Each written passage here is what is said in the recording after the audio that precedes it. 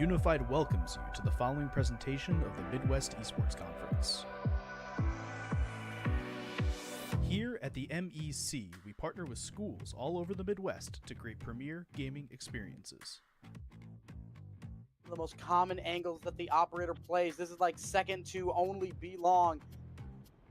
Fight is likely having a leg shot, but they're too slow! Hariri lands a perfect headshot. Laying in the damage zone and them on out. Going into A4, look at Sake. Laying in the middle. Sake? Laying in the damage. Going in revenge for their honey. No way! Way taller. Sake Wabe gets the quadra kill.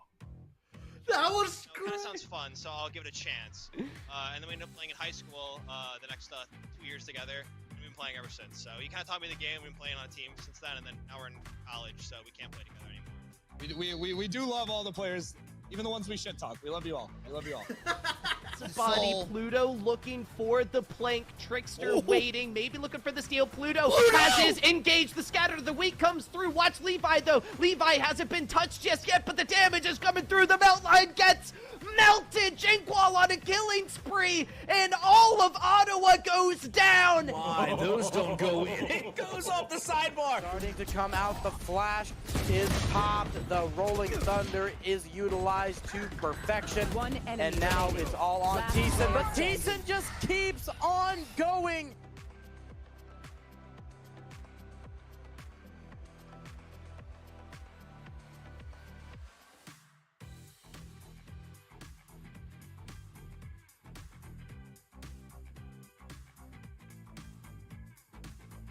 Welcome to the MEC. Enjoy the show.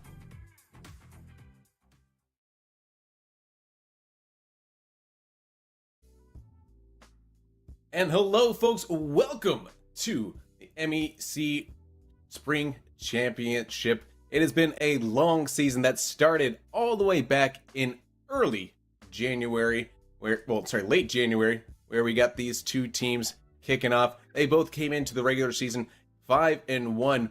We have the ONU side taking on against the Miami of Ohio team. This is for the Spring Championship. JT displays alongside Chef Billy here as we take a look at the playoff bracket here for this tournament. It is the grand finals once again, and it is a grand finals with a game in hand for the team of Miami of Ohio as they were able to win out in the upper bracket. That did drop ONU down to the lower bracket with that sweep of them here. But here's the thing about ONU. They were able to rally back pretty solid there. And they were able to beat the CSU team to get to where they need to be here today in the grand finals. Yeah, this is a pretty comprehensive turnaround for this ONU team yesterday. I mean, they got just stomped in the upper finals, JT. I was on the call with Kendo, and they were, I tell you what, Miami of Ohio was a team possessed yesterday. This kind of ties off all of our storylines here. We started the season here with the first broadcast way back in January.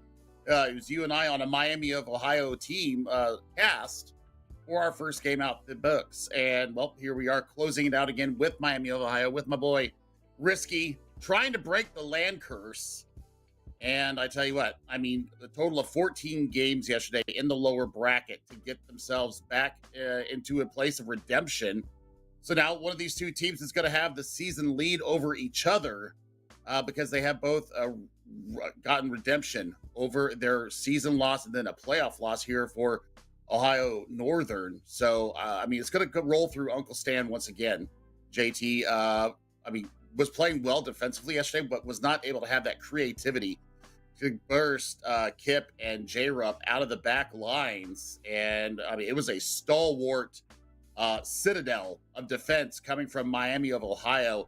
And I was talking about it yesterday, my friend, and OWAM has to be the person that really shows up here. And I think that's something that happened yesterday. It wasn't necessarily all about assists and goals, even though OWAM did get a goal. It's more about what they do off the ball, around the pitch. And that's something that we saw OWAM get very involved in yesterday, and Risky and Fira were able to really shine because of that.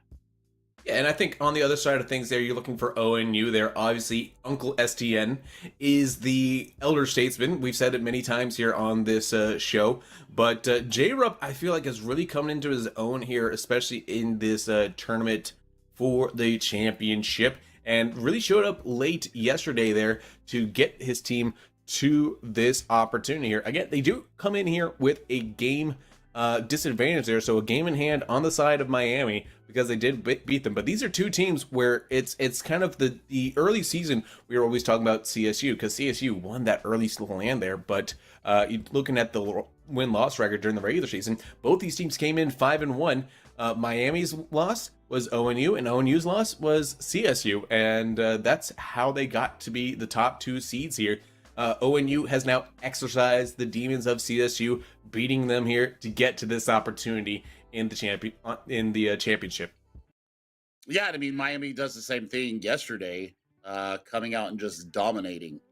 Ohio Northern only had 4 leads across the 4 games, and ONU, or Miami of Ohio, was always able to come back and equalize and then go on to win, including my squeak box call of the series clinching goal from Risky, the 0-second drill, never give up, never say die. That was Cobra Kai Rocket League, all in one set little spell of moves and touches. But all of that is for naught now, other than the one game lead here in the series, JT. It's all. So we're gonna see now what Risky and company can do. Will Risky finally break the land curse that has been following him since his high school days? He has not won at LAN. So, do we finally dispel the demons? Do we finally say bye-bye? Does he finally get a championship in person? It's all to play for here. Yeah, that is definitely the question there. I mean, let's kind of get into some predictions there. Why not, don't we, Chef Billy? I mean, obviously, with ONU coming in here, they have that game they still have to make up regardless because of losing out in the upper bracket, though. But do you think that is enough to for them to overcome, or is Risky going to be able to exercise his demons on land, like you stated on this a couple times already? Risky, does he do it? Does he get that? Does he claim that ship, or does ONU stop him here? What do you think? I don't think it's going to be a sweep like yesterday. If I take a look at what happened in the lower bracket finals, it did go 7 games. So I think that there's a little bit of extra, like, real-time experience here at LAN, because now, you know, they were battle tested yesterday. They had to go the distance to get it done. So I think that gives a little bit of extra courage in the back tank. I do think that Miami will win. I think they win 4-2. They only have to win 3 games. So they can afford to drop a game or 2. If they end up going down, at any point in this series, I think that Ohio Northern will unfortunately break Risky's heart and take the overall championship win. Yeah, and for me, I think that obviously Miami has a overall stronger record, especially going into this one here. But I think, again, it comes down to how disruptive can J-Rup be. That's kind of been my thing I love to hammer on about ONU. STN is that known quantity. This is that leadership, that expert veteran on that team there. And now it's up. It's the championship. Like J-Rup and the other rookie who I completely forgot his name immediately here, which I do apologize. Kip. But Kip, of course. I think that they need to, if they are going to, claim this championship, they need to step up here, because STN has been times where they're disorganized. STN is one that comes and lifts up that entire team. But Kip, I want to see more from him today. Maybe that means a few game-winning goals from him. And for J-Rup, again, I think that's the one where I see a lot of potential, and we just need to see everything come together just right for ONU. I don't believe that they get swept this time. However, I do think that Miami does have a slight edge. I think that it's going to end up being a 4-3 victory. We're going to go to Game 7 for Championship Field, is my guess. I mean, it could go that way as we're getting ready to head into game right now. Your spring championship here for Rocket League.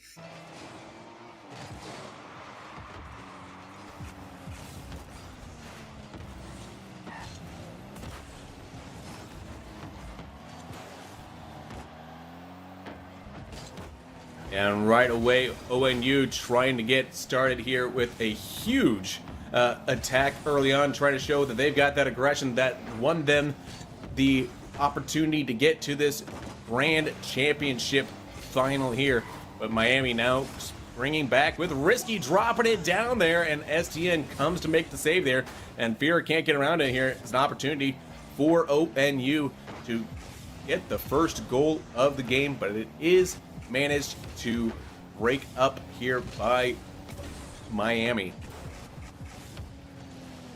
I mean, early feelers right now, there's got to be some nerves going on for both these teams. Remember that Miami of Ohio is all freshmen, so this is new charted territory for them. It's their first year in college. This is the first big championship. Shot on goal, misses, hit the crossbar. Follow shot not there. Another follow.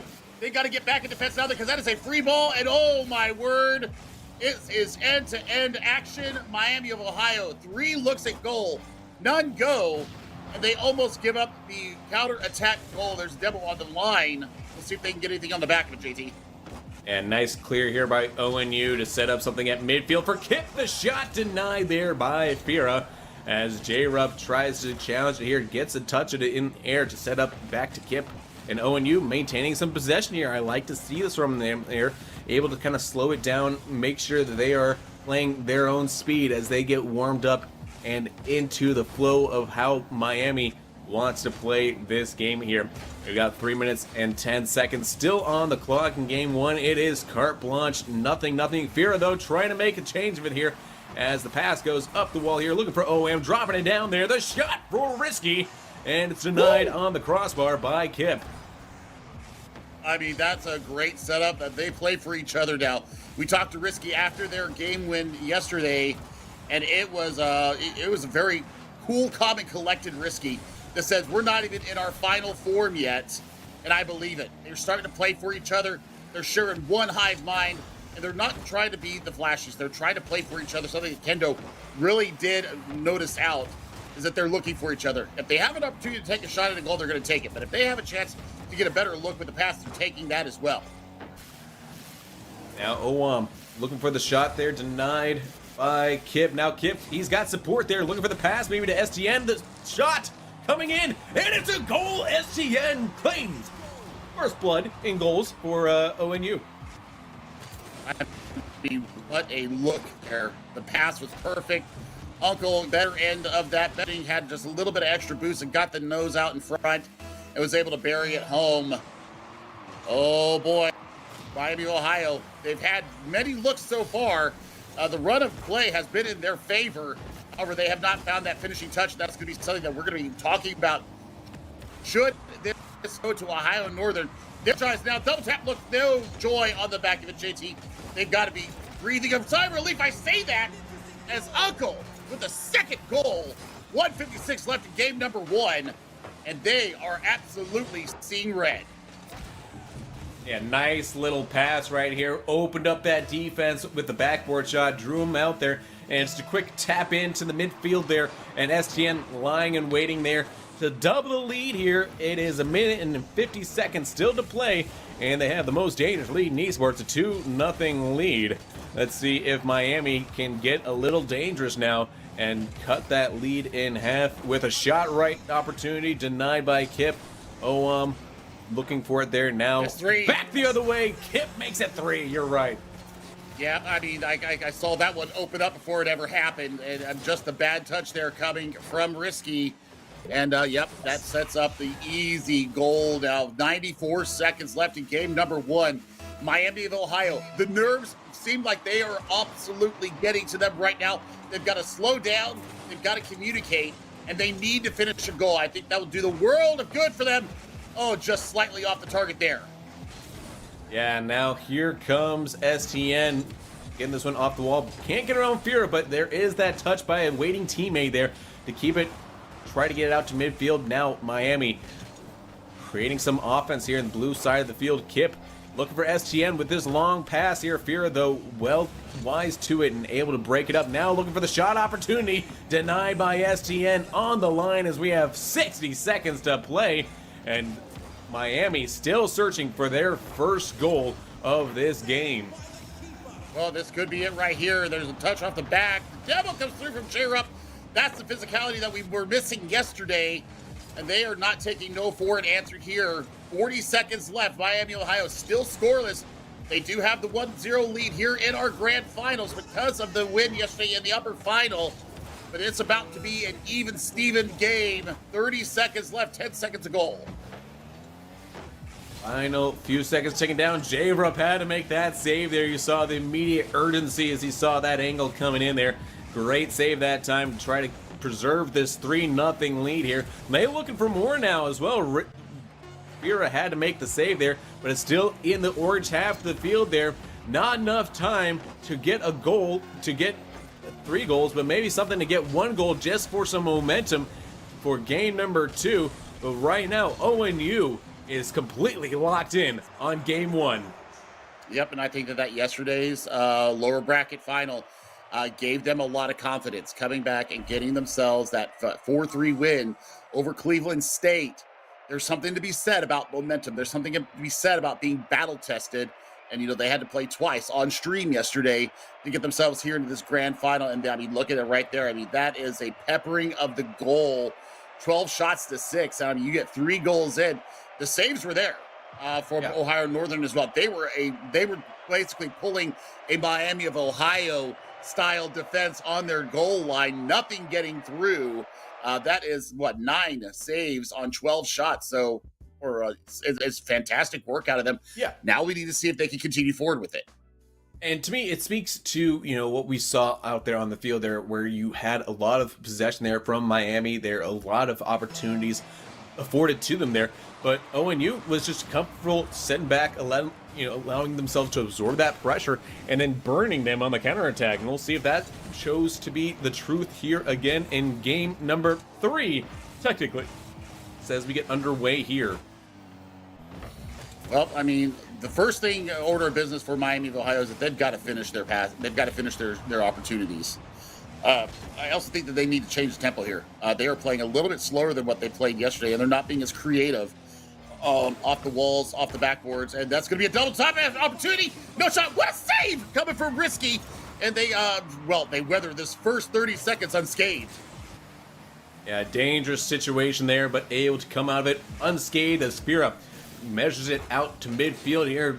Beat there by Kip, who gets it up the wall there, but gets bumped off, and now an opportunity for Miami.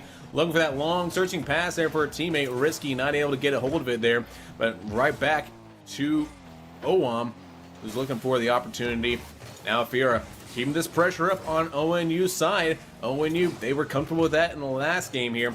We'll see if that is the case here again, as they now move as a unified front here towards their opponent's goal line here. 3:40 left to play here in game number 3, as Risky still searching to find the first goal on this championship land for Miami of Ohio. I think that we need to be a little bit more creative here for Miami of Ohio. They're kind of telegraphing what they're doing, which is what they didn't do yesterday. They were completely playing off script, and I loved it. I mean, you can see them thinking in real time and looking for each other. Now it's a little bit stagnant for them, and I'm worried about that. The shot doesn't go in. STN with the save of the year so far. How do you save that from going under the crossbar? But the danger is not clear yet. Oh, well, there's a relief valve right there. Risky's going to gather it here in the defensive third. Look for some kind of outlet. Look for a flip reset, but he gets dispossessed.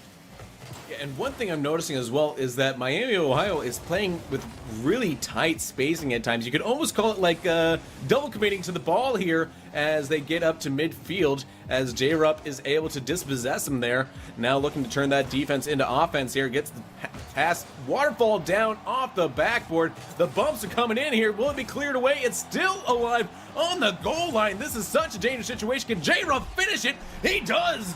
Goal number 1 going to ONU once again. I mean, this was a comedy of errors from Miami of Ohio. They were trying to circle around. They were trying to get up there.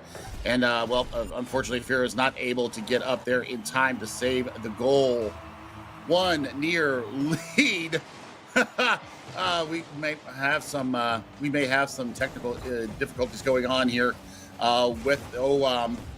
teleporting apparently. So we'll see what's going on with that. But as it stands, 2-12, 1 goal lead here to Ohio Northern Polar Bears, looking to take the series lead here if they can hold on to this lead. Usually they teleport after they get demoed in the replay, so that's what happened there. So demos coming out huge for them. The shot again for J-Rub, and that is a brace here in this game. It's a 2-0 most dangerous lead for ONU, but that did not deter them in game 1 here. They did not drop the spaghetti in game number 1. We'll see if they hold on to it again here. It just seems like Miami of Ohio, they are not on the same page whatsoever. And now J-Rupp and company, they are feeling it for sub 2 minutes. Still looking for a goal in this final from Miami of Ohio. Yeah, I guess if you're gonna drop the spaghetti, you gotta treat the Rocket League ball like a big meatball there, right? You just gotta cover it in cheese, and then it rolls off the table, and there's an entire song about it. Either way, though, there's no song being sung from Miami. They need to find something to get in tune with, because they need a goal, and Fira is there for it to cut the lead in half. I mean, that was a long setup goal. Pretty sustained pressure.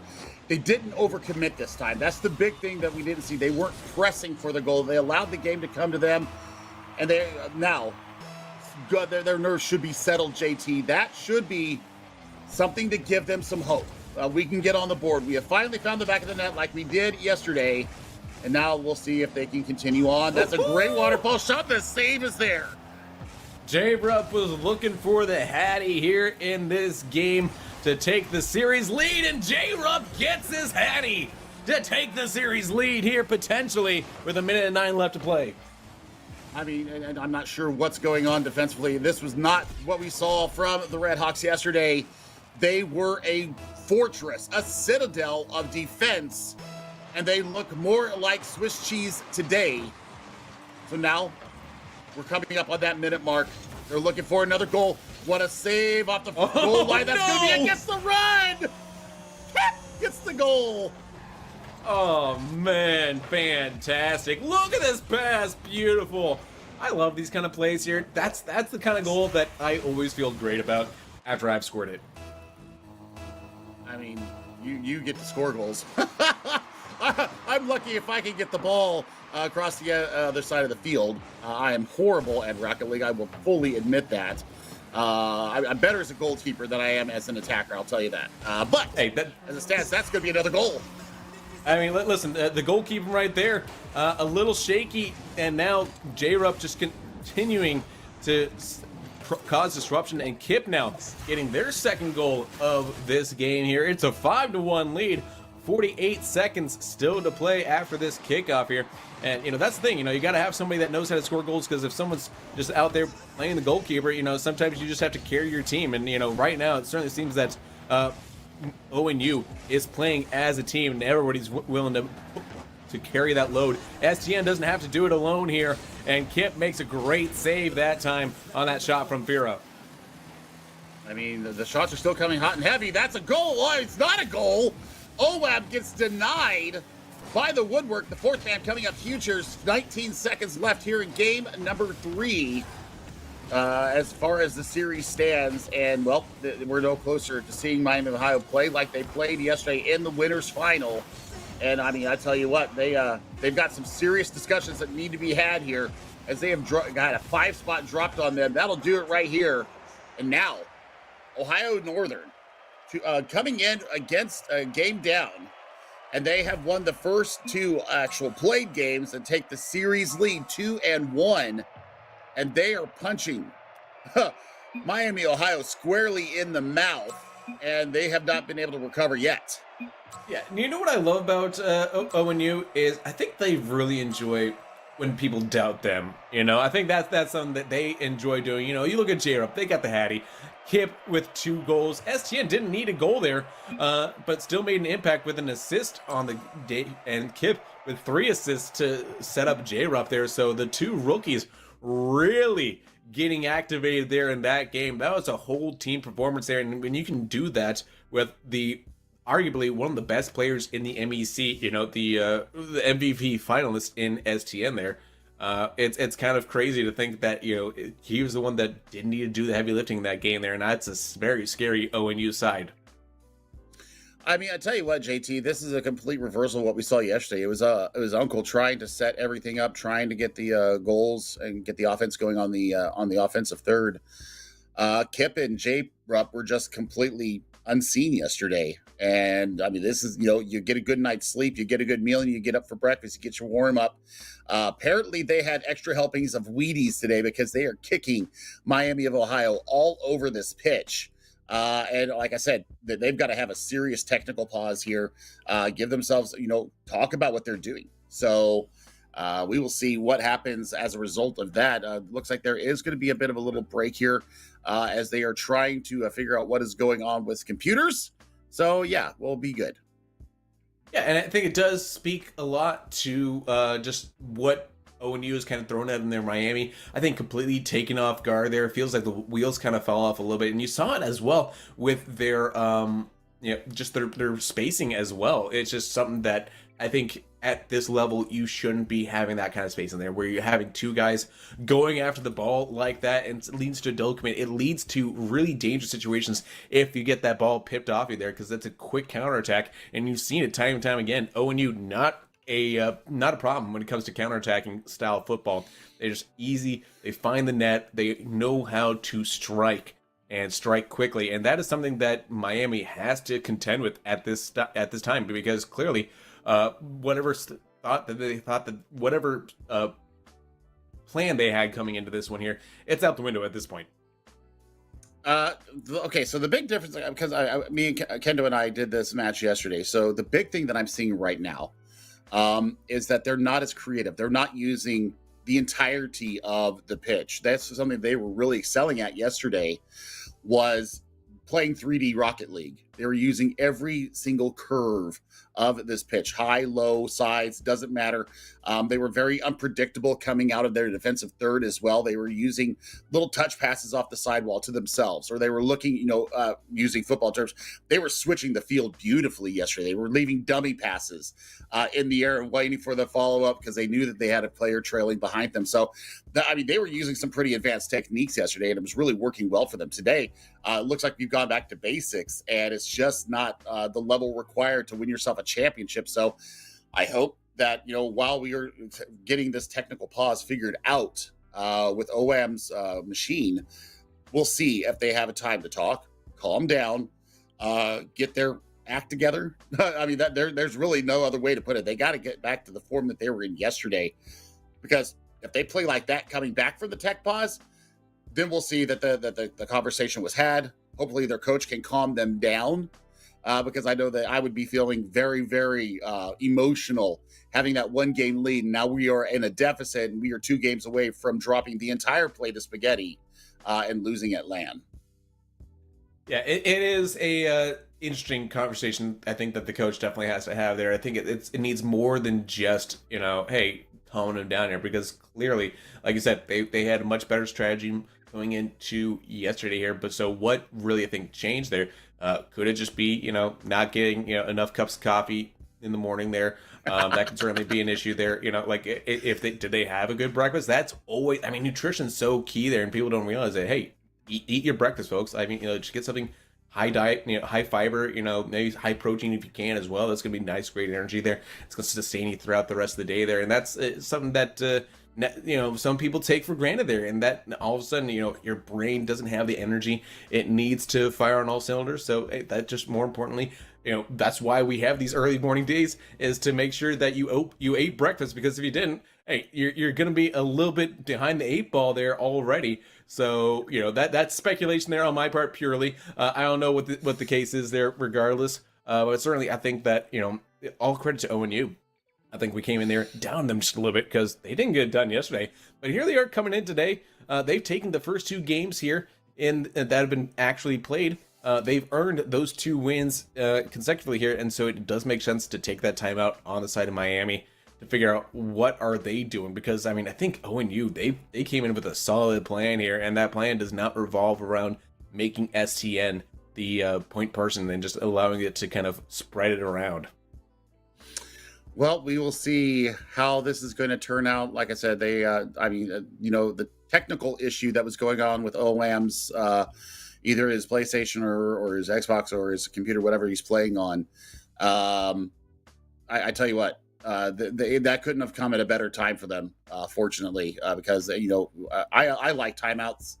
I like the ability to come out, for a couple of minutes, talk it over, get your heads back into the game, figure out what you can do to change the run of play. And we'll see if they can actually do that or not. So, for Miami, I think that passing is going to be the first key. They've got to play for each other like they did yesterday. And we'll see how this is going to go out, because this is not how I expected this grand final to go, my friend. Yeah, and I think that it is definitely something that it goes back to coaching, right? Both these two teams are coming from two programs that have a well-renowned coaching staff on there, and coaching does make a difference here. So I think that this is an opportunity here to see what this Miami coach is made of here, because I think if they are able to get their team, the mindset right there, that is going to be the biggest trick here. And alternatively there, ONU has an opportunity here to really, get that next victory with game number 4 coming up here. And game number 4, I always say, it is the crux of the match. If you win game number 4, you're more likely to win in the best of 7 there. And so this is an opportunity here where, you take the time out now here.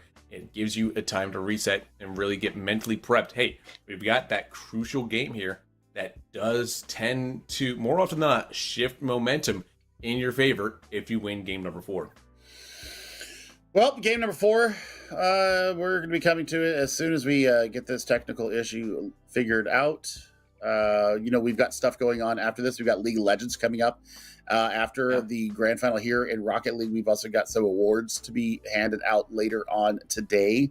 There will be some serious hardware going out there. We'll also have the Rookie of the Year and the Player of the Year for Rocket League. I've got my own personal thoughts on that. I think that Fira is definitely in the category of Player of the Year. Uncle is also in that conversation. Two of the best players also reciprocate. To think of somebody from Cleveland State, reciprocate really did dazzle all season long. So, as far as the Player of the Year, I've got those 3 on my radar.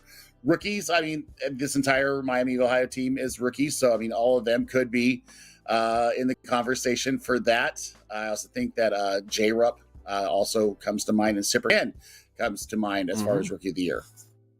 Yeah, absolutely. You put the nail on the head there. It is a 2-horse race there between Cypricate and Uncle SDN for the MVP.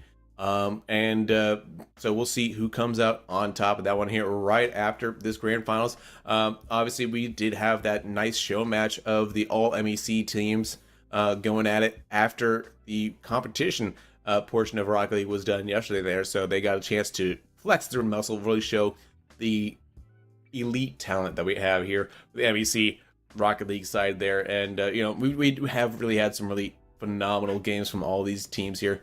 Obviously, Cypricate from CSU, also in the running there very much for Rookie of the Year here. And it's crazy to think how many are rookies this year that are freshmen coming into this one here. And it feels like a new dawn, a new age for Rocket League as we are going to watch these players as they continue to grow here.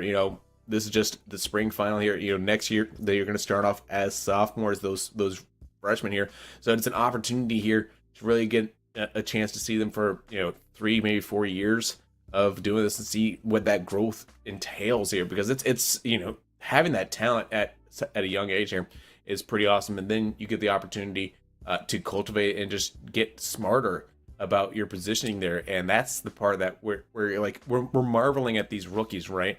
But it's just that we're also salivating at the potential of what they can be in just a year or two. Yeah, coming from the high school scene, which I casted for, I think 3 years before really making a big time move to collegiate. I got a chance to see a lot of these players compete. that we're seeing across, collegiate Rocket League, and especially Risky. I talk about Risky a lot. I literally casted him from the time he was a sophomore until he graduated. They did not make HSCL finals last year. That was his senior year last year. So, that was a chance to meet Risky then. But, moving on to collegiate, it's a step up. You've got bigger brains. Obviously, as you get older, things do seem to come into focus, especially when you've got a coach. You're playing, a more elite Rocket League here in the collegiate scene. But, it all stems from the high school scene. And, Rocket League is so accessible to young people. And that's why I love it so much. Is that you get to see, these youngsters really grow up before, and then all of a sudden they're in college and you're feeling even older than you already are. And well, this is the result I'm going to be 47 this year. Okay. So I literally have kids that are playing in high school. And I tell you what, this is awesome. Yeah, this is great to see here. My college years are a bit behind me as well. So it is fun to see just the development that these schools are putting into these players here, developing them. Because there are a lot of resources that a lot of these schools have kind of stepped up and introduced, from just, full, private rooms that are just fully dedicated with top of the line gaming machines there. It is really impressive that we get to see that cultivation, just the training, all the work, the preparation that comes into it. It all gets culminated into this moment right here. It's really a sharp relief of all the little things that go on behind the scenes that not everybody's really is necessarily privy to, or is able to get an opportunity to really see here. So it is fun to kind of take that peek behind the curtain there.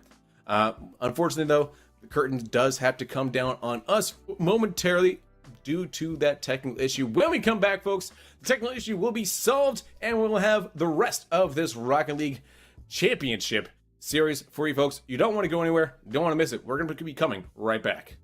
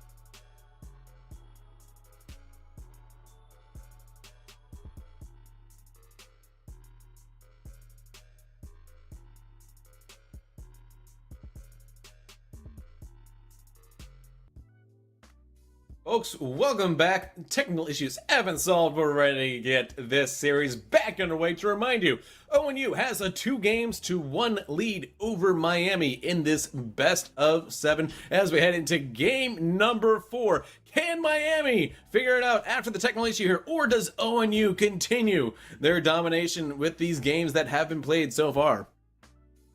A little bit of an explanation as to what was going on with OM. There was players teleporting all around him. So some kind of glitch in the matrix happened there in his machine, but it has been fixed, and now we are ready to conclude our series here. We will be going into game number 4, 2-1 lead, as JT has told us. And I'm telling you what, Miami, I think that this is the best time that something could have broken. It isn't really a LAN unless we have some kind of a technical issue. We all know that and love it for that reason. But Jacksonville, Illinois is ready to crown a champion here in the spring. Miami of Ohio, I hope that they took a big advantage of what just happened in the first 2 games here being played. So we'll see. We'll see if they have figured out all the snafus. Did they get a little breaky break? Did they get a little snacky snack? Somebody needs their Snickers because they were playing a bit hangry, I think. I think you were absolutely hitting the nail on the head. I don't think they had a good breakfast this morning. Maybe nerves. Maybe the nerves of playing in a championship game may have gotten to the better of them, but now that they've been punched around, they've had a second to reconsider and re-look at their strategy, and maybe they can get that fire back in their belly, because they were feeling very confident after that game yesterday. So we'll see what's going to happen here as we get back into the action. Yeah, and I think that if you're ONU, just keep doing the same thing you've been doing. You know, they haven't been able to beat you yet with that strategy of just sitting back, absorbing pressure, and just maintaining, an absolute lockdown mentality on your side of the field, and just wait for them to come to you, because they're going to be hungry. They're going to be, trying to start fast and absolutely eat up goals as quickly as they can. So as long as you're able to absorb that pressure and find opportunities there to pluck them on the counterattack here, ONU has a solid plan that they've been able to execute so far. Hopefully that remains true for them if you are an ONU fan, as we are going to once again have another technical issue, because again, this is a LAN. It's all live, baby. So we're going to take another break, folks. When we come back, hopefully we have no more technical issues. We want to let you guys know that, hey, we thought we had them all done, but that is why we troubleshoot and why we always double check these things here, because we want to make sure we get the best experience for the players and for you folks at home. So unfortunately, we're going to take another break. When we come back, I promise we're actually going to start the game number 4 here for you folks. Don't go anywhere.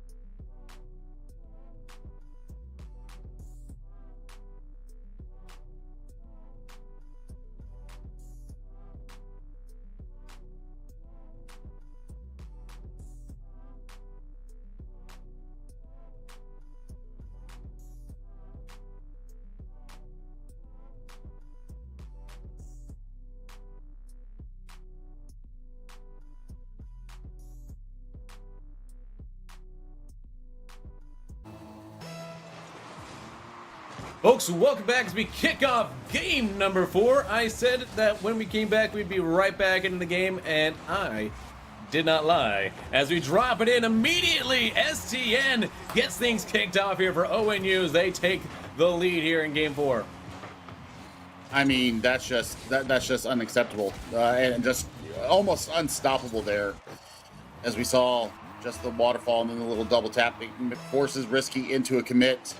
And then they bury it in the back. So 10 seconds in, 1-0 lead. Looking to put themselves on championship point are Ohio Northern, Miami of Ohio.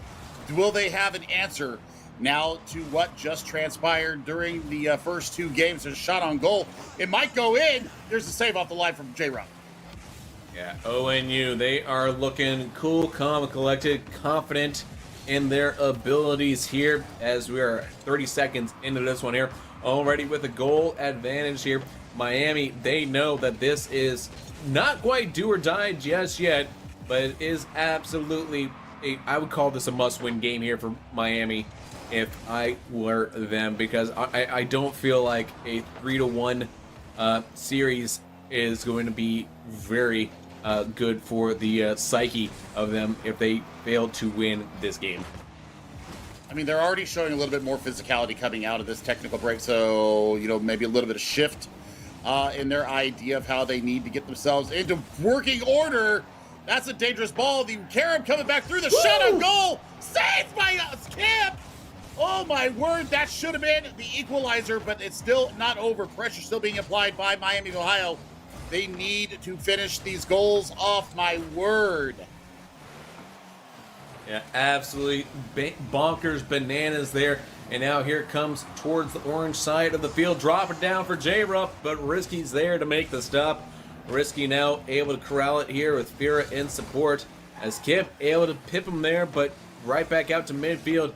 It's a battle for possession here, and both these teams really enjoying taking their shot opportunities here. J-Ruff denied by Owam, and now it is Fira taking off the wall here. Can't get on STN though, as it stays on the orange side of the field here. 2 minutes and 55 seconds on the clock remaining, and it is Ohio Northern just holding strong defensively as Miami tries everything they can to get to the blue side of the field, but right back the other way. Kip trying to make the demo happen, but Fira, wise to it, makes the stop. That was a dangerous sequence of events right there. I mean, a 2-goal lead once again. We've only seen Miami score once in this entire championship series. They need to get themselves back into contention. They need to do it now. We just crossed over the halfway point of game number 4. 2-1 lead to Ohio Northern.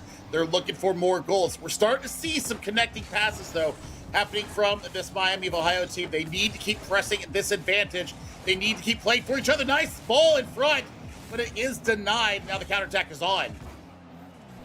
Yeah, now here comes Fira getting stuck into their own corner here, and J-Ruff wise to just kind of keep them occupied there. And notice nobody else diving into that corner. I love to see it. Some teams have the penchant of just diving into the corner, double committing in a corner, which is honestly one of the worst plays that can happen there. So I'm liking to see the dedication and just being very committed to keeping your lines clean and honest here, as we have 1:40 left to play here in game 4. A tenuous 1-goal lead. I feel like there's got to be more goals coming here in this game as J-Ruff tries to make a disruptive pass there, but now no boost to speak of, but they've got the ball, and that's half the battle. Possession's half the battle here, and now the shot comes in. Risky ties it up. They set that up so well. I mean, look at the demo on the line from Fira, and then the shot going back against the run of play. That is everybody from Miami of Ohio getting involved into that goal. That's what we saw yesterday. Now, can they follow up on the back end? That's got to give them some confidence. Yeah, that was a long overdue goal there for Miami. They needed that in the worst way, and they were able to secure it. Looking for another shot there, but J-Ruff was wise to it. But they keep finding these little touches off the wall with themselves here to keep it away from ONU. That's what they need to do more, as Bungalow leaves that for Risky. Risky shot going towards Owam. Owam sends it home to get the lead. What a touch. I mean, that is not an easy angle, my friend. Going near post with it? Are you kidding me? That is the first lead of the day here for Miami of Ohio.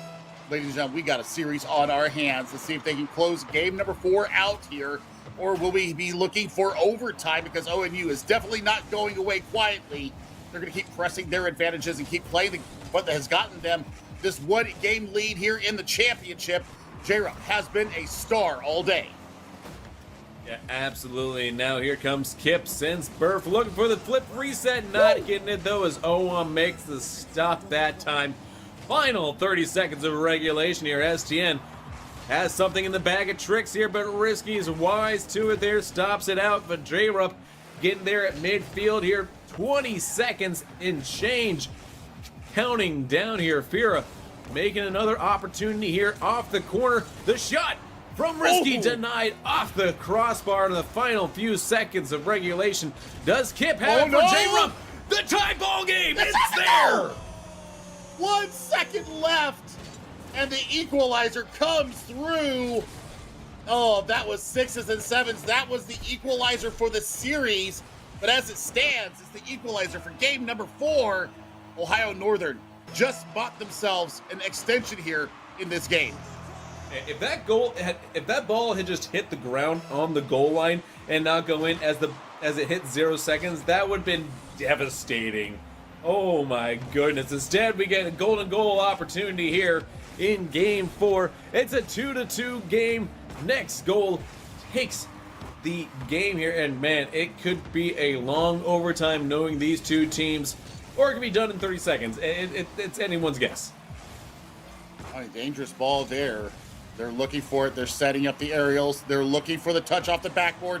They find it. Nobody on the back of that. You see Fira setting it up. Risky going high. Risky with the dunk. He does it. He gets the game winner. And we are all knotted up in our grand final 2-2. Listen, I was off by 4 seconds here, but these two teams, lots of firepower on both sides of this ball. And Miami able to tie up this series 2-2. In a best of 7 here. It's carte blanche, basically. It's now basically a best of 5, right? Or essentially. Yeah. I mean, and then the shots came out there. I mean, best of 3. I mean, somebody's got to win 2 more. So, oh man. I mean, Ohio Northern, they were still peppering the goal. But this time, we saw more balance. I mean, look at that right there. You can see it on the screen. 2 goals from Risky, 1 from Bungalow. It wasn't Fira. And Fira is generally the one that is on the scoreboard most often. So, I mean, saves coming from everybody, assists coming from everybody. This was a total team game. This is what we saw yesterday. Ohio Northern will not go quietly, though. They've got something to say. There's still more to say in this grand final for both teams. Uncle Estiendo was kind of being marked for death there. Lots of traffic going on to the Elder Statesman here for the Polar Bears. And now we need to see, are they going to be able to rotate around it? Are they going to be able to find these connecting passes that was working so well for them in games 2 and 3? And I think we noticed that a little bit as well. Woo! As we get right up on it, J-Rup doesn't even let me get into my conversation starter here. It says, no, the conversation isn't about me and how I'm scoring goals immediately off these kickoffs. I mean, you're out looking for resources instead of, keeping an eye on the ball. And I mean, that's just an early deficit here to Miami of Ohio. So, I mean, you've got to be very cognizant that they are willing to make a shot attempt right out the gate. And that is the second time in this series that's happened, a goal in the very first 5 seconds of the game. But if they will allow me to continue, J-Rup, please, thank you, is that what I was saying yesterday, that Miami of Ohio did kind of like isolate SCN just a little bit there. That's what allowed them to take that series. So it was a tactic that they found success with yesterday. And so here they are trying it again, like you saw in that last game here. And that might be the tactic that leads to an opportunity and a path to victory there. Try to put more pressure on J-Rup and Kip as they make that save there. Now Risky dropping it in, but SCN able to clear it away here. So we'll see if that is something that they go back to the well for once again. But ONU, they said that they were comfortable with the kind of pressure that they were doing, just absorbing their opponents' attacks and just leading to those counterattack opportunities here. I think ONU, that's the style that they like to play here, and it's not necessarily a player-dependent sort of style. I mean, rotations are key. So are demos. So is a save. Holy cow! Oh, I'm getting up high to deny that nice little shot opportunity. Now it's going the other way. Counterattack, back and forth, ping pong in the midfield. And J-Rup has had enough of the sass from Miami of Ohio and has started demoing left and right. Yeah, and I like a good physical play. When it gets chippy like this, all the demos coming out here, it really can tilt the field in your favor. But that's a run against the play from Risky to tie up the game here. What an incredible shot off that clear, which honestly, I think they may have done that. They could have done a better job with the clear. I mean, it was a double commit on the clear too. So I mean, it was any guess of where it came out to, and unfortunately for them, it does trickle right into Risky's pass. So there's the equalizer. 3:20 left here in game number 5. And we're going to see now what happens. Fira gets a look at the ball and goes for the pass instead, trying to gain a little bit more possession. They do play better when they have the lion's share of the possession. Another demo coming out from J-Rup against the run of play onto OAM. But I think that they're just not really worrying about being demoed out. Yeah, now OM keeping the possession on the blue side of the field here, trying to get it out. The shot coming in, but off the mark, and STN's able to corral it into the corner here. J-Rup looking for Kip. Pops it up here. Is this going to be saved away? It is off the backboard, but the dangerous is STN. The demo, though, denies him as this shot goes wide. With 2 minutes and 35, almost, let's just call it halftime now in this game, where it's carte blanche, 1-1. Although Kip looking very dangerous for ONU right now. Absolutely, my friend. I mean, they're starting to let the horses run here, so to speak. That's a dangerous ball. That should be a shot. It's sacked from J-Rup once again. That would have been the go-ahead goal here for Miami of Ohio. Now they're going to have to face against this counterattack. J-Rup is absolutely on fire right now, JT. Yeah, I like these bumps here going on to Kip to kind of throw them off their groove to try to get a shot opportunity there. Didn't happen because, again, just how physical Miami is starting to get here. Just getting these bumps, just getting you not in a position to really get a nice angle towards goal. And that's what you want to see from a defense, is one that's just able to get in there and disrupt those passing lanes. And that's something now, a triple commit, you don't want to see that on the defense there, but they are able to escape it for the time being.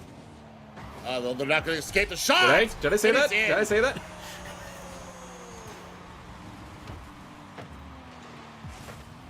I said escape, but I mean, clearly, like, what I meant was, hey, when you triple commit like that, you lead to opportunities like this, which gives the lead to ONU. Yeah, I mean, that was that there between the Redhawks there, that they completely dropped all semblance of order and triple on a really harmless, and it ends up biting them rear end fully committed there. So now they've got to get themselves back square here in game number 5. Somebody's going to be on championship point after this game. You're less than 70 seconds away from getting to that. Yeah, now J-Rup drops it in, but Fira reads it quite well. STN made the save and then gets the demo onto Fira to really say, hey, we are not going to go away quietly. The shot from Fira, though, denied from STN once again. These two just battling, going at it now. J-Rup has to make the save now, as Fira is just trying to take every shot opportunity to try to level this score here. They're trying everything they can. They do not want to give up this game with 35 seconds still to play. And Miami, they've got one goal to get to overtime. Can they find it here with less than 30 seconds to go? Dangerous ball in front. Nobody able to commit and get the shot off. Looking for a passing play here. Uncle on the sideline looking for the trail. They're looking for any kind of toucher. They're looking for a shot. They get it. It goes off the crossbar. Oh, man. Final 10 seconds. This is going to be a furious finish. Far down and outski there, but J-Rup keeping on the orange side of the field in the final few seconds. Off the backboard, it's going to be a 0-second. No, Fira doesn't get the touch, and ONU takes championship point. All right, well, it is all down to this for Miami of Ohio. Are they going to be able to pull themselves together here in game number 6? Oh, man, J-Rup has continued to be on the tear that he has been on all day long. And I tell you what, look at the assist once again. It's Uncle providing the service out of the midfield and defensive third, finding their teammate in very opportune positions. I don't know. Miami of Ohio, they need to figure out something now. Otherwise, they are leaving without any hardware. And really, it does feel like the style for ONU. It's become very clear. It's here. Let me just find J-Rup, do you want this? Do you want this? J-Rup, do you want this? It's feeding J-Rup. That is what they're doing right now. J-Rup is on fire. Just absolutely let him eat right now as they get in. Oh, he ate. Oh, he ate. Absolutely. Okay. Well, we'll see how this is going to go down.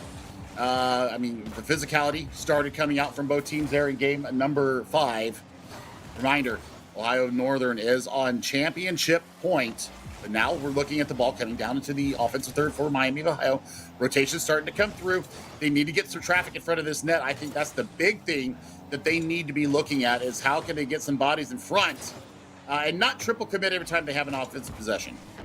Yeah, that's something that you don't want to see very often is triple commits here. A double commit every once in a while, you can get escape with, but as you saw, triple commits, that tends to be the death knell at this quality of play that we were seeing here from these two sides. Miami, they have their backs against the wall. Are they able to find a little bit of magic left to keep this series alive and force Game 7 here? They will need to do so because ONU looking for J-Rup there. It's STN once again creating these opportunities here. STN, I think he's just happy sitting back just feeding J-Rup there. I think that's really something like he's so proud of seeing what these boys are doing. And what a shot from Kip as STN once again, the distributor, able to play make and make that shot happen. Run a play, shot, and goal. Risky puts Miami of Ohio in the lead for the first time today against the run of play. Ohio Northern definitely have a full head of steam going on here. It took a minute and a half nearly to get our first goal here in the what could be the ultimate game here. But Miami, Ohio, they are not going quietly. They need to get a little bit more like that. Yes, this is game number 6 here as Miami taking the lead in that game. Not the first time they've had the lead. However, I do want to correct, they did have one, I believe, in game number 3. Ultimately did lose that game though, as we are looking. No, excuse me, it was game number 4. That's what happened there. They had that lead. Looking forward to what happens here in this game. That's a dangerous ball to the line. Risky, right place, right time. Clears the danger for now, but now has to clear the defensive third. That's a great ball out into a dangerous position. Nobody home from Ohio Northern to clean up on the back of that shot. Should be incoming shot. And it's up. It rings around all the woodwork. No joy for Miami of Ohio. That would have been a great second goal of the day. Man, that feels like an opportunity missed. The bar down and out scheme once again, but the second asking. It is risky to give us a very risky 2-0 lead here for Miami of Ohio. I love how you do that. I just love it. I love it. Risky actually taking the goal away from Fira there, but you know what? Sometimes you just need to make sure that the ball is buried in the back of the net as we hit the halfway point of game number 6. Dangerous ball carried in, almost another kickoff goal, something we have had a theme of today, JT. But they escaped the danger that time. That's going to be a dangerous ball in front. There's the Miami of Ohio player. Nobody there. No! He missed! How? They miss again! How do you miss the open net like that? Oh my word! That would have been balm for the Ohio Northern Spirits as it stands. Aerial shot and save from Fira. Another look coming in. That's a great ball on the goal line. Risky saving a goal once again. Man, they have these high percentage opportunities here for ONU. That's the second time in a row they tried that exact same play. Now these demos come in, and Risky has a hat trick. They are one to go to game 7. Bungalow had a full head of steam and said, "You will not block any of this. How dare you get in front of my goal?" I think OAM might be a little ticked off, JT. Hey, good. They need to play a little angry sometimes, and that can really bring out the best in some of these players here. Is when they get a little emotional there and they play a little angry, they get a little more feisty. I love to see that kind of fight. Now J-Rup Let's see if he can look for this pass opportunities here for STN. Drop it in, takes it himself, and it's a 3-1 lead now. Traffic, well, JT, traffic. The pressure there. Look at what Kip is doing. Just pushed Fira into the goal. Said you're not going to have a chance to get a play on this ball. And that is beautiful. That is personal. And this is starting to get extremely chippy. Yeah, it felt like a running back, just sitting behind a linebacker and a guard that was pulling for him there on that play. Just fantastic coverage, looking for the blocks downfield to set up that goal, and that's what happened there. And sometimes you need to change the style of play there, and I want to see more of those kind of running back goals where they just, rugby style force it in. That, on the other hand, was a bit messy defensively. That was extremely messy on the goal line. I thought that I thought the OM was just going to go in there and just clean up everybody and just, sneak the ball past 3 defenders. I would have been losing it there, laughing my butt off. As it stands, that's a dangerous ball coming in from Risky. Risky looking for number 4 here in game number 6.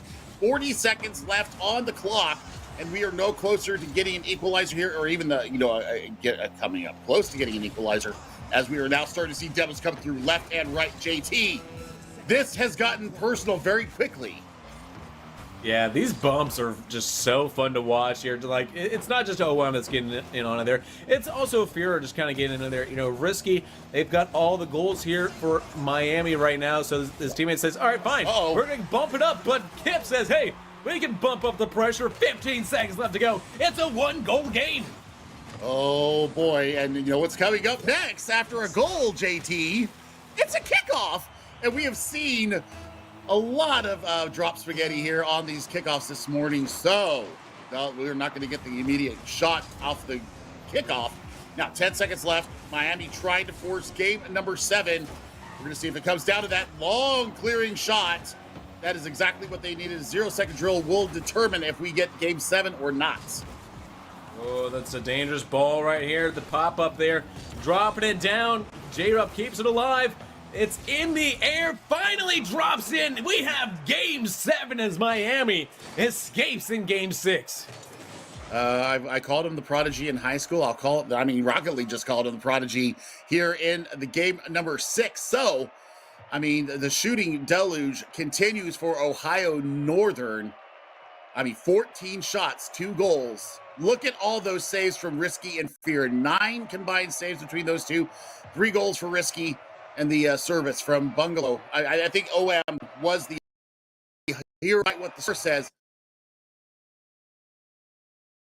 The fifth demos put into this a personal effect into this game. Somebody is going to be crowned your champion in our next game. I can't. It's a toss-up going and winning here. Yeah, I think this is something where, it is game 7. It is now all the marbles are online. It's a best of 1, essentially. So you got to bring out your best foot forward here, whether that be, hey, maybe that means that you just need to start demoing early and often. Maybe that means that you look for more of those infield passes. Maybe that means, you're looking for those aerial plays off the backboard. No matter what, it is all on the line. Chat, are you ready to get hyped for this championship to be determined between ONU and Miami of Ohio? It is underway, and we are getting kicked off strong as ONU trying to get on the board early and often. Well, good series of effects there from Miami of Ohio. They weathered the first storm, double demo coming through, but that's not going to deter anybody. OM is going to be able to stay strong and keep the ball out of the back of the net going 3v1. Dangerous ball going up off the backboard here. The touch comes through, looking for J-Rup. J-Rup looking to finish, no touch there. The follow-through is coming through. It's a shot. It's off the woodwork. Oh, my word. That was a bullet dodged by Miami. Oh, and J-Rup there, wise to corral that into the corner there. Got real risky with it as that shot was barreling down towards their goalpost. 4 minutes still to play here. These two teams just firing on all cylinders right now, throwing everything at the wall, see what sticks. Spiro has a shot opportunity denied by Kip that time. Now SDN going the other way with it there, but OM gets it back to the blue side of the field as Miami enjoys a spell of attacking prowess now. We are just about a minute and a half into our championship game here. This is game number 7. Somebody is going to win. It just depends on how we get to that point. 90 seconds in, no goals. Both sides have had a look at the goal, but no joy as of yet. Now we're going to see a long clearing ball coming out from Miami High. They're going to try and release a little pressure, but here comes the demos once again. Yeah, absolutely. Now, J-Rupp popping it up here, looking for the opportunity, cut out by Fira as it is going back to the blue side of the field. Really just kind of ping-ponging this ball back and forth between each other. Now the team really enjoying a long spell of possession. It's just a matter of like who gets to be in the other half of the field more often here. And that feels like right now, ONU doing a slightly better job. And as I say that, dispossessed here. Now Risky trying to turn defense into offense quickly here with these counterattacking opportunities here. Now the other way with STN, and it's sent to the corner there by OM to keep this a scoreless affair. 2.5 minutes down, halfway through this game, and we are still no closer to finding out who our championship will be. Dangerous ball here in the corner, looking for some kind of magic on the end of it. The shot is there, it's pushed away. Ball goes back into the mixer, and we have a good clearance coming out there from the Ohio Northern team. Open goal! Oh my word, Risky. Beautiful save. Nice save there, J-Rupp causing disruption once again with the demo, with the shot opportunity here. I feel like we're going to have to see SGN step up here and make some crazy play because it feels like now they've kind of got a handle of what J-Rupp is offering them. And I like what J-Rupp's doing here with these passing attempts, but I feel like maybe Kip, is it going to be SGN? Someone else on this ONU side has to step up to find that goal because I feel like they've got J-Rupp marked right now. I mean, why wouldn't you? Why wouldn't you? Has been a star all day long. 95 seconds left here. Game number 7. We are scoreless. The dangerous ball off the goal. It doesn't go in. Risky had the right play, but nobody was trailing on the back of it. Yeah, great little pass there. Nobody able to finish it. Just misses this. The no boost though. Now J-Rupp also no boost, but it's competing demos, and now it's an opportunity here. Dropped in. Kip makes the clear, but Fira sends it right back to the teammate off the backboard. Can Fira finish it? No, says STN. He says, no, I'm the team captain. I'm going to take this ball here. And look at all these demos coming in. Now this is an open net opportunity. Can Fira finish it? It is a first goal. Less than a minute to play. Miami takes the lead. I'm speechless right now. The demos have been coming from both sides, JT. They are feeling it right now. Nobody wants to make a mistake. And finally, Miami on the back of a demo gets the open water, gets the open net, gets the first goal of our final game. Less than a minute now. It is all to play for. Do or die for ONU. Can they find an equalizer, or is Miami going to walk away with the championship? With Risky finally breaking the land curse. A shot denied by J-Rupp, and here comes the other way. Denied at midfield by OWAM, and he's able to find a teammate. Final 30 seconds. Does Kip have something in the bag? No boost to speak of, and they're keeping it alive, and the orange half the field is ONU. 20 seconds left between Miami and Risky breaking the curse. The ball's in front of the net. The save is there. Burp. Oh my goodness, Kip has to come up with something big. 9 seconds left on the clock. We're looking for fear. We're looking for somebody to close this out, and it just might be right here, right now. Final few seconds. Is this game, set, match, the shot, the denial, it goes in, we get overtime! Oh, they just dropped the whole bowl of spaghetti. The touch. Oh my word. I mean, that was a bullet of a shot. It was almost impossible to save. And it trickles over the line. Golden goal to crown your spring champion. I wouldn't want it any other way. Up, so close there, Risky missing that one. And STN almost ended it right off the kickoff. And now it's dangerous to get back here for ONU, but the shot coming in off the backboard. J-Rupp's there for it, but now the shot denied by Kip. into the corner here, breathe a sigh of relief, but hold on to your butts, folks, because the shots won't stop. And it comes in here from Risky. They are absolutely out for blood. They smell a championship on the line here. They want to lift some hardware. Both these teams going at it, but Miami has the advantage. The drop in denied by J-Rock. There's an open net on the other side. They've got to get back. There's an open net. It's a goal. Ohio Northern wins 45 seconds in on the triple commit. Oh, What this a is play. heartbreak. Game, set, championship. Your winners are ONU. Oh my word. There has never been a more exciting end to a championship. Congratulations to your Polar Bears from Ohio Northern, Uncle STN. Hello. That is a standout performance. J-Rup was absolutely brutal on these Redhawks, and I tell you what, Miami of Ohio, I mean, they had the game won. They lose it in overtime, and that's horrible. The curse stays alive for Risky, unfortunately. I mean, to his credit, he did win second place. He did win second place, which is a type of hardware, I believe, as well. It's just not the top step of the podium. But all credit to ONU, battling through the adversity, battling through the lower bracket where they faced their demons and exercised them against CSU. Able to now come up back to the championship. Had a game against them already in hand for Miami, and it didn't matter because they're able to exercise those demons against Miami. And they're able to emerge victorious here in the Spring Rocket League Championships. So congratulations to Ohio Northern University, team of J-Rup, Uncle STN, and Kip. Whoa. I don't know what else to say other than wow. We were just treated to one of the most dramatic finishes ever that I have seen in my years of casting Rocket League. And I mean, this is great. This is beautiful. This is the beautiful game. This is why we love casting it. I mean, and the stories. I mean, it wrote itself basically. And I mean, this is the ending that, necessarily Miami did not want to see. But you know what? Ohio went out there and they took the championship out of Miami's hands, literally snatching it from the jaws of defeat. Yeah, absolutely. And, congratulations to them. Miami, it was a hard fought battle. Take nothing away from them. They did everything that they could. ONU just a little bit better today.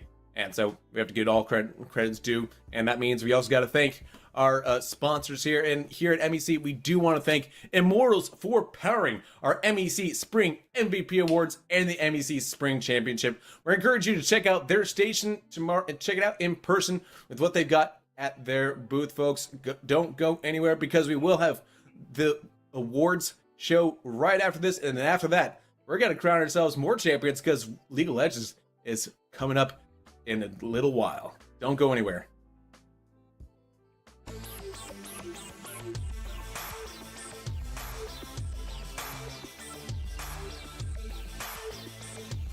Uncle STN. I've asked to be allowed to call Uncle Stan, and I was given permission, so Stan the man.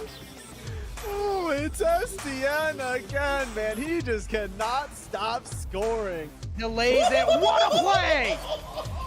Ciprocate goes crazy! The Vikings have been a stellar phenomenon throughout the season, and they've been led by Ciprocate.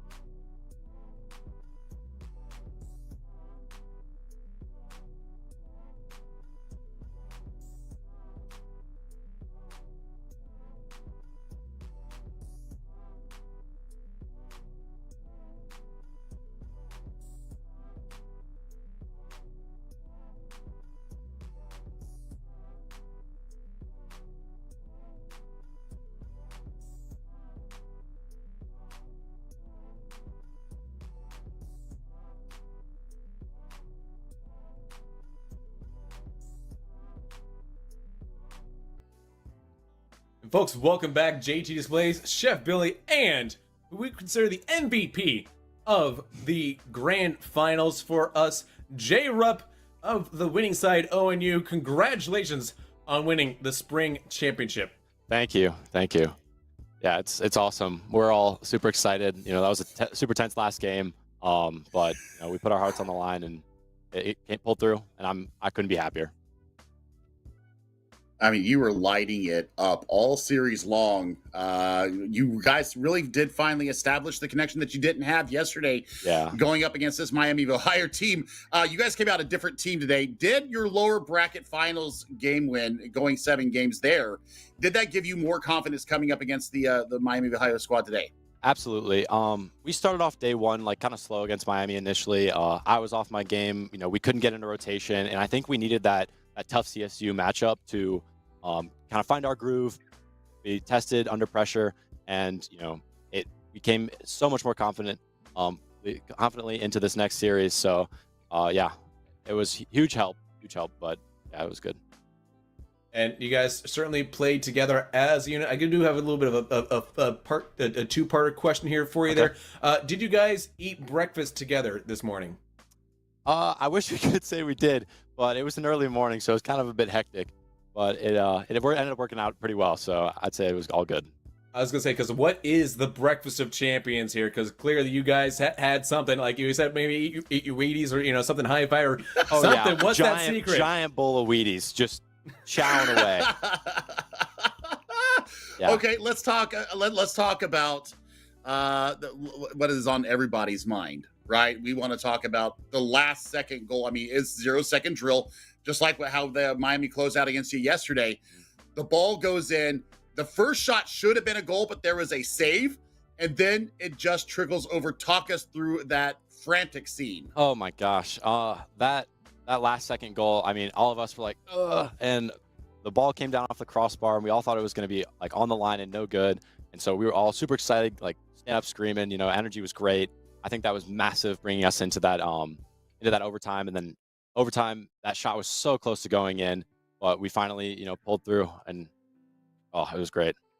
Yeah, and just the counterattacking opportunity. That felt like something that you guys seemed to perfect to an art form degree, where it's just absolutely, you're just absorbing that pressure. Is that something that you guys feel like is kind of the core to your identity now? Is just knowing you can handle it, that pressure defensively, and then killing them on the counter?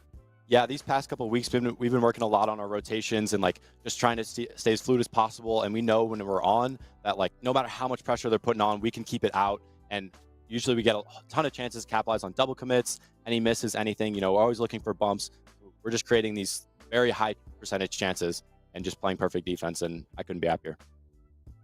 Well, I mean, it was a beautiful end to a beautiful season. And I mean, the last thing that I got to ask you is there any shout outs? Anybody that you want to thank before we let you go and go get your hardware?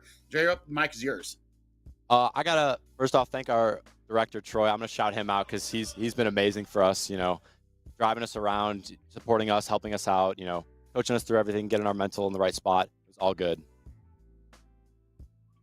Well, yeah. Fantastic.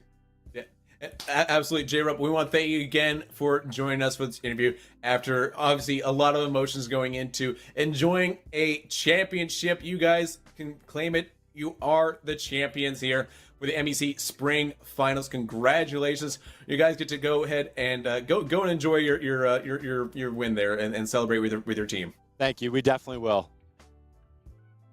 All right.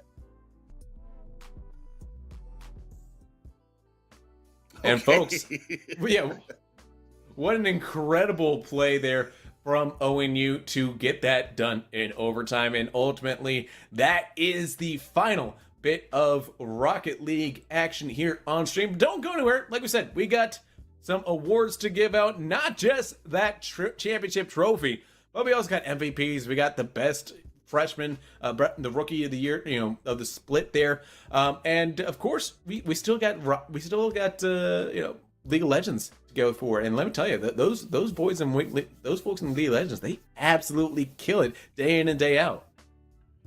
I'm so excited to see that. But folks, don't go away. We will have that action coming up here in just a little while, but stay tuned for League of Legends coming up here next. And I think the award ceremony is going to be going on before that there locally at Illinois College in Jacksonville, Illinois. So for myself and JT, we will see you next split.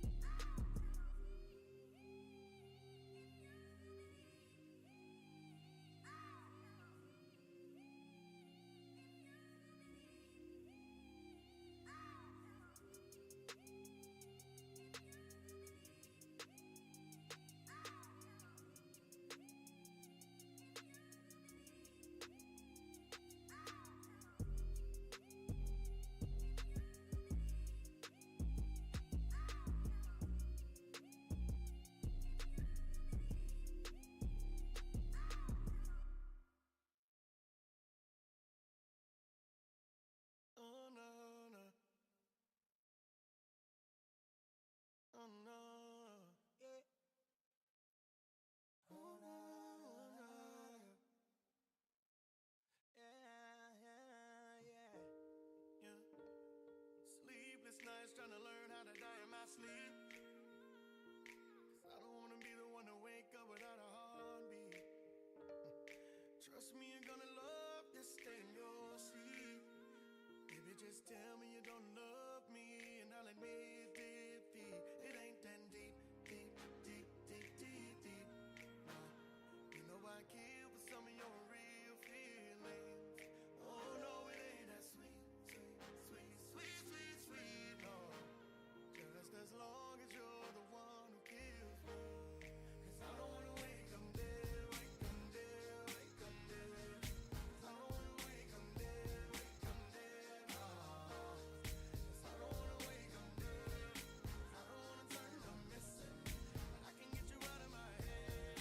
Maybe I just needed you to listen. 'Cause I don't wanna wake up dead. If I ain't got you, then I'm already gone. Baby, don't leave me alone. 'Cause I don't wanna wake up dead. I'ma take 23 shots of Patron. 'Cause girl, you ain't coming back home. I don't wanna wake up.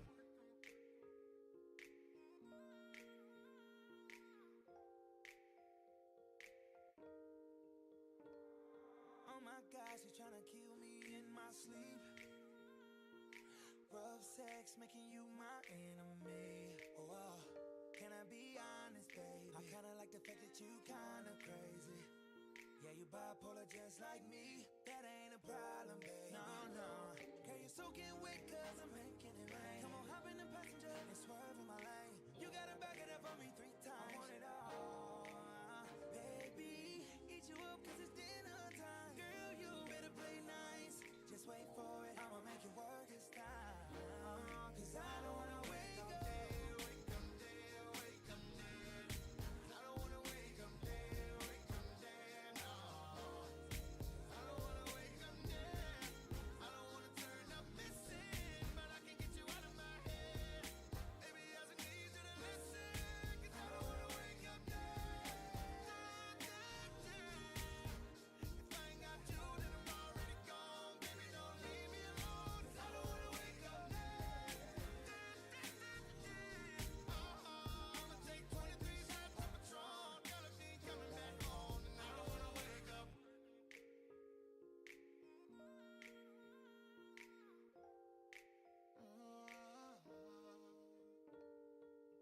Asphyxiation got me losing my breath.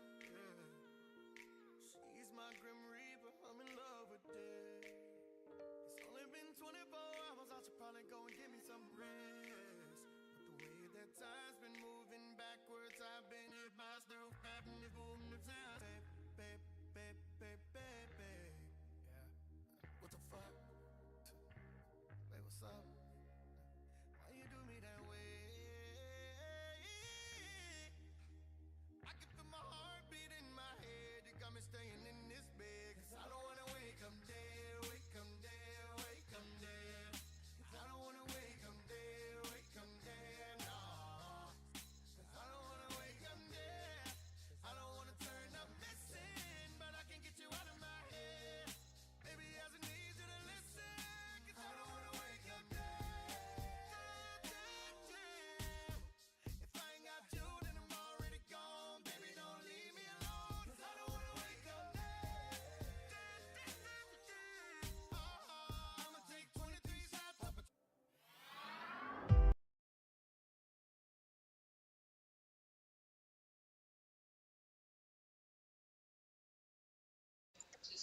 Hello, everyone on stream. I am Hyper. I am your broadcast director for the MEC and for Unified, and I am here to present the MEC Awards. If you will give me one moment, we will present the awards.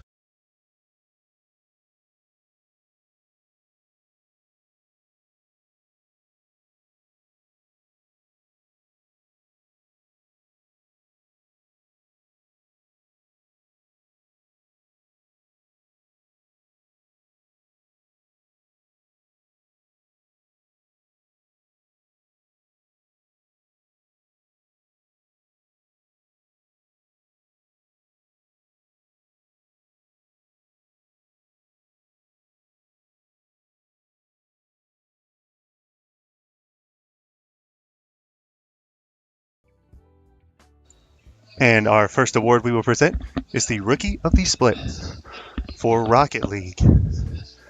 Your candidates are Jack Risky Aprisi, Team Reciprocate Jones, and Josh Vibe 7 Planiger.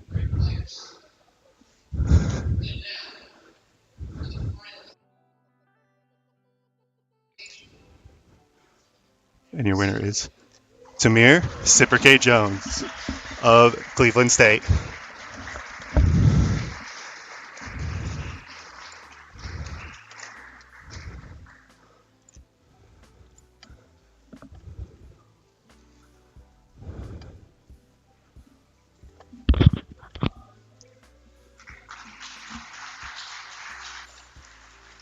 And your next award is Rocket League Most Improved.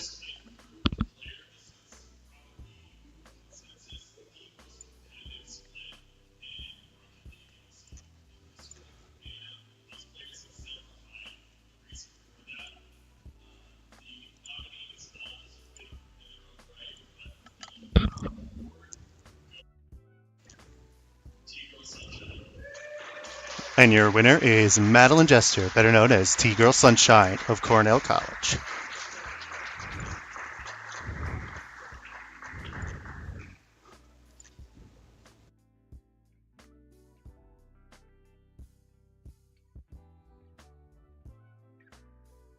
Your next award is the Rookie of the Split for League of Legends. David Orion Reinhardt, Paul Doubtful Shim, and Lucas Winking Recipco.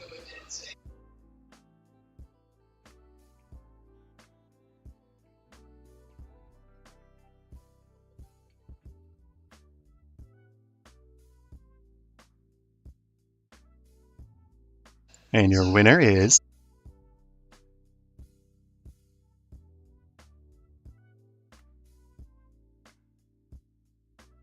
Lucas Winking Recipco.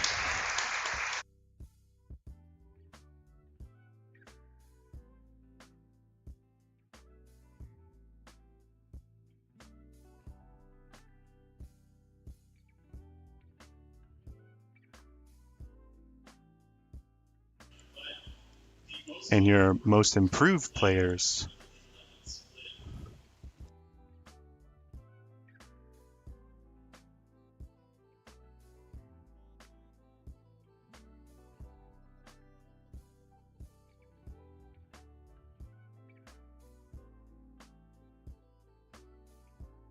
Congratulations to Felix Taponer Barea.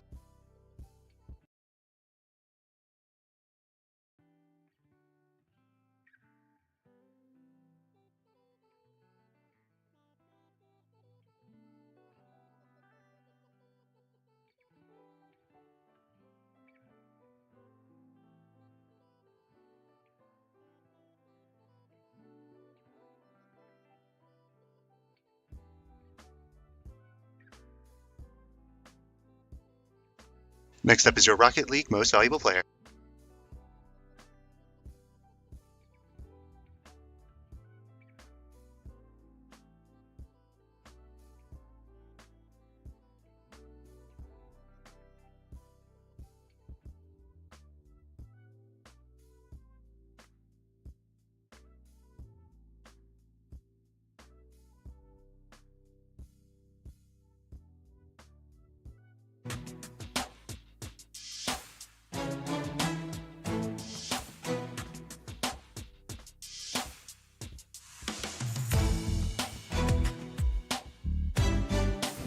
Up goes Reciprocate. Flip reset. Delays it. What a play!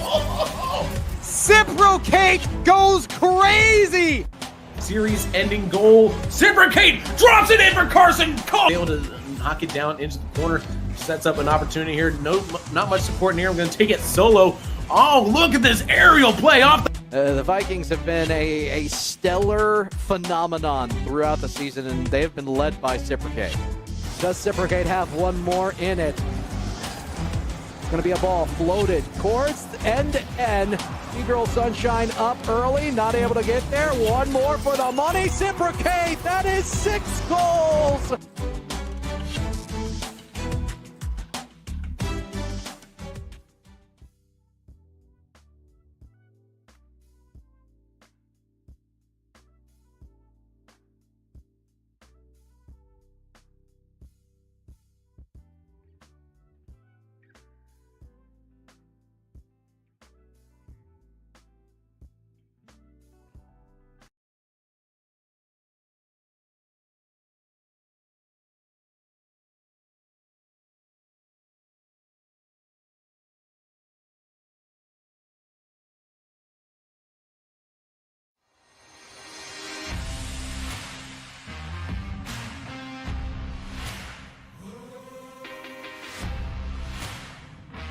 though, so it's A-okay. Lutz is walking confidently forward. Check out Jinqua on the side. They've got the skies to send. They're going to lay in a good amount of damage inside this fight. They're going to be able to find both the carries. Levi's going to go down as Nightspot finds the flank. Jinqua finishes them off. Grandview fully routing to gold. Everything. But check out Riverside with that malignance going in. Gets 2 kills. Jinqua looking to do some cleanup duty, but they get hit with a death sentence. Make it hit with an exclamation mark. But Jinqua with flawless execution in the backline. Gets the double. Can't really walk up here reliably, and look at what Jinqua's about to do to this team.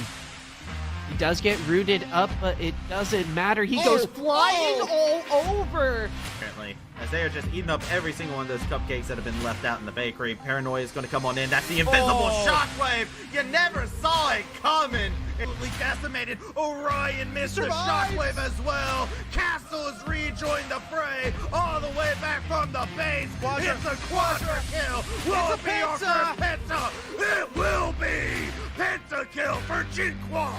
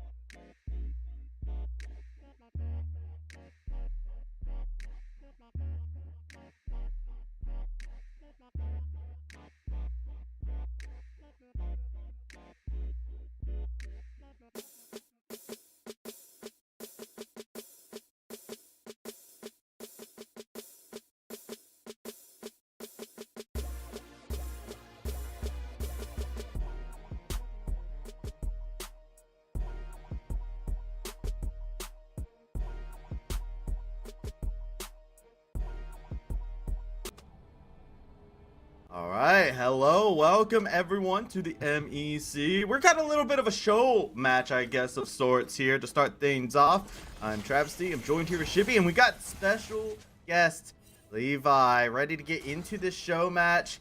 I gotta have confirmation real quick. Is this all random? Like, did they pick, or did they pick these characters? Because I gotta know from production. Okay, so they get to choose their builds. So that's what we got. It's a standard old NA fest, and we already have first blood. Jeez. No, You know what I mean, really love to see? No exhaust. Respect to all 10 of these guys. No exhaust. Base ghost enjoyers in here. I like it. Flash ghost is the superior way. Levi, you're a better man than I am. I take exhausting Oh, night. come I don't on, even Shippy. care. You're Dude, disgusting. Travesty, you know we've played ARAMs together. Like, I will just take exhaust. Dude, I Production can't. cutting It's not in enough. as an It's ARAM not only enough. player, you are a Shippy, I may scumbag. have all chatted you. I got you in a game in ARAM. Dude, I can't do that, man. I can't. I have some honor, you know. There's some honor out there. I'm trying to. Most of the time, whenever I'm on ARAM, right, I'm already suffering from tilt from Summoner's Rift. So Yeah, exactly. I don't want to be tilted more. So Wait, Yeah. it's kind of unfair. It's kind of unfair that Nightstar gets Smolder. I think he's the only one that's like on a champion that he like kind of knows how to play. I guess you could Jin call on Mal's. I don't know how much he plays Mal's, but it sounds like something you would play. Like so, Jace, I'm sure he plays that. How's the land been? Levi, obviously me and Travis aren't there. Like, how's the environment been? I mean, I know you guys are mixed in with like Rocket League players. Are there any side tournaments for Smash? I told you, if I ever get there, I'm running pockets in Smash, bros. Like, it's not even close. Well, Shiwi, there's a couple 10-year-olds right now playing. You could go smoke these guys if you were here. Yeah, there is a Smash tournament going on. Yeah, we might be the same height. That's honestly It's that's great, the other man. thing. No, these lands are always amazing. I've been going to this for 3 years. The Unified always it's on a great show. Love seeing all the other guys. I wish all 8 MEC teams could have been here. I love guys on the other team too. Yeah, I'm gonna miss this stuff. It's really fun. Yeah, I think. yeah, go ahead, Chippy. Yeah, I was like, I think the interesting thing is like, as much as we see like a ton of CLOL players, like they'll transfer into programs, they'll transfer out, right? Obviously, you guys had Trickster last year, who's now doing insane work on Winthrop this year. I feel like the MEC has a lot of consistency in it when it comes to players. Obviously, like you'll have players moving in between programs here and there, but I think that's like the one unique thing about it, right? Like I feel like I look at other conferences like the North or other like even the South and stuff like that, and like sometimes they'll just be like brand new players or like players will leave, right? I mean, I think that's like somewhat unique to the MEC. It's like, oh yeah, I remember him like 3 years ago. He was over here, blah blah blah blah blah. Yeah, I mean, I think from last year to this year it was very consistent, but from when I first started the first MEC season, I think it's only me, Poner, Ludo, who are still here from that first season, and Fat Cat and Drury. Is that just like a cause of like a lot of people graduating? Just prank count? Yep. Yeah. Oh, prank too. Yeah, I forgot about. How can I forget about? Yeah, I think us 5 are the only ones still here from that first season, which is nice. We're the founding fathers. By the way, I crazy. wanted to say, Shippy was talking about height earlier. Have you seen like Marquez and Castle's debate on heights inside of like our chat logs or anything? Have they been trying to measure each other? How tall is Marquez actually? I mean, he's around almost pushing 7, but I think 7 foot. yeah, he's really tall, man. Really tall. Why is Castle saying messages like "You have lucked out today, but tomorrow I come for you in your home. I'm visiting the Shire." They're both pretty tall, to be fair. Okay, so they're both like 7 foot. I got you. All right. I got to clear the air on that live on broadcast here. Marquez is hearing from inside the land, surely, and just twitching around, like looking around, making sure there people aren't getting the attention drawn to him. Yeah. A lot of respect for Plux came out yesterday, right? Levi, I want to know, how is it laning with Plux? He's like obviously plays in the NACL. No, I love Coda. I think I don't know if he's over there, something like that. He's but not. you know, yeah, I love Coda. No, obviously disrespect to him, but how has it been like laning with Plux and playing with a player like him who's like obviously doing much more than just collegiate? Yeah. I love Koda, of course. He was a Yeah. great support. We ran the bot lane last year, man. No one was close to me and Koda. But Plux for sure. Plux is for sure the best support I've ever played with, like hands down, for sure. He's different level. You just know playing with him. He's different level. It's so easy to play with him. Good at communicating. Knows how to plan stuff. He's always calm. Like his champion pool is great. He can play anything. He's a good leader too. Yeah, he's just a good player. Nope. Oh, I think Don't we tell have me. a crash. We get spec bugged on ARAM? We got spec bugged on ARAM. We got spec bugged at ARAM. We got spec bugged at ARAM. Oh, Travi, you looking nice, bro. You got the pocket square. Oh man, that sucks. God. What? My Just give it to Purdue. They were Is that winning. what you just said? Wait, Oh, hold on. damn. So it was the spec bug? It has to be, right? I can't believe we got spec bugged. I cannot believe we got spec bugged. What? wait, Better to Levi. have it in the ARAM than in the best of 5 to follow, right, guys? Wait, Levi, Udon's in chat going, what about Udon Bidon support, Levi? Yeah, what about Oh, I'm so happy he's out of the league, man. That guy he's crazy. Udon, you're the GOAT, man. You're the GOAT. Oh my god. So that first year with Udon Bidon and Poner bot lane, they were really good, yeah. I remember them. They were actually underrated. Yeah, Probably. they were really good, yeah. Let me actually ask, is there a bot lane in your entire time inside the MEC that lives like rent free in your head, or you're just like, man, this bot lane's tough? Okay. Aaron Pluto. Aaron Pluto. I still have nightmares, bro. Dude, Aaron Pluto. Instant. Dude, like, you just, Travis, you brought back some memories, dog. Like, you just, boom, Aaron Pluto. Like, that, nah, like, I can't. That bot lane. Yeah. Oh. There's been some good bot lanes over the years, but yeah, that one, when I first joined, it like, they were hard to play against. Yeah? Did it feel like you were like, oh, I think I'm pretty good? And then you just face them, it's like, oh, wow, I still got a lot more to, like, you know, you kind of realize, like, oh, there's much more to work for, I guess. That's the cool thing about it. Exactly. It was a good introduction to the MEC.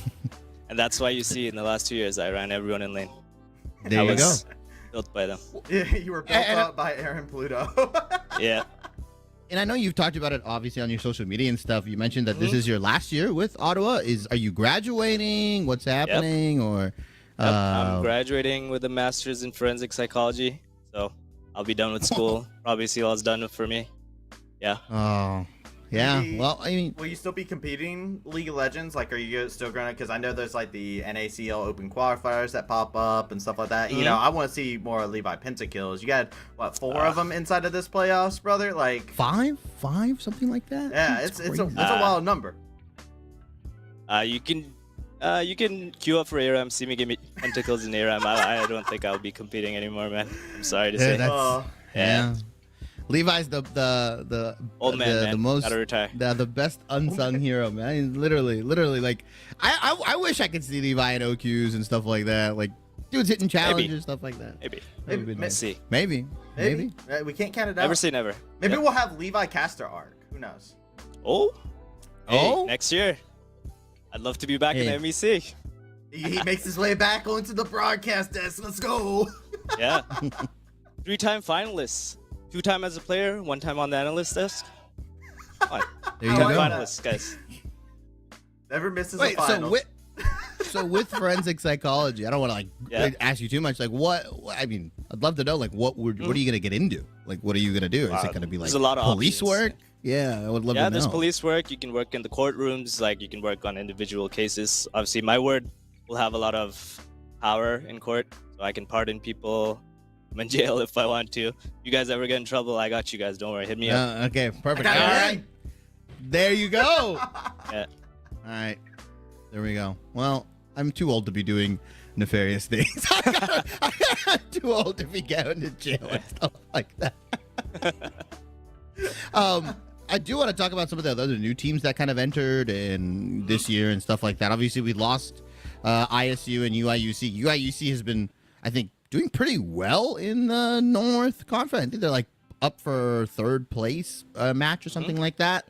Obviously ISU as well. I mean, did you facing off against the newer teams and stuff like that? Do you have any advice for them? Right, because there are a lot of players that are in your position that were in your position a couple of years ago, right? Yep. My biggest advice would be stay close as a team. Stay close as a group. Get to know each other on a personal level.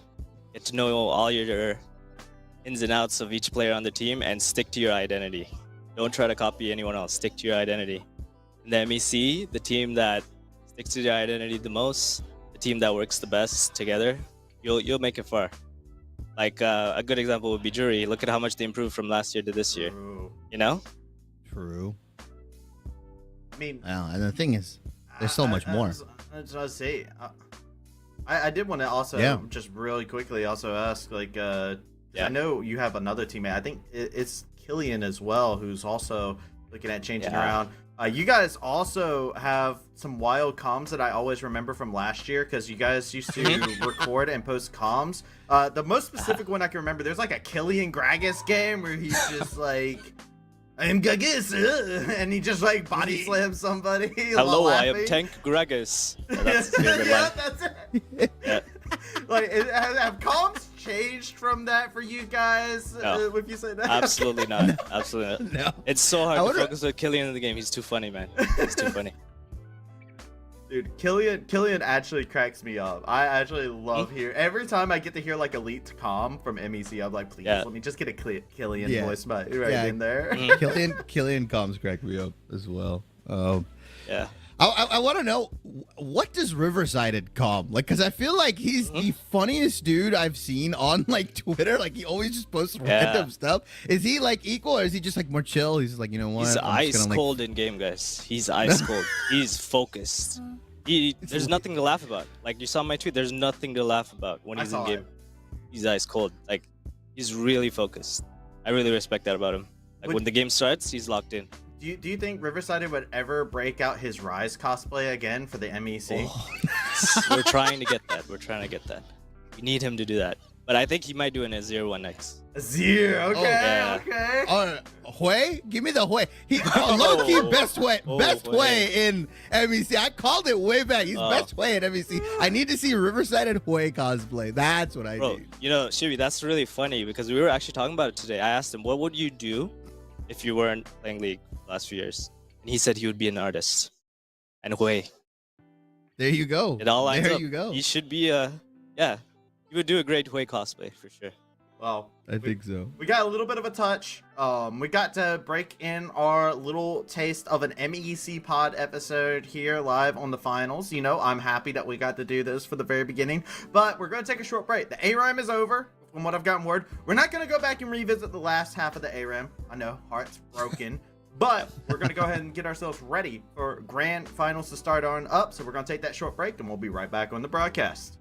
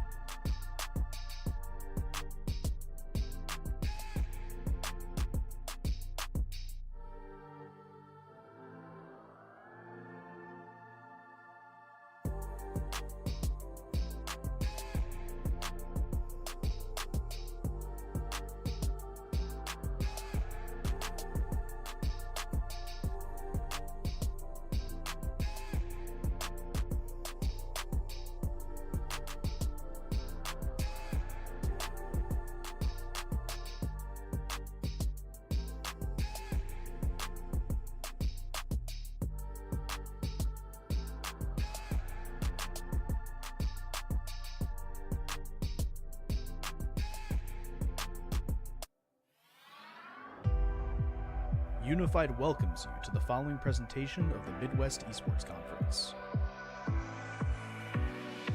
Here at the MEC, we partner with schools all over the Midwest to create premier gaming experiences. The most common angles that the operator plays. This is like second to only B-Long. Fight is likely having a leg shot, but they're too slow! Hariri lands a perfect headshot. Laying in the damage zone to them on out. Going into A4, look at Sake. Laying in the middle. Sake? Laying in the damage. Going in revenge for their honey. No way! Sake Wabe! Get the quadra kill! That was So it kind of sounds fun, so I'll give it a chance. And then we end up playing in high school the next 2 years together. We've been playing ever since. So you kind of taught me the game. We've been playing on a team since then, and then now we're in college, so we can't play together anymore. We do love all the players, even the ones we shit talk. We love you all. We love you all. Body Pluto looking for the plank. Trickster waiting, maybe looking for the steal. Pluto has his engage. The scatter of the week comes through. Watch Levi though. Levi hasn't been touched just yet, but the damage is coming through. The melt line gets melted. Jinkwall on a killing spree, and all of Ottawa goes down. Why, those don't go in. It goes off the sidebar. Starting to come out, the flash is popped, the rolling thunder is utilized to perfection, and now it's all on Thiessen, but Thiessen just keeps on going.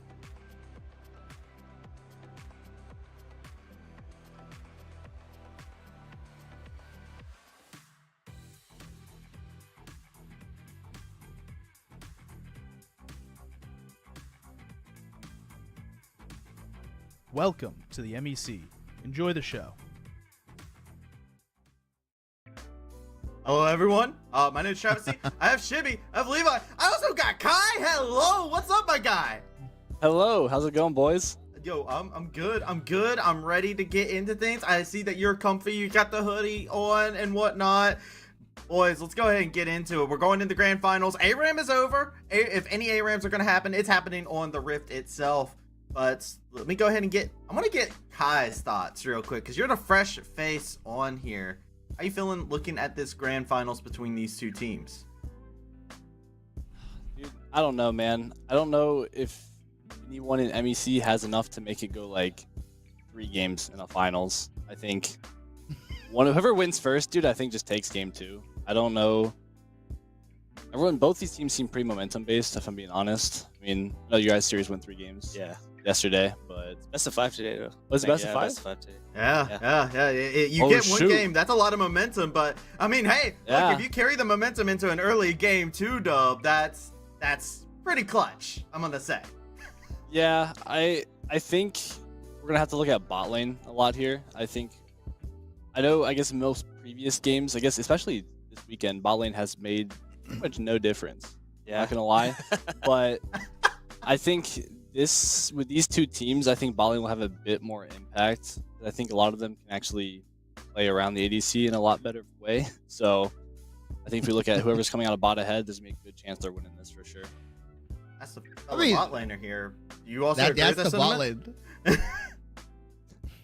I have a bit of a different take. I think the 2 best players in MEC this year are the mid laners. The 2 mid lanes, they're crazy. So I think we should keep our eyes on the mid lane and bot lane for sure. Top jungle. Jungle is pretty even in my opinion. Top is sided towards Purdue, obviously. Yeah, but will Prank do anything useful? I hope 23 Prank comes out. He might. Wait, why does Prank always catch strays from everybody? He caught one from me. He catches one from Levi and Kai. I think he caught one from RMC yesterday. He's just like, oh yeah, old man Prank. Like, you lost lane. He straight up was like, you lost lane yesterday, and you were still able to win. I feel like Prank always just gets, like, steamrolled by everybody. For sure, much love to Prank, but he was screaming during our game yesterday, so now's my time to say something. So. Fair enough. Get your links back, might as well. Yeah, why not? As soon as the match ended yesterday, I got the Twitter notification, and I was like, man, really? Like, come on. Motivated him. motivated prank. I need to ask too, right? We had the award show that happened right before the grand finals. I'm sure y'all all got to see that, see different things. MEC pod, we did our own like community vote where people from the community, the players, got to more specifically vote. Fun fact: we have a lot of interchangeability that's actually inside that list.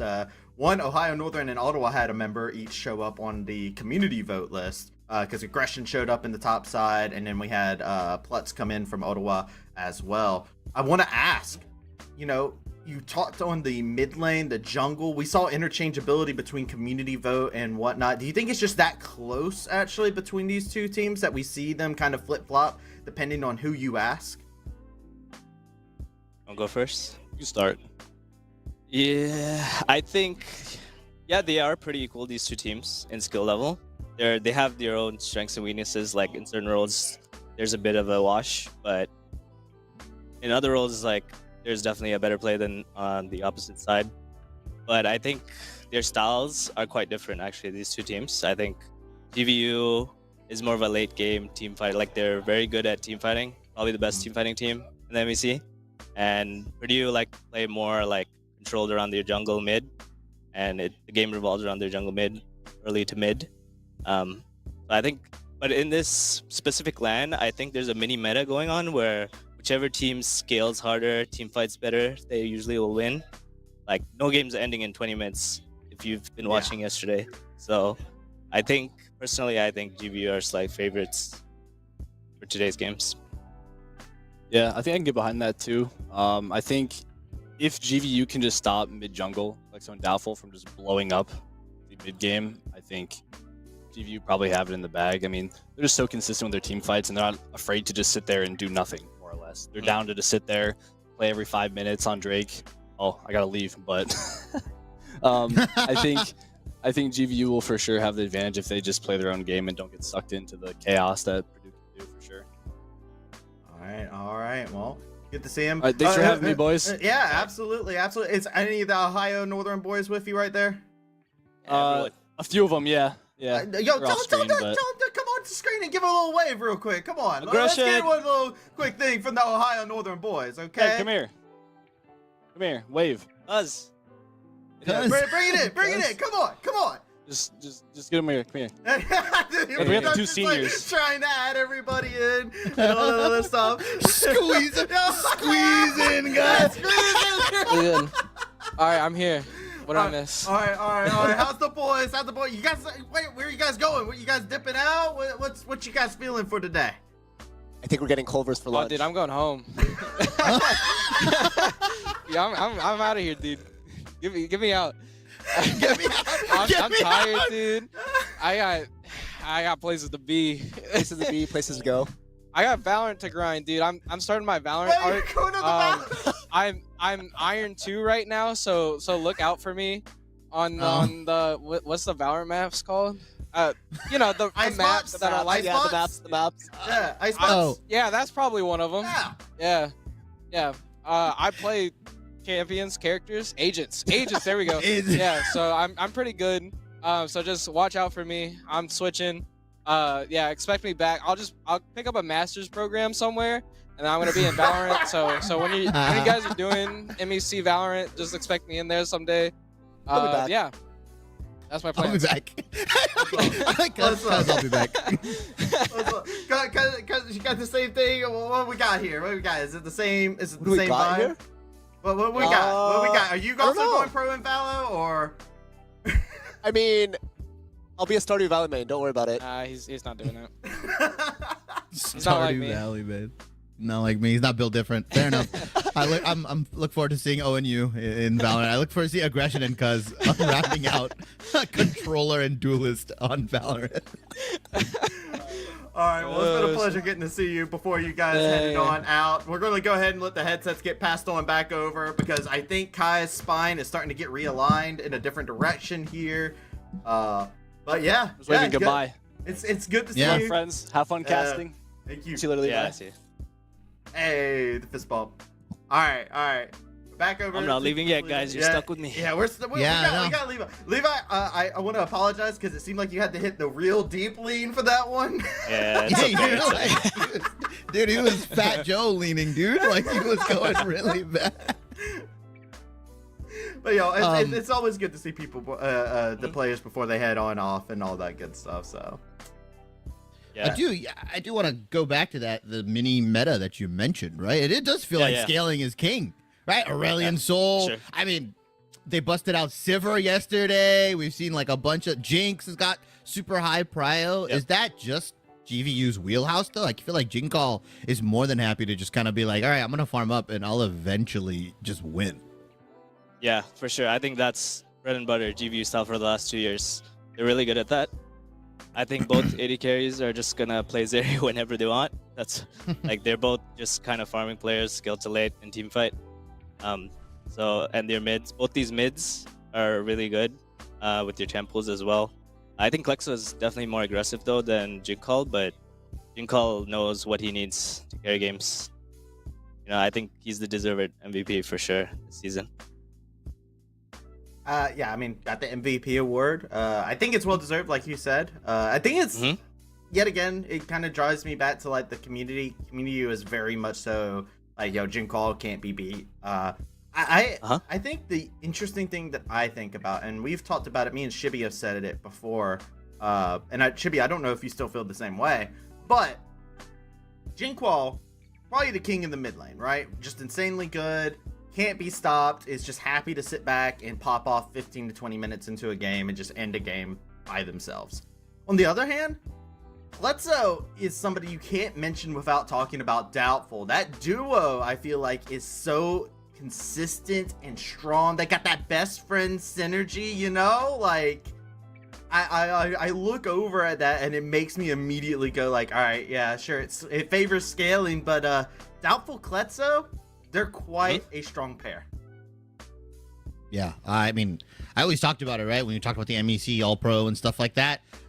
I can't imagine a team where it's Jinkall and Doubtful as the mid-jungle duo. Like, that would just go kind of crazy, right? In the same way that Klexo and Castle are the more supportive, or you could argue, pieces to their like mid-jungle duo. Yeah, I think Castle and Jinkall, I think they work well together in the sense that Castle will do anything for Jinkall to make sure that he's like fine in lane. He'll cover him on ganks. He'll shove lane out, let him get the reset. Like, there's a lot of stuff that GVU does to support Jinkall. And like you said, Levi, yeah, he deserves the MVP. But I think if you put a couple different team members around him, maybe actually Jinkall doesn't have that star stellar performance. I think that team is very, very good. We are actually going to go into the draft. I'm getting confirmation that we're finally in. Levi, thank you so much for joining us on this analyst desk. It's just going to be me and Travi for the cast here. He'll be back after this game 1 here. So Levi, go have some fun. Go beat some kids in Super Smash Bros. And come back for game 2.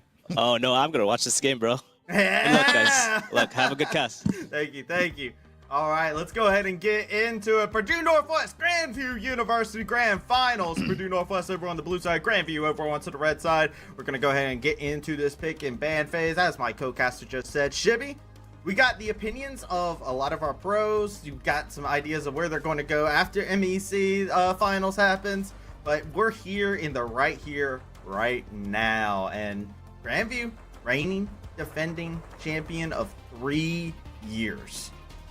And they started off with a 4th.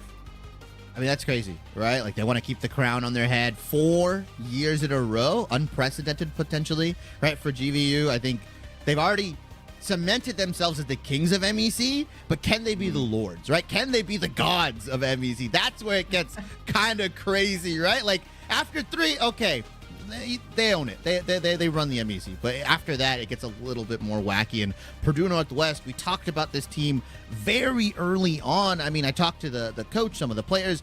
This team was built to win the MEC, right? They got to practice and scrim well beforehand. We saw them at the 66 Invitational like 8 months ago, right? This team was playing. They've been on everybody's radar. Very hyped. They've clawed their way back through losers bracket. They've run the gauntlet, Travi, and they want a crack at the Kings here. And a best of 5 series, patch 14.7. Purdue Northwest might just do it. They've got the players. Check it out. Already see the bans coming through. Azir was re-enabled this weekend, so we have some Azir play. Not going to have that contested pick between both of these teams. It's Purdue Northwest that have first pick ready to go for themselves, and you can see the respect. So much familiarity between both of these champion pools coming out. Curious, what is Purdue Northwest wanting to first pick prioritize for themselves here? This makes a lot of sense. It's the highest pick rate champion of the MEC Varus. Yeah, and I'm kind of surprised. There's been a ton of Jinx priority recently, at least in, the pro scene, tier 2, and obviously in this last day of playoffs, right, that we had yesterday. Tons of Jinx, tons of Zeri. That mini scaling meta that we've opted into, I think, like you said, and like Levi said, kind of favors GVU, as this pick has been rearing its ugly head here. This is Nautilus. This is a Nautilus, apparently, is what I just heard through production. So there was a mess up in the draft. So the Nautilus ban is actually a Rek'Sai ban. That's a Nautilus. So that makes a little bit more sense. Yes. Especially for Pluto, because Pluto is on interview yesterday was just like, yo, Nautilus is kind of goated when I have him, because I can go 0-6 and I can still make that one dredge line that ends a game. Yeah. I mean, he just has that team fight vision as well, right? Pluto is just really able to, regardless of what he does in lane, whether it becomes Plutint or Pluto, he just finds the team fight wins. He plays around Fog of War very well. And yeah, this Rek'Sai is actually a Nautilus, and Nautilus Jinx, high priority, good lockdown. But the counter pick that we've been seeing that at least does really effective into the lane, the Braum, right? You hook in as Nautilus and you take a ton of punishment. The Winter's Bite plus the concussive blows allows you to just kind of trade back and kind of punish this GVU bot lane. Now, outside of lane, it can get a little bit more tricky, right? Because the depth charge comes in. You don't really have a lot of time to react if you're the Braum. It can be really rough. The Volibear coming in is a flex pick for PNW, right? Doubtful's played it and Prank has played it early on, so you can still keep that flexibility. But there it is. Jinkall is more than happy to lock in the other scaling option that we've been seeing across the MEC and across some other leagues. The Aurelion Soul that has gained so much popularity is in GVU's hands. Not just popularity for Jinquall, but they played it yesterday in their series against Ottawa to be able to get into the grand finals in their game 1. I believe the scoreline was like a 12-0 game from the Aurelion Soul. Didn't die inside that game either. Was a monstrous scaler. Was the turning point for GVU. So now you have this contingency plan locked in, like you were talking about. It's very popular for this very reason. I like the respect being shown here by GVU. The first thing they get rid of is the Sylas. Kletso on Sylas would be a problem against this team composition with the depth charge and the Aurelion Soul ultimate there to be able to yoink already. It makes so much sense, and it's such an aggressive laner that can get up in the face of Jinquall, what they do not want. And I like as well the respect being shown by Purdue Northwest. They said, we watched your games yesterday. Castle, you like Viego? Well, we're going to have to break your heart on this one. Yeah, I think those mini reset compositions that teams have been opting in for, right? Jinx Viego, Jinx Ahri, or like Ahri and Aatrox. Like, all these reset champions have been popping up, so limiting the amount of damage they can do across these team fights, because all it takes is one kill, and then that team composition just starts rolling through team fights here. Banning away the junglers. I think it's an interesting strategy, because I think we've always held the idea that Castle will just play anything and everything for his team. He's been down now to what, his maybe third, fourth best champion. I have not been a fan of teams randomly locking in Sejuani when they don't really have a ton of melee threats. I'm hoping GVU doesn't do that. Maokai is still on the table. That provides a lot of peel potential and engage. We've also got stuff like the Lee Sin that's on the table, right? Super popular. And, oh, what do you know? Castle's picking up Lee Sin. Castle Lee Sin. This is a champion that they have made their name known on quite a bit of times. Inside of GVU's most clutch moments, you will see Castle piloting this. I'm excited just because I know that Castle, and I've talked to him about patch notes in the past, he'll always start off with, was there a Lee Sin change inside of it? All right, I'm not worried about it. Like, Castle is one of the OGs inside the MEC for this. Oh, yo, we got a Diana? Is this going mid or is this going jungle? Like, jungle Diana got a bunch of buffs, the attack speed. Like, this is a wrinkle in the plan, right? And I think what a lot of teams expected, or a lot of people expected for P&W or Purdue Northwest to come out on top is that they got to bring something different. They've got to bring something spicy. You cannot play this stock standard game, and they're gonna go Diana Yasuo in the bot or in the game here. That's a mid jungle duo. We haven't seen this combo in a while, Travesty. It's been a minute, but you know what? If I'm going to look for a pair to be able to do this, remember last time in Purdue Northwest when they came down to the land, they said, Koto, doubtful, we can't separate you. Let's just put you bot lane together since we have a substitute coming through here, right? They play these kind of compositions where they have that synergy, and we talked about it before the game. Now, on the opposite foot, you got to go ahead and lock in something for yourself. You save last pick. You say Strip Proctor. Your Udyr's gone. Let's go ahead and lock in your second most successful champion inside the league. Let's get into Cassante. Yeah, he was playing a ton of Ornn yesterday. I think Ornn would hyper-indexed into the scaling a little bit too much, right? You've already got the Aurelion Soul. You've already got the Jinx. Let's find a way to isolate some of these targets on Purdue Northwest side. Very excited for this mid-jungle. Diana Yasuo is a deadly combination. If it jumps onto you, R plus R is insane. And we talked about the potential flex for Volibear. And yeah, it's going to be Volibear top for Prank. I think one individual that we didn't really talk about, and I think that Purdue Northwest has done a really good job, supporting them, is Winking in this bottom lane, right? I think he's had a phenomenal season. Very mechanically talented and gifted player. He's new to competitive this year, right? And in his first year in collegiate, his first year in Purdue Northwest, they make it to Grands, right? Like, that is an achievement of itself. And so we're going to see how this Winking Toponer bot lane matches up. You've got the old wise sage sensei Toponer, who's been in the league for a little bit, guiding the young, mechanically gifted Winking here. And you've got Nightstar and Pluto, tried and true GVU combo, looking to kind of squash those plans. I think Purdue Northwest have come out with something hot. They've come out with something spicy, and GVU, they just want to play their own game and say, you know what? Regardless what you throw our way, we will just dominate the MEC like we always have.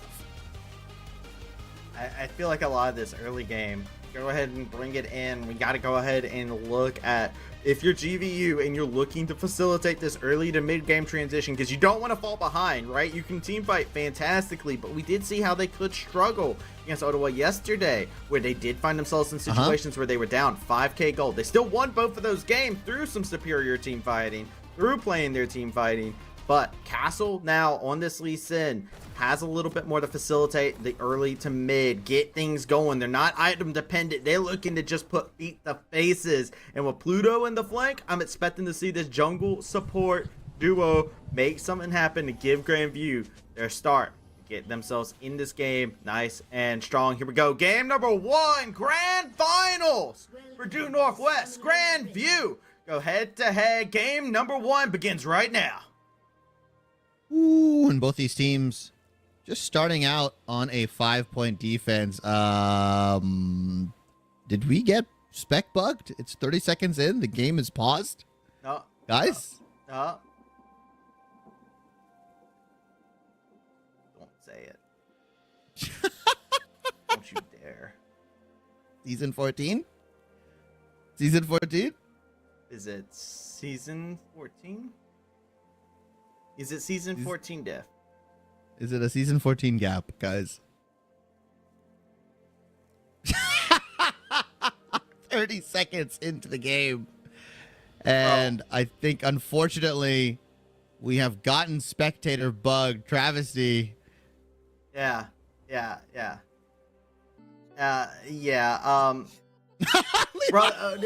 Levi, that's an accurate representation of that. Bro, what the hell is up with Spectate client? This patch is trash. Skarner, dude, tinfoil hat. Skarner. It's Delete Skarner. if it's the issue. Skarner has messed everything up. Okay, we had this spec bug like a couple patches ago. Remember? Like, it was, I think it was like 4 or 5 weeks ago, and it wasn't happening this often. And I think it's when they released Smolder, unironically. Then they release Skarner, same thing happens. I'm pretty sure every time they release a new champion, something gets messed up with Spectator. They do something with it. Skarner has been the reason, in my opinion, because of the terrain stuff or something, dude. Like, it has been like really, really messed up. Come on, Riot. Fix it. They fixed it on Tournament Realm. I don't see why they can't fix it on regular. Supposedly. So what I heard is that the big four tournament realm codes have been really good. Everybody else that has journey codes is like so I don't know. It's really weird. I ran into it earlier on inside the week too, because I've been doing some Midwest. There's a Midwest rec league that actually reached out to me and was just like, hey, we would really like a bunch of casual players that just are come together, like league fans in the Midwest, and they're like, hey, we came together and made our own league. Would you mind when you have free time coming in and cast some of the games? It's like, yeah, sure. I got in there, new patch hit. Bro, I couldn't get into a single game. It's rough. It's rough. Hopefully, Riot fixes it. Where do we send in the bug splat report? Where do we do that on the broadcast? Do we just send them the feed? No, we gotta get Clippy. We gotta be like, Clippy, what do you think, guys? Like, what do you think is gonna happen? Okay, I mean, we can talk about the team compositions just a little bit here before we obviously throw it a break. You said Purdue Northwest had to come with something different. Is this spicy enough? Is Diana Yasuo the winning combination? I will say, if they win this game, it changes draft for like the whole series. It's kind of crazy what they're pulling. I respect it because it's best of 5, right? They're going hard into early game, early mid, like jungle duo. That's their identity. So I guess they kind of know that maybe they can't out team fight GBU late game. They want to play like this. I respect it, but I do think, like I said before, the mini meta at the LAN has been scaling. So if they don't win this game, it's gonna be rough for them for the rest of the series. I mean, are you surprised that Wind King took Varus instead of Jinx? I felt like they should have just gone like a scaling pick, but they ended up opting for the Varus here. Yeah, Jinx B1 is not the best, to be fair. So I think Varus, he probably thought it was a better first pick, or his coach did. But I don't know if Varus is the best for this LAN specifically. Like I said, I think a scaling AD would have been better, and it fits his style, because he's not an aggressive player. When I play against him, I can tell he's trying to farm for late game. Same with Nightstar. They're actually the identical player. Like, they're the same player, if I'm being honest. So I would have liked him playing Zeri or Jinx, maybe further down the draft. I don't know about Varus B1. I think they could have B1 Volibear, in my opinion, but we'll see how it goes. I get that. Yeah, because the flexibility of the Volibear. It makes sense. I personally am still such a big fan of the fact that you brought it up, how Purdue Northwest are kind of changing the identity, right? You've talked about the meta at the LAN has been this team fighting, like after 20 minutes, let's team fight kind of meta, and GVU's been on top of that. Yo, I like the fact that Purdue Northwest recognize that and say, row, fight the power, and say, all right, yo, we do things our way, right? We do it our style. They have their own thing that they're looking to do. They're looking to play their game. You know what? If you're going to make a cornerstone of your team composition, I like the fact that they also put it around their top performers in their early to mid with this jungle duo. So I like this a lot. I think in terms of a composition, I think they showed a lot of prep over the time frame. And I'm actually kind of curious if this was always the game plan from Purdue Northwest going into the LAN, and they're like, get it? Maybe. Or they saw the LAN and they were like, yo, this meta's forming. Let's go ahead and cook up something. Actually, I saw them at dinner last night. They were talking about Diana Yasuo. Oh, okay. No leaks. No other leaks, but that's fine. That's already been done. So I'm actually joking. I'm joking. I did see them at dinner, but I didn't hear what they were talking about. What were they getting? Let me ask that. That's very important. Applebee's. Yeah. Well, we didn't have much choice. It was pretty late. I think Ottawa and Purdue, we went to Applebee's. Yeah, Applebee's after LAN does hit. Oh, I have something to say. A lot of my players got sick after that, so. Oh, Purdue, never mind. I hope they're not sick. Purdue. I hope.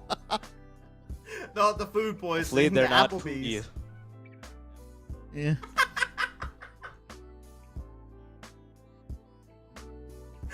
Fair enough. Hopefully they're not. Hopefully the Applebee's hasn't knocked them out. Applebee's is 1-0 against MEC right now. Are we sure this is not a pause? Bathroom break? No? Yeah, it might be. Okay. Did you see one of the players run? Yo, Joe, somebody check Grandview's sponsors. Maybe they're sponsored by Applebee's. They send their regards. Maryville, McDonald's. Grandview Applebee's. All right. Well, Travesty. You know what? I'm not going to go get Applebee's. I'm going to send this over to a short break, though, and I'm going to chill, relax as we get everything sorted, figured out, and we will be right back after this short break. So make sure you do not touch that browser.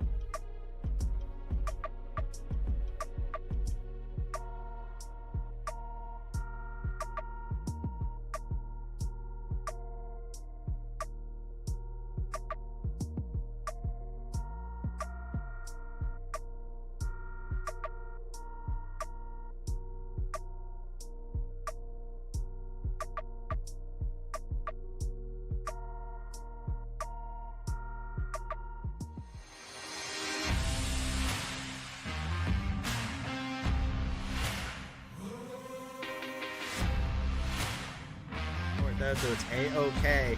Lutz is walking confidently forward. Check out Jinqua on the side. They've got this guy's descend. They're going to lay in a good amount of damage inside this fight. They're going to be able to find both the carries. Levi's going to go down as Nightspot finds the flank. Jinqua finishes them off. Grandview fully routing to gold. Everything. But check out Riverside with that malignance going in.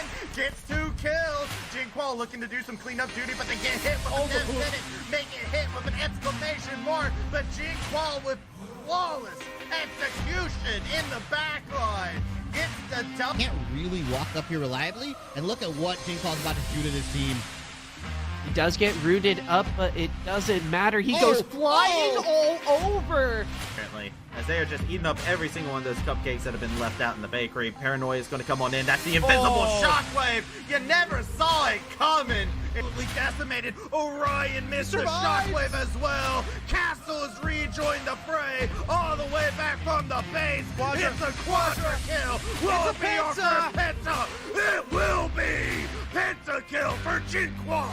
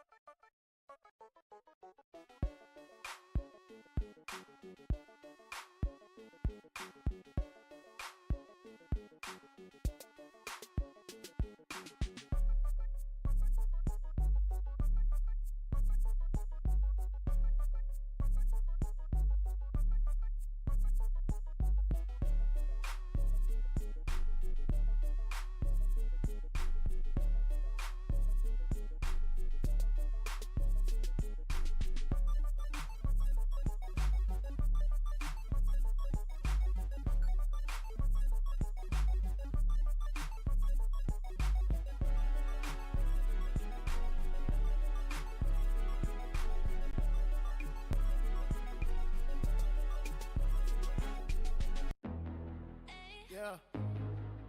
Yeah. Boo. She gon' bust it. She gon' rush it. She gon' yeah. What's up, baby? Tell me how you get the one up on me. Aye. And I know you ain't playing round. You about to have me down on one knee. Aye. I got that soul. Now she done came and snatched the soul out of me. Aye. She got that gold. She close enough. She open up. You go to sleep. Aye.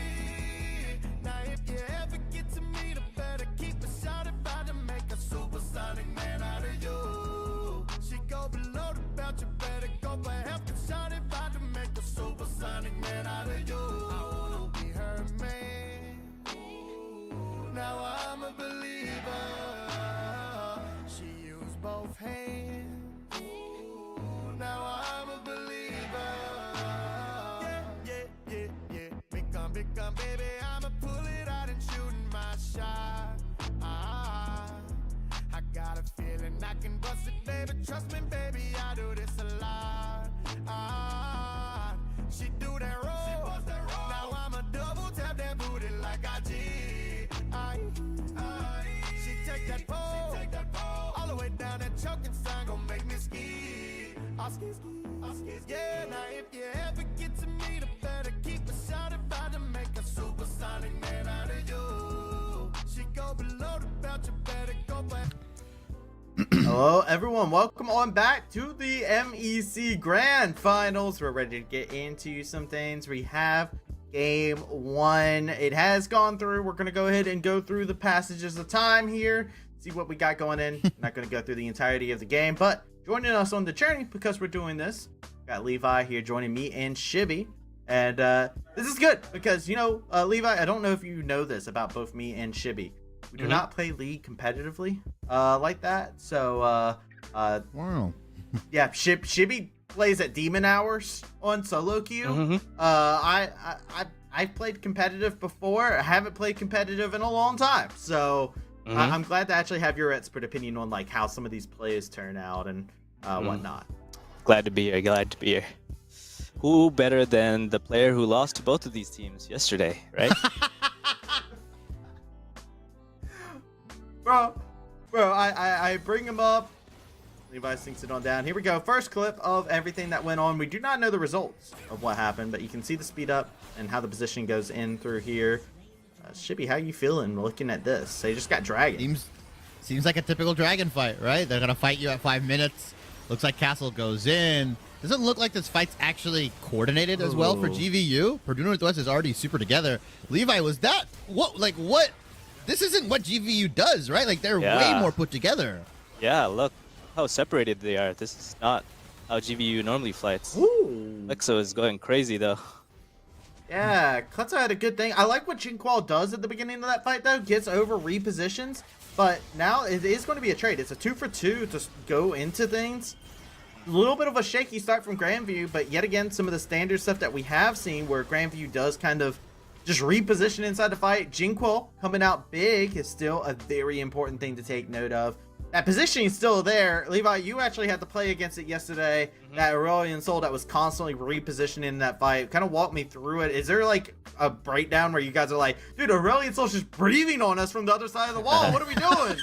Yeah, well, against us, what Jinquil was doing was he would come in a little late. Like he would come in late in the fight. You kind of lose track of him sometimes. It's really important. You have to mark him. You have to remember. But while he's, in fog hiding, there's Pluto going crazy, like looking for hooks. So it's really hard to focus on everything at the same time. But in that fight, it looked like a 4v5. There was TP advantage. Frank was not in that fight. So 2-for-2. They got the Dragon too. 4-for-5. Purdue's happy. Yeah, and both kills onto Yasuo. I mean, hey, that's pretty good. We love that. So let's go ahead and take a look at this next clip here as it looks like we're starting around the top. Okay, no, it's a bot lane play again. Where else? Yeah, Pluto is in a bit of trouble. Goes for the hook. That's a 4v3, and so I'm a little confused. Maybe there's Jinquil coming in late to the fight again. I want to know if he's actually going to be able to turn this. Oh, no. Yeah, well, he got caught out. Like he comes in late, but he got into that was a mispositioning. I feel like from Jinquil, right? Just came into the fight, was immediately caught out. Good use of the ultimate, and then Prank actually solo killing Strick topside. Wow. I think this is what Levi run away. Yeah. I think this is what Levi said, right? He's like, "Oh, they're yelling. I can hear them yelling." And it's Prank. And this was probably a play. Prank and Poner were yelling. Oh my god. I mean, that was a clutch exhaust by Poner. That fight. Nightstar kind of played it a little wrong there, I would say. Missed a lot of abilities. Pluto is definitely not in sync with his team. When Pluto's not in sync with his team, GV is going to fall. I've been surprised at how good Toponer has been, right? Yeah, most improved player, right? Yeah. Yeah. For a role swap. Yeah, it was it's good to see for Toponer and like how Toponer has been playing inside of the league and making things happen. And yet again, a bot lane play. I do like, Levi, that you had the comment of where else as we got into that play. Levi, I gotta ask, as a bot laner, you're seeing these plays happen. I'm gonna go ahead and take a rare guess that bot lane's also gonna be involved in our Nets replay. How does it feel, bot lane? The pressure's always coming down towards y'all. Yeah, I mean, I think we thrive in it. I mean, I know we're not in the final, but I think at Ottawa we were the best at playing around bot lane and like jungle bot lane. So we were kind of used to all these teams playing around bot lane. We thrive in it. It seems like Purdue is playing better around their bot lane this series, which is good to see. They're playing the early game well, which is going to strike fear into GVU. They can't play AFK scaling anymore, which is good. Yeah. Our next clip is right before Baron spots up. 18 minutes in, and wow, what a catch onto Nightstar. Dude, nobody's around. Wow. Jinquil comes late. Huge ultimate, right? The Sky's Descend version. So he's going to stave off a lot more aggression here. And it always feels like in the back of my head, right now, you see the objective bounties going on. I think RMC brought a good point up yesterday, where it's like, if you have the Jinx, if you have the Aurelian Soul, how much gold are you up after the 20-minute mark will buy you that much time afterwards, right? So if you're 7k gold up, you have until 27 minutes to end the game against Aurelian Soul and Jinx. And I think that's a pretty apt description, right? Because eventually they just win, right? Like Aurelian Soul and Jinx, as we get into the next replay, looks like a blue buff denial, not even a minute and a half after, and there goes Pluto. Yet Again, check out Jin Kwall over here on the back end of the fight, though. Coming in, gets a nice ultimate yet again, but the damage feels done. Look at how scrambled Grandview are in the fight. Yeah. You can see how split Pluto is with the rest of his team. But usually when he hooks, everyone's converging on that target, one-shotting them. This game, it looks like he's really split from his team. They're not on the same page. I like Braum into Pluto as a player, actually. We at Ottawa, we love picking Braum into Pluto. I'm sure he's scared of that champ because it's really good into his play style. He's a mustache and he gets scared. Oh man, I like it a lot. I also had taken note about the fact that Grandview did, even yesterday against y'all's game, and I don't know if y'all felt the same way as the players inside of it. GVU felt a little bit more scrambled inside the early to mid inside of the last game. Now, we didn't see Jin Kwall die. We didn't see the mispositioning errors that we've seen so far in these replays. But they did kind of spread out a lot until it started getting into moments where Pluto was able to hit those hooks at like the 25-minute mark, and then Aurelion Sol could follow up. Yeah, I would say their Castle and Jin Kwall, they're pretty stable early game, but their bot lane, Pluto and Nightstar, you can definitely get at them early game. It looks like they're forcing a lot of fights around bot lane with this Diana Yasuo trolling the river a lot. So I like that they pulled off the strat, and it seems to be working. It's a good way to go after GVU and their weaknesses. Oh, a fight in top lane. Yeah, and a massive combo. Oh, right? The bot laners are up there. Never mind. Oh, yeah. They rotated around. There's a Baron buff up there. Of course they got to go. But, I mean, check it out, right? This is a fight. Triple kill that goes on to Doubtful. Also, something that you haven't been able to take note of because we haven't seen the objective. Ocean Soul already playing. Have that means soul. 20 minutes. Yeah, that's crazy. perfect. Yeah. Wow, I like that. PNW is actually showing that you don't have to go late in this land. You know, the mini meta, they're breaking it. I mean, define it, right? Like, you don't want to be defined by the meta. At times, you want to be the one who's defining it, right? You want to go to an event and you want everybody to be like, yeah, everybody was doing this, but you know what? We showed out. And that is what Purdue Northwest, I feel like that's their kind of style. And we got our last clip here, and it feels pretty Purdue favored. Hopefully they can close it out. GVU's late game. You always got to worry about GVU's late game. Oh, Purdue Northwest. They get caught out a little bit, but look at Klexo. Oh my god. Just weaving through, gets caught out. Don't tell me they end up with a base. Wait a second. Like, they're just running at them. They spent so much time. We're 25 minutes into a game. This is quicker than any other game has ended. I mean, they're just getting taken out. They don't have the tools to deal with this. They don't have Aurelion Sol. Jinx, go back, Jinx. Owner, look at him. He's chasing the Jinx down. My goat. Yeah. The Braum is stopping the Jinx, and they're ending the game. That's crazy. Well played. Are you sure that it's just Pluto's nightmares, Braum? Because I think Nightstar might have a new nightmare. Let's see a Braum band. Wow, 24 minutes. Wow, nice. Levi. Yeah, Levi, you talked about, you know, a lot of games don't end 25 minutes in. There's a different play style. You talked about how if they win this draft, it changes the series, right? It changes what becomes priority. It doesn't seem, maybe it's not a Diana Yasuo issue. Does GVU start banning out Braum? Is it like the ultimate counter? Like, it feels like they broke GVU's playstyle in game one. Yeah, I mean, it definitely feels weird to have to put a ban on Braum. But, I mean, in their history, even last year, I would say, like, the only time we beat them, we played Braum. I think Braum is just good into GVU, you know, but I don't know if they'll ban it. But it seems like, yeah, like I was saying, they kind of broke the mini meta here. I know it's just one game, but them winning this game actually means a lot for the rest of the series. That they can't just draft a Soul Jinx like this and not get punished, you know? What do you want if Braum is taken off the table? Like, right, Levi, you're bot lane right now. Braum has been banned. You're facing Nightstar, Pluto inside a lane. For me, I'm kind of like, yo, Alistar looking kind of nice right now, you know? Like, what would you feel like? I personally, I like, yesterday we played, I think, Tom Kinch and Thresh. Like, those are two good picks as well. You can play defensively, and you can also play them aggressively in lane if you're good at the champs, like Plux. Shout out Plux. Maybe a Plux gap. Maybe Plux can just play it offensively in the lane. Yeah. I feel like the big thing is punishing Pluto on his overaggression, right? So like when he hooks in, if you are the Thresh in that case, you can counter hook and just kind of keep him in place. Tom Kench as well. You can kind of eat whoever he depth charge. That's a really big like denial. But yeah, I mean, being able to be punished on the Aurelion Sol and Jinx. Yeah.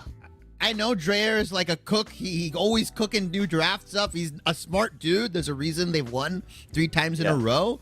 But it almost feels like this team composition is kind of fundamental to Grandview's core of how they like to play. Like, are we going to see an Aurelion? Are we going to see like a Jin Call, a Kali game now? Like what? Like, you know what I mean? Like, it can be kind of rough. Yeah, I don't know if is GVU going to transition to a more early mid-game focus comp, because that's not really their forte. So it'll be interesting to see for sure. Game 2. Yeah, I do wonder, because we talked a lot about bot lane. I mean, obviously, Kleto had a phenomenal game with the Yasuo. We got to see that the Diana popped off in one of those clips, getting a triple kill inside of a play. Like, there's a lot of things going right for Purdue Northwest inside that composition. It's a pretty volatile one, right? Diana, Yasuo, you're either to the moon or you're down in the dirt, right? There's no in between in regards to that kind of a composition. But it's also, we saw inside of some of those clips, we saw it look like that all across the table, it did feel like Purdue Northwest was kind of gapping GVU inside of these different instances inside a lane, and even into the top side, right? Do you say, all right, I'm going to take Cassante again into the Volibear? Because remember, that was their choice they wanted to have, and we saw in one of those clips, Prank solo killing on the volley. Yeah. I think Cassante probably lost a lot of his lane pressure when he TP'd on that early Dragon 4v5. Kind of screwed his lane probably. And it's Prank punished it. So, I mean, I know Strict Proctor as a player, he wants to play around his team. He's not more like a lane phase player, so it's good to see Prank punish that. The normal top laner, they're selfish. They're greedy. They want those tower plates early on, you know? Like, that's exactly how you have to play it. I'm personally in love with the fact of how Purdue Northwest ended up going into it. Looks like we're going into the next draft here in the next couple of minutes. They're staying on same sides. Levi, do you actually think this is the right take for the side of Grandview? Is it good for Grandview to stay on red side and try to opt for that counter pick? And where do you think they're going to try and utilize that counter pick instead of maybe top lane? I think they will use their counter pick for mid lane for sure this series. They want to get Jinkall more involved. I don't know. They might try to get him a better lane into Diana Yasuo if it comes out again, because I think they really need to connect their mid and bot lane. That's the way they're gonna win this series. I like it. How about you, Shippy? You got a point of contention that you're looking at? If you're going to stick on the same side, are you looking at this game and going like, all right, yeah, no, top lane, you're gonna pick a tank, cool, best of luck. Jinquall, buddy, MVP, come here. You're not playing Aurelion Sol until, round 5. We're picking you last. I think there could be some merit into just picking your top lane early if you are going to play a tank. Maybe saving counter pick for something that is just like decimates Purdue Northwest's composition. If they are going to play like these dive heavy stuff, Poppy's still on the table. I know Castle can play it. I don't know if Proctor has Poppy in his repertoire of champions, but if Castle can bring it out, I think that's something that would like really decimate some of these kind of team compositions, because it's not just Diana Yasuo, right? I feel like maybe they could play Ari Vi, right? Ari Viego, those kinds, anything that's like very snap trigger dive heavy. It seems like Purdue Northwest really want to put the pressure on the GVU early. Yeah. Any kind of champion that just kind of plays defender and stalwart stat, Poppy being one of the best ones. You can also go for more peel heavy tanks like Maokai, stuff like that. I think that just allows GVU to reset the pace in the fights. You just throw down Grasping Roots and they're like, okay, we're going to reposition and let's fight again. I think GVU's might stick to the same playstyle, but they're going to have more hard counters to what Purdue Northwest has once they see those 5 champions locked in on blue side. Yeah, I just want to touch on one more thing as well. The Nautilus at this LAN. Nautilus has been god tier pick. For Purdue to win against Nautilus, it means a lot for the rest of the series, I think. Because usually blue side, a lot of teams have been B1ing Nautilus. and picking it early. Yep. So Pluto on a different champ might be the move. Maybe it's time for the return of the Rel or the Rakan, right? Yep. Yeah, he's really good at those two champs. And also their R5 Cassandre, maybe they'll probably not do that again the next game. Yeah. I mean, it's the age-old thing of, like, I think Shippy said it best. You can pick a tank top laner a lot of times. I think the biggest thing you have to watch out for is Prank is a player who has been around, has tenure, has a lot of experience. We have been giving them a lot of crud. They've been catching strays all season long because they've been playing more for the team, playing the Karma, playing the more tank style. But we remember back in the day, the Gwen for a Prank was something I to be remember. feared. Flashbacks, PTSD. Travi, what are you doing to Levi? First you ask him, what was the bot lane that lives in your head? Instant. Aaron Pluto. Now it's like the Gwen, dude. We are not treating Levi correctly here, Travis. My bad, Levi. I'll treat you one of these times at a LAN. I got you. It's okay. I'll treat you something different than Applebee, so you don't think I'm trying to, get you sick or anything like that. Oh, they don't look sick. 24-minute win. Right? Applebee's buff. Applebee's buff. They tried to slip something into the food, but GVU didn't realize those are sensu beans that they slid in there. It looks like Purdue Northwest looking revitalized, looking into it.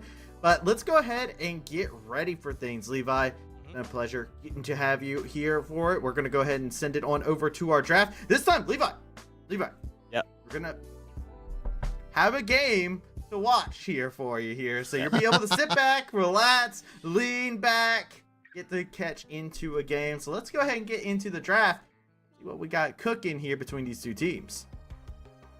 Yeah, I mean, the world has been trying to deny the Travesty Shippy cast for a while. Dude, Travesty, right?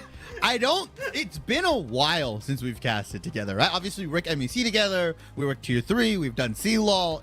It's been a minute. I remember you obviously saw me eating a bite of cheese on last C-Law Top 32. Hopefully, we can recreate some of those moments later on this year. But Purdue Northwest and GVU getting into Game 2 draft, like you mentioned, Hana Yasuo just kind of spiced things up, and now GVU's got to be like, well, what can we do, right? I think we both had our kind of reservations about the R5 strict proctor tank.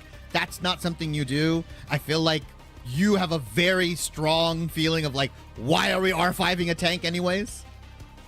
Yeah, it's a bit off, right? And I do think, yet again, it's a fear of, all right, what's Prank going to pull out if we just let him have counterpick into our tank top, right? And it's a point of contention. I feel like now GVU, they have to have a little bit more fear into it. And look at this already, actually, a little bit of an adaptation. They get rid of the Nard, they get rid of Gwen as well. They didn't get rid of Gwen in the first ban phase last time around.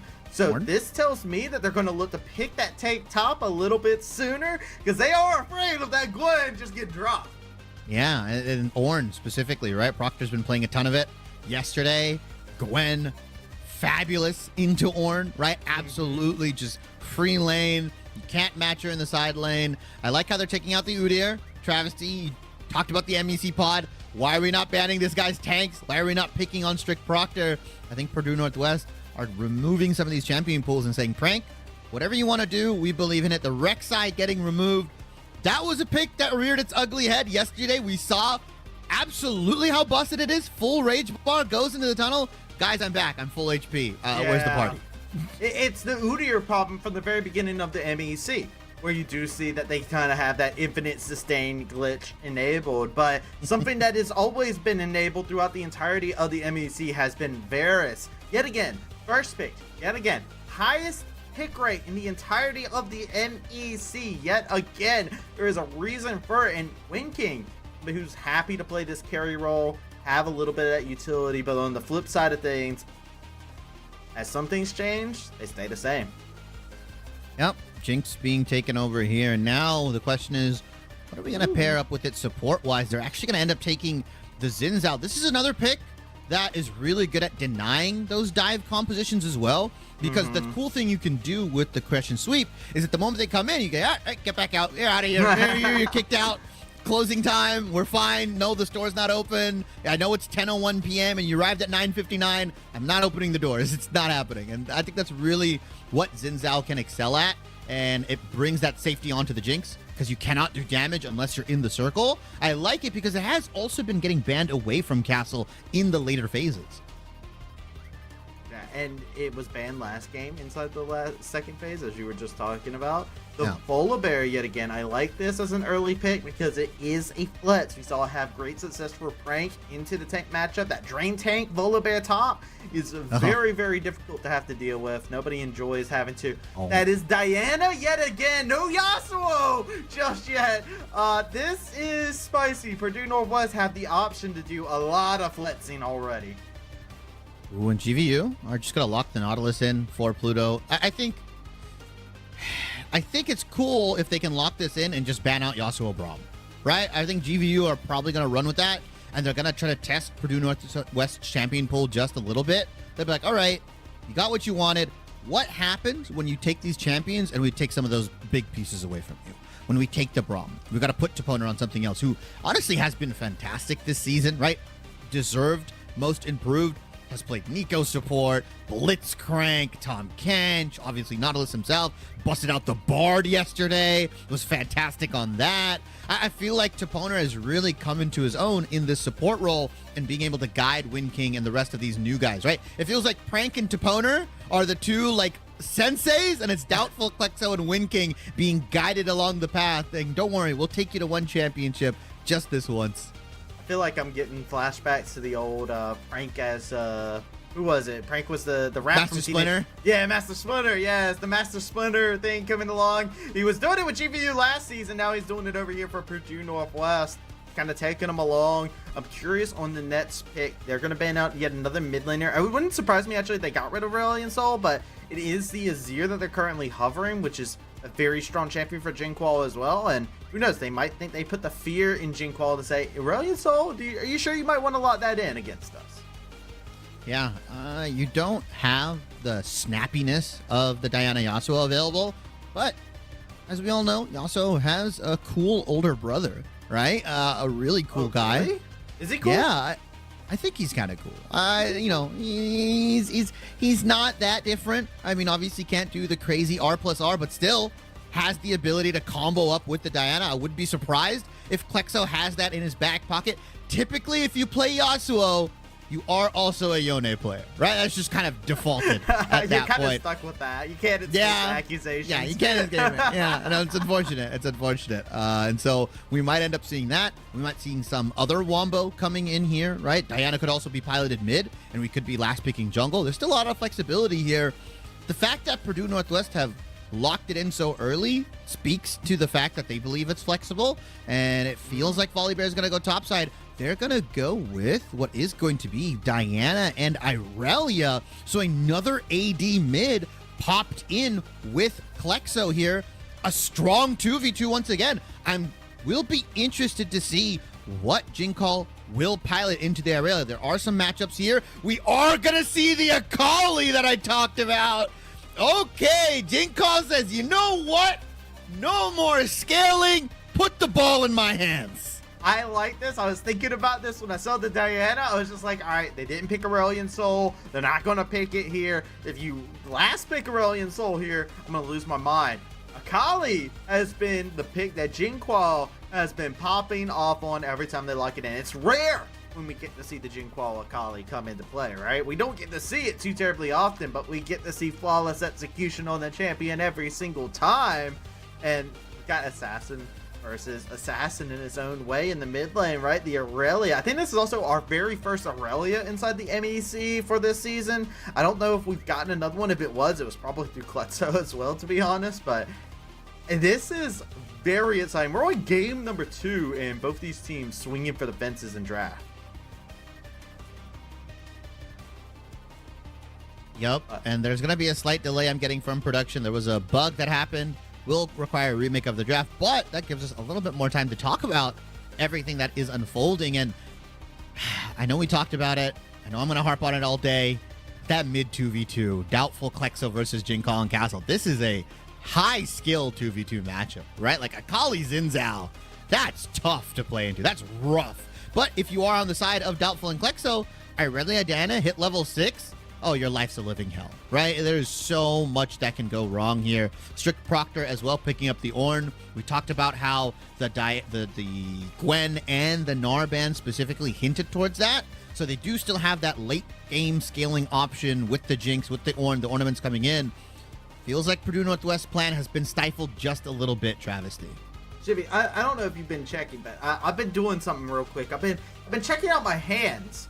Because I think what we got here is a straight up hands check to come out inside of this game number 2, right? Like both of them inside the mid jungle, right? We look at Frank and Stricker like, you guys are going to drool on each other in top lane. Fine, whatever. Do your thing. Bot lane, we're like, you guys are both going to scale up. You both want a team fight. That's fine. We got 2 hook champions, Toponer, Pluto. We're kind of like, okay, hold on. It's kind of interesting, you know, sliding in.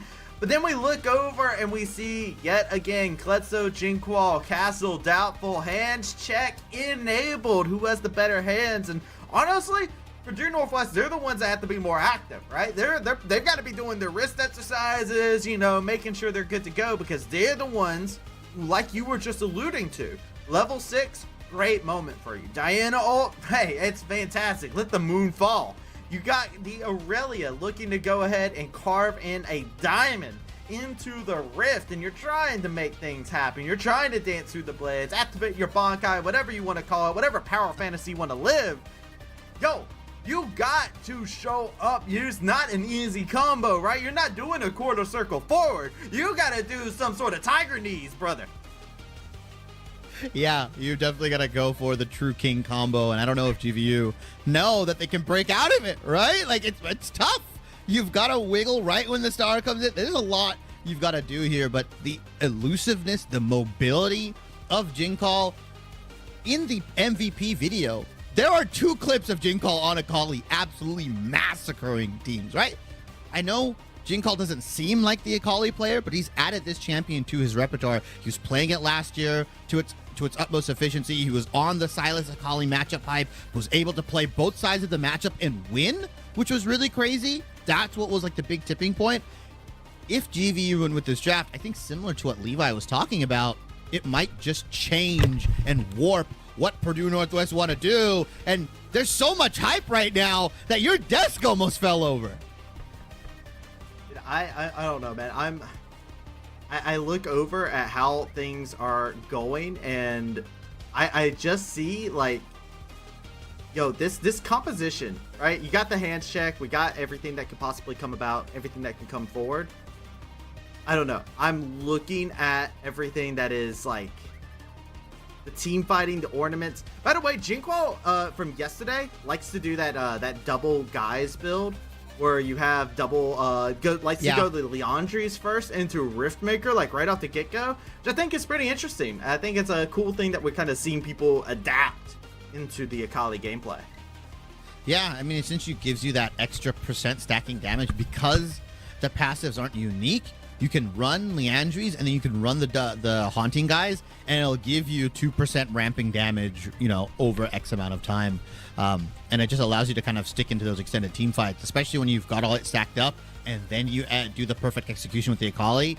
You will just be absolutely destroying people. And Wind King's got to be a little careful here, because with these immobile 80 carries, Ornn is such a fantastic pick, right? The long range engage. The moment you get knocked up, Akali and Xin Zhao are going to be on you, like white on rice, right? They're just going to be right on your tail, and there's nothing you can do about it. You'll be isolated from your teammates. You won't have any way to get out. So this Thresh pick for Wind King, or for its opponent, but obviously it's for Wind King to get out of these situations, is going to be crucial. Lantern usage is going to be the most important thing in these team fights. If Toponer's on point, if you can get Wind King out of those sticky situations, and GVU blows their cooldowns and it's all for nothing, then Purdue Northwest have a very sick counter engage with the Diana, with the Volibear, who can just chase for eternity. It's also the bot lane focus that we got to see from the highlights. Of course, we didn't get to see the full game, but we saw in the clips there was lots of plays that were happening around Drag, and there was lots of plays happening around diving in tier 1, tier 2, and bot lane. You know what? Thresh adds another layer of safety to this, where you kind of have that all-in with the Yasuo Diana ultimate combo, right? The last moonfall, if you want to call it. But you look over and you say, hey, yo, really, you want to go in? You want to hit him with that Vanguard's Edge? Hey, yo, you want to go in, blow him up real quick? Cool. Here's a lifeline for free. Like, they just throw the raft over, and immediately the play actually becomes safer in that degree. So keep an eye on Toponer's positioning inside of these dive scenarios and how they play him out. Because sometimes as a Thresh, you don't want to be the one that initiates those dives. You want to be the person who's ready to position himself to get somebody out of harm's way when they're tanking those tower shots. Yeah, I think Levi brought up a good point when he was on desk with us, that like Thresh can be played really defensively, right? There's a world where Pluto hooks in, he goes in, puts down depth charge, and then Toponer just drops all the CC onto him. The hook, the flay, the box, everything, as we finally get into game 2. Travesty, will we finally get to cast a game together? Let's find out. We got 15 seconds to find out if there's going to be ourselves a little bit of a bug. But hey, yo, I'm ready for game number 2, where you've seen it. Purdue Northwest leading inside of the series. So far, playing to the nightmare of Pluto. Remember, Pluto in an interview yesterday said they didn't want to play against Ottawa inside the grand finals. They wanted to play against Purdue Northwest. Why? Pluto said, yo, I don't want to play against Plutz anymore. He got hands. Yo, Toponer heard that, said, all right, I'm going to play Braum game 1 like I'm Plutz. Game 2, hey, yo, my hero, looking out for you. Plutz, up there. Toponer brings out the Thresh in game number 2. Like, right now, Pluto got a little bit of PTSD going for him. Oh, yeah. I think Pluto definitely is going to be working in, is looking across the Summoner's Rift right now, looking across the champions. Nothing too out of the ordinary, Summoner spell-wise or runes. I think the interesting thing is that Pluto did opt in for Glacial Augment, so it's not going to be as tanky going in as you would be with the Aftershock Nautilus, but being able to reduce the amount of damage and the move speed of Purdue Northwest when what they can do will be much more valuable, right? Like the Irelia, the Diana, the Varus, being able to lock them down and keep them there for the Akali, for the Xin Zhao will be important. And I feel like Xin Zhao, as a champion in the MEC, is just one of those characters that just gains a lot of success, right? Is able to just hard carry, right? I feel like every jungler in the MEC, at least in the top 4, they have a Lee Sin and they have a Xin Zhao. And if they get going, if they get the ganks going and they can really start getting kills, they will just take over games outright. Yes, absolutely that. And you know, it's probably our most played jungler inside of the MEC. If 100%. I had to take a gander at who would be the most played inside of the MEC, it'd definitely be that. Castle has made a great name for themselves on the champion as well. Their Xin Zhao has been absolutely clean, and you know, the early parts of this game, I talked about last time, we saw Castle on the Lee Sin last time, didn't get to go to as planned. Castle's just like, all right, Riot, you need to buff my champion, please, so I can play this a little bit more often. But you can already tell, right, they want to get that aggression going, as we get a nice stretch line once it's a boner. They're going to amount to anything too massive. Ooh, and Jinkal's already putting the pressure onto Klexo in the mid lane. And I think the one interesting thing to note is that although Levi said that Nightstar and Wind King are virtually the same kind of player, I think they definitely had a tale of different seasons, right? Wind King started off super strong, right, early on, and then later towards the playoffs began to falter. While for Nightstar, it wasn't until that week 3, week 4 loss to ONU where he really started to pick things up, right? They were playing Kog'Maw Rakan, right? Kog'Maw, like they were just locking in Zeri, stuff like that. Nightstar seemed to scale up throughout the season, while Wind King, we had some doubts about him after they lost to Ottawa, after they almost dropped a game to BCU, right, in the lower playoffs. We were like, well, what does this team look like? What can they do? Both of them seem to have power scaled appropriately and are hitting their strides, at least. Game of seeing if Purdue can recreate some of the magic that we saw last time as well. I want to bring it up as we are seeing that first dragon will spawn up in a minute and a half. Remember, it was Dragon Soul 22 minutes into the game, right? That is something that means that you were getting it off rip. And check out the pressure. Def Senate's Pluto says that ain't about none of it. Yeah, they get out.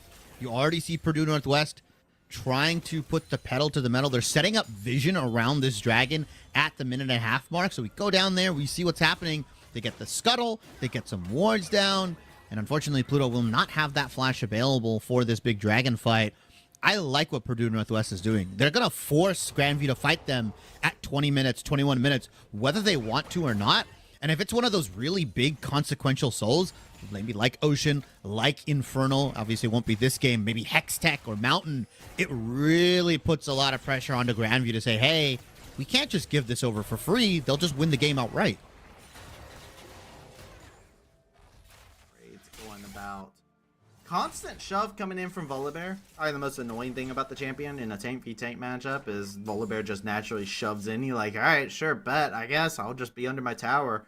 But no early aggression from the junglers just yet. See a little bit of a play. The hook actually missed, hit a minion to Poner. The sun in their eyes. The lantern, you can't click it yourself. Ooh. First blood to Nightstar. And that's what we look out for. Pluto has that it factor. Another brilliant engage. Winking needs to learn some respect on Pluto's name. Yeah, he was trying to get him on the reverse when Pluto was walking back to his laner there, and unfortunately that hook cooldown not as high as you think, and so Winking's gonna have to burn the ghost. Toponer goes down here, and Grandview's bot lane getting a little bit feisty, and getting that kill on to Nightstar is gonna let him kind of scale up into the mid and late game a lot sooner. As this top lane matchup, like you said, you guys just drooling on each other, wet noodle, whatever euphemism or analogy you want to use. That's what's happening in the top lane, right? That's all it is. Yeah, but because of the drool matchup going in the favor of the Volibear, bears tend to drool more than dwarfen men. Just a fun fact. That's just science. This does mean that Doubtful gets Void Grubs completely free of charge. It's the easiest Grub Hub order they've ever been able to make. And because of this, the trade happens on the opposite side. Castle going in. Bro, wait, did I just hear we got a replay coming up? Okay, we get the play. Yeah, Hook comes in, and unfortunately, Toponer, yeah, you're right. The Death Sentence just hit that minion, and that's the go button, right? Nightstar has the lethal tempo stacked up. He's just going to have the extra range on top of the minigun. And you see Winking trying to trade back because his lethal tempo's up, and unfortunately has to burn the ghost. Dragon goes down. That's the typical objective trade that we get, right? Grubs for Dragon. We'll see if Purdue opts into pressure with 6 grubs or 5 grubs, or if they just go for the 4-2 split and try to contest. Grandview have bought their time now, right? The one Dragon gives them an extra 5 minutes.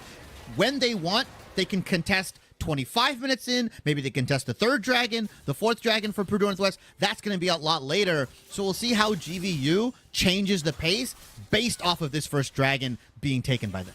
I mean, this is no longer like the typical Grandview composition, right? Like you do have scaling out a Nightstar, but this is a composition where they could actually find that go button, and Purdue Northwest may have pushed them into that spot where after game number 1, where they're like, all right, you know what? We need a little bit more urgency into that mid to late. We need something to get ourselves a little bit going in that early, transition us forward very smoothly. You see the bot lane, they're both looking for hooks. Both bot laners are looking for moments to start plays. Toponer and Pluto, no sloshes to either. But while they're doing this, we were talking about it. The timer ticks down, and we're seeing inside the lanes, right? Nobody's really been able to find that definitive moment. And we're starting to hit the moment where level 6 has been hit on junglers. Doubtful's already level 6 and is looking to make some Moonfall happen. Yeah, I'm surprised that Castle couldn't really get too much done on the Xin Zhao. I feel like opting in for a full clearing farming war against Diana is not what you want to do. She's more than happy to be like, all right, well, if you're not going to gank, I'm just going to rotate my camps consistently, and with more gold, with more income. Obviously, she's an AP champion, so she's going to hit a lot harder earlier on. This plays into Doubtful's game, right? Like, now they can start fights, and don't get me wrong, Castle's strong early. He can use the Crescent Guard here, but typically Xin Zhao's want to get things done early. They want to get a lane ahead. They want to get themselves a kill. He's kind of just been on defensive duty here, trying to figure out where Doubtful's going to be, and hasn't really found too much success. Oh, no, it hasn't been a successful endeavor in that degree. But you know what? Grandview, they're a team. I've said this time and time again, and it used to be my catchphrase when it came down to them last season. They are a team that comes alive. There is a GVU marker that you have to keep an eye out for. And I feel like we're kind of playing towards that still, even though the composition's changed from what you would typically see that GVU timer. Right? That 15 to 20 minute marks is usually where Grandview on average have their game balloon in their favor. And that seems like it's going to be the call yet again, because you have this Ornn who's looking to get some ornaments going for themselves. They haven't really been punished too terribly much, right? Prank hasn't found a solo kill. There hasn't been a moment for a Proctor to actually dive down bot. A lot of the game has been actually relatively chill. Remember, we had multiple replays by this point in time from Purdue Northwest on fights that were happening in the river and inside of the bot lane tower. So I think this stable game is really kind of fitting into what Grandview wants to do, right? They want to get the time, they want to get the XP going, and then they pick the fight at their ideal timer. Yeah, it's that one big Grandview team fight win that blows the game open, right? It takes it from a 500 gold lead or 600 gold lead to a 2,000 gold lead, right? And then they just snowball off of that. They use the item advantage. I think they're the best team in the MEC to use item breakpoints and item advantages to their favor, right? When they have the first legendary, when they're on first timer. Because you do see some trading both from the mid lane and the top lane here. Unleashed teleports are available. So now they can teleport anywhere, right? Well, kind of anywhere. Wherever there's a ward or a minion or a lantern, right? There are some ways to get into these fights here. And we'll see. I feel like Lenient Proctor, or Strict Proctor in this case, has had some pretty solid teleport usage throughout MEC and is a very selfless top laner, as we've seen. Yes. In a world where we have a lot of the aggressive top laners inside of the league, he has been that shining star. Both Flash was burned in the side of a mid lane gank. Castle, I think that's the first look we've been able to see for Castle to get a gank. Getting a little bit antsy to try and force something, but that's a big flash to take off of Kletzo. Yeah, I will gladly give my flash over as a jungler, right? For Castle specifically, a lot of your value is just going to come in from using and burning all of your abilities early on to the fight. Klexo not having flash is a much bigger issue for Purdue Northwest, because who's going to jump onto Nightstar? It's going to be Doubtful, and that's it, right? Maybe you have Wind King, maybe Prank can get in with his ultimate, right, if he's close enough, but not having Klexo have that extra movement ability, that extra dash that can jump into the fight is going to be crucial, especially when Pluto will also just be looking for hooks. That might be a dead Klexo around this dragon coming up in 10 seconds. Purdue Northwest, with a flashless mid laner, might not seem confident enough to take this, and look at their resets. They definitely aren't trending towards that. They're not, but all Grubs did also get cleared by Doubtful as a result of all this action that happened. So all Grubs belong to Purdue Northwest. They've taken an opposite approach to what they had in the previous game, where they were the one claiming dragons off CD. This time around, Purdue Northwest, they grabbed Grubs. They said, cool, bet. We got level 6. We've got an advantage here that we are going to utilize. But check it out. They're trying to jump on the Deponer. Brilliant defense over the control ward. They're going to maintain this control. And I like this little line they're trying to draw to get themselves ready for a potential dive scenario. But also the call comes out. They say, all right, take the portal, Castle. The dive's not happening. There's a Thresh here. He's just going to lantern him out. Yeah, I like this approach. Now it's Hextech Soul on the menu. So Purdue Northwest will have to begin contesting these dragons. Maybe they'll feel a little bit more confident on the fourth one. Maybe they'll just give this one that's coming up in 4 minutes. We'll see, depending on what Grandview decides to burn early on. And look at this little sneaky play that they're trying to go for, right? They're expecting Toponer and Castle to walk up. They're actually just going to shove that lane in. And Castle, albeit playing on the defense, playing kind of more reserved, is trying to make things happen, right? It's just Purdue Northwest is expertly avoiding it, whether through sheer luck or just gut instinct, right? Maybe they have a feely feel in their toesies, and they're like, you know what? I'm not going bot lane. I'm pretty sure Castle's here. Shippy, we call that a vibe these days. Oh, yeah? Just yeah. It's a vibe in your toesies. Come on, gotta use the correct pronunciation on it. But I agree with you in regards to, I feel like it's just there's a feeling, there's a vibe in the air, and there's a type of intensity that you only get inside of the finals, especially because these players are at LAN. It's a different kind of air. It's a different kind of atmosphere. If you've never been able to compete inside of a LAN, it is a different feeling than ever being able to compete online. And they are feeling it at the current moment in time. And Doubtful is really wanting to pull the trigger of some sort of play.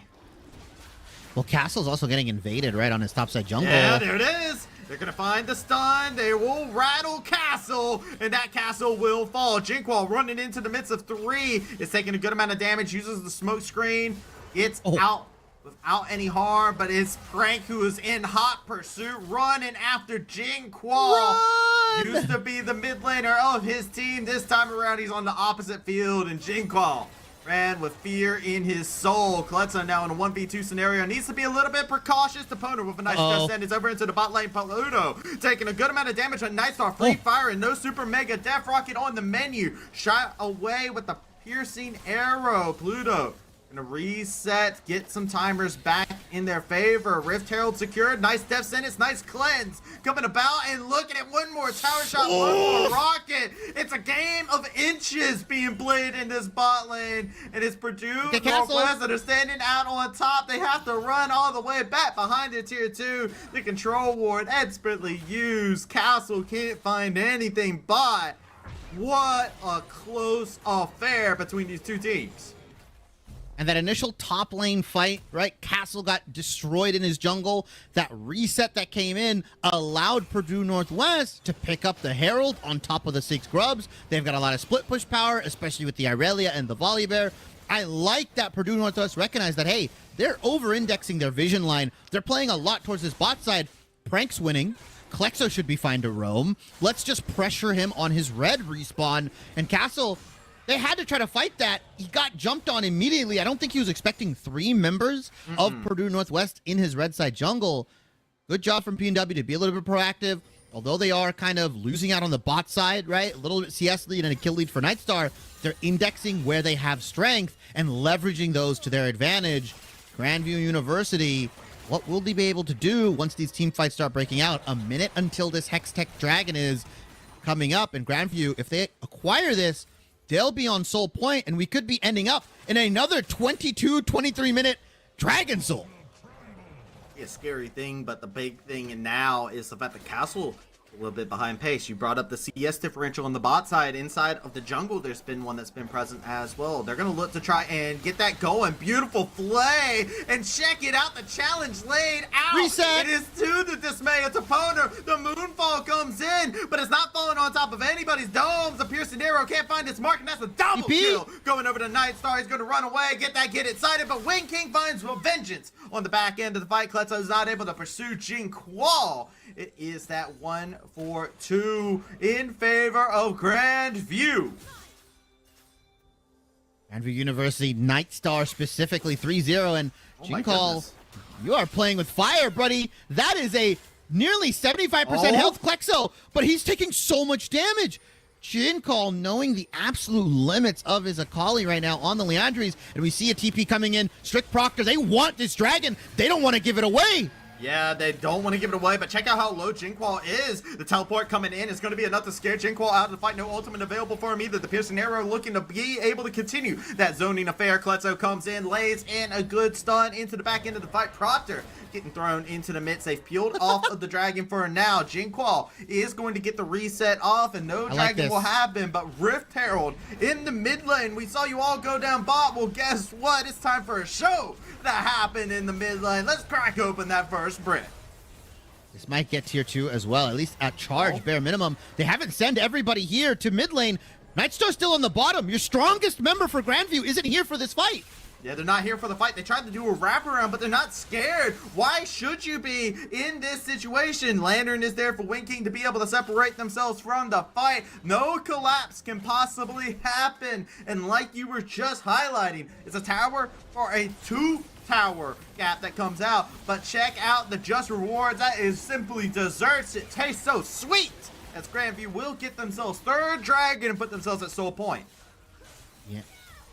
This is really, really well played from Purdue Northwest, opting and saying, hey, we don't have dragon control. We've got Herald, as we are going to get into replay on that bottom lane fight. Doubtful knows something's happening, but Castle with a beautiful crushing guard to deny Diana in here, and then Reset City starts to happen. Flash from Nightstar. He's already excited, so he's going to be able to get a ton of kills in here, and by the time that TP comes in, it's too little, too late. The piercing arrow does get that kill on the back end, but Purdue Northwest do fall out of favor in that bottom lane fight. Nightstar 3-0, but they're still up in gold because of that beautiful macro play. They used their move with the Herald to take 2 towers in the mid lane, break open the map. Yeah, Nightstar got 1 and they're on Soul Point, but Purdue Northwest have put themselves in a nice chunky 2,000 gold lead, and we will have to see a dragon fight, right? In 4 minutes, Travesty. Yes. You're definitely not going to give Hextech Soul over to Grandview. You can't. You cannot give it over to him. And right now, my big question is, do you in this Nets fight try to set up some sort of a flank? We haven't gotten to see a fight actually with Nightstar, like inside these full 5v5s. And Nightstar has been so keen to position. You highlighted beautifully how they have scaled up throughout the season into playoffs, how their champion pool has gone over to more of these scaling big team fight champions where they're able to put that damage in a game where Jinkwall hasn't really been able to have a moment to show their stuff. Nightstar is the shining star inside of the sky. Yeah, and right now, like we said, Grandview has an item advantage with Nightstar over Wind King, so they should look to force some fights here, right? Use the fact that he's on Kraken IE to force something. Baron's coming up in about 5 seconds here, so if they can get a big pick or two, translate that into a Baron as you do flash over to the gold. Strict Proctor is going to be down in gold about 1,000, but the big ticket item here is Nightstar. 8,500 gold. The single strongest member in the game will be the big thing for Grandview here, right? If he gets hooked, if he gets caught out, if he gets taken out at the beginning of the fight, Grandview have to say sayonara to their chances at winning that team fight here. There is an item advantage. Purdue Northwest understand and recognize they just got to play defensively. They just got to wait it out until they're on a little bit more even footing here. The 6 grubs plus spit push pressure. Oh, my heart sank for a little bit, Travesty. No, it was just a lantern, It froze for a moment, but it's fine. It's just a lantern. I wanted to highlight, too, you know, over from the side of Purdue Northwest, right? The Grandview, we have a spotlight that gets thrown out to him because of the gold lead that has been accrued inside of that bot lane. But over at Purdue Northwest, they own that gold lead. It's all on this mid-jungle. We've been hyping them up for good reason inside of the regular season, inside of playoffs. Doubtful, Kletso, best friends since they were children. They came together, they learned lead together, they have been performing together, and they both have gold leads over their opposition. Remember, Kletso even got all team from the MEC for themselves, right? They are somebody who is to be feared, despite Jinkwall being an overall MVP winner for the MEC. Both of these mid laners are just highly valued amongst, and I think that we're looking at them. When they explode inside this game, it's going to tell us a lot about what direction it's going to go. Yeah, Purdue Northwest up 1-0 right now. Ran a really cool Diana Yasuo comp for anybody that's joining us, and just were able to kind of route Grandview in their early game shenanigans. GVU now saying, you know what? They're throwing the gauntlet down. You want to run early game? You want to squab? You want to skirmish? All right, we'll run a Kali Zinzal. We'll see how good you are. And I've been doing pretty well here. Purdue Northwest, 2.5k gold in the lead right now, but that'll dissipate slowly as the ornaments come in, right? As we get later into the game and Jinx value begins to skyrocket as she is on that half item. It looks like she's going to maybe trend towards the Runens. Could also go for the rapid fire cannon here. We'll love to see what she rounds that build out with, but we've gotten to a bit of a standstill. 45 seconds before the dragon, Purdue Northwest have started to lay their vision out. The resets have come in. Wind King is on 2 items, has the Ginsus available. Wards being refreshed. The thing to note here is that there are 2 control wards available on the side of Grandview to start denying Purdue Northwest vision. We look at PNW, they've only got the singular one onto Irelia. Let's see how they use this. Oh, this might be a possible catch. Stun onto Proctor, was not expecting it, and now it's the call of the Forge God. They want Sweet Vengeance, goes on through for the split. Check out Winking over onto the side. Jinkwall, expertly done, finds access to the backline, but the same can be said as Doubtful Kletso is completely unleashed. Nightstar has no place to go, no refuge to be found. JVU is completely being routed as they get torn asunder from behind. Purdue Northwest on top, another triple kill for Doubtful in the series. The power of friendship prevails all. Purdue Northwest. They get onto the back line. Klexo hits a massive stun, but Doubtful coming up the rear is able to get a big moonfall. Forces the flash out of Nightstar, and once you lose your movement ability, once you lose that ever so important summoner spell, Klexo's on the hunt here, and they're going to take the dragon, they're going to take the Baron, they're going to put themselves in a nice, big 4,500 to 5,000 gold lead here, as we are going to have a replay here in Travesty. run me through that fight because it looked like Jinkall ended it from the beginning. Yeah, so check it out. They see Proctor right off the get-go, get the stun. Look at Jinqual over here on the side. They see the call of the Forge God. They put themselves in a position, immediately goes in, uses the ultimate plus Shuriken toss to get into the back line. But look at Doubtful circling around, says, I can do what you can do, but better. Kletso gets access. The big 4-man stun inside the fight by Kletso is what seals the deal for this fight. And it's just beautiful stuff. You said it best. The power of friendship. Prank the only person surviving on the other side of the fight. But when the fight gets split apart, you know what? I'll take 2 assassins over 1 any day of the week.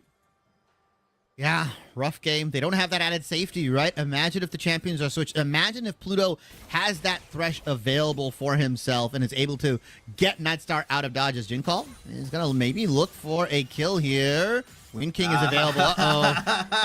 I hear the music. Spicy. Half damage onto the tower. They're going to find yet again the flank. They just repositioned inside of it, but the lantern toss finds safety. Death Charge goes wide into the back line. Not going to be a factor inside the fight. Break in there.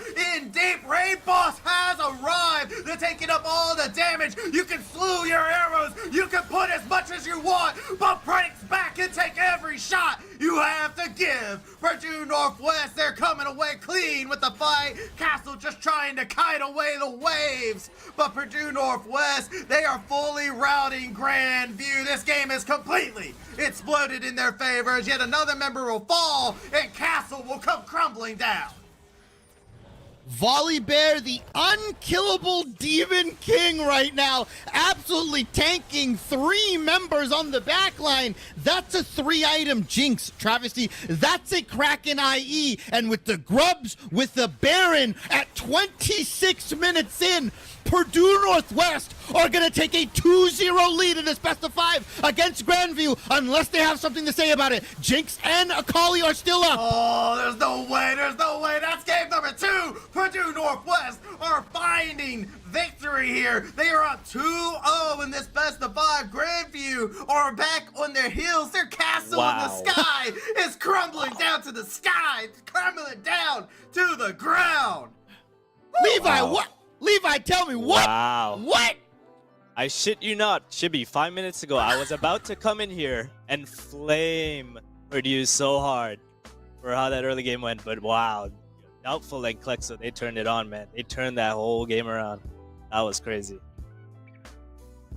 Power of friendship. Shibby said it inside of it, right? It was a 2-man show inside of that one team fight around the dragon where they're able to pop off, get that play for themselves. We actually even got to see, you were talking about it, Levi. I love the fact we got to highlight it. Shibby actually highlighted it in the champion select. We saw the Thresh. He said, hey, yo, this is actually a pretty good defensive pick that you can still lock in if the Brahm's taken off the menu. It worked out really good. And even in that last fight where they tried to, repeat the success and get on to Wind King in the end of that fight, Leonard is so big. Yeah, the Leonard is really good into GVU's team for sure. That's what I was saying. They kind of misplayed the lane early. I was going to say, if you play the Varus Thresh side into the Jinx Nod, I would be so happy as the Varus Thresh for the first 10 minutes of the game, right? But, 5 minutes in, Jinx has a kill and 16 CS lead in this matchup, which should never happen. So I think it was a bit of they played the matchup wrong for sure, but the Thresh still has so much value later in teamfights, as you can see. Like, they just, and Doubtful on Diana, that man is scary, man. Like, he was doing this to me yesterday. He was finding a lot of flanks. You just lose track of him. He knows how to flank. The Vi, Nightmares, Shades of Vi, right? Coming in from the bush. He just plays around Fog of War so well. And the big question needs to be asked, is Prank Volley Bear a problem? Like, this dude, like we cannot just pick tanks into him, right? You cannot just pick some, like Ornn. You can't pick like a Malphite. You can't pick any of these like wet noodle tank fights because Prank just kind of tanks better. Yeah. I mean, I was actually going to give a lot of praise to GVU. I love their adaptation in this game, like around draft. Like, give Strict Proctor Arn, give R5 to Jinkall. I was happy to see both of those. But Prank is the one guy in MEC you don't want to be a tank-only player against, because he's got like counter picks for days. They have to bend Gwen, and they now, I guess, and also I will say Purdue is the best team, I would say, in MEC at flexing volleyball. Both of them played really well, Doubtful and Prank. It's kind of terrifying, and I wanted to touch on it because you hit it a little bit. You were happy with the draft. It did feel like Grandview kind of opted for more tools to have a little bit more early urgency, I would say, inside of the game, right? You got the Akali. We saw some very favorable trades from Jinqual inside the laning phase. Do you think Grandview takes a step back and says, yo, we need to, like, reassess? No, I think GVU did fine. They should not have had 3 dragons by 20 minutes with the comp they have. And mid was doing really well. I think he kept the lane even, which means Klexo can't move as well. Purdue did not do anything aggressive until about like 16 minutes or something when they invaded Castle's topside. Like that was the first aggressive thing they did with your comp. And GVU should be happy, 3 dragons scaling. Like I think they played that early game really well with what they have. They found themselves in the lead when they shouldn't be having a lead, even though the gold was about 3k down, but they have 3 dragons, they're scaling. I would be in a happy position if I was GVU, but Purdue just clutched up in teamfights. Like they found the flanks. And Wind King was getting peeled really well by Toponer in fights, while Klexo and Duffel did their thing on the backline. You know, it sucks to be Jinx in this situation because she has no protection. I know how it feels from yesterday, yeah. Jinx is strong when she has something to protect her, but when she's alone, it's kind of easy to get on her.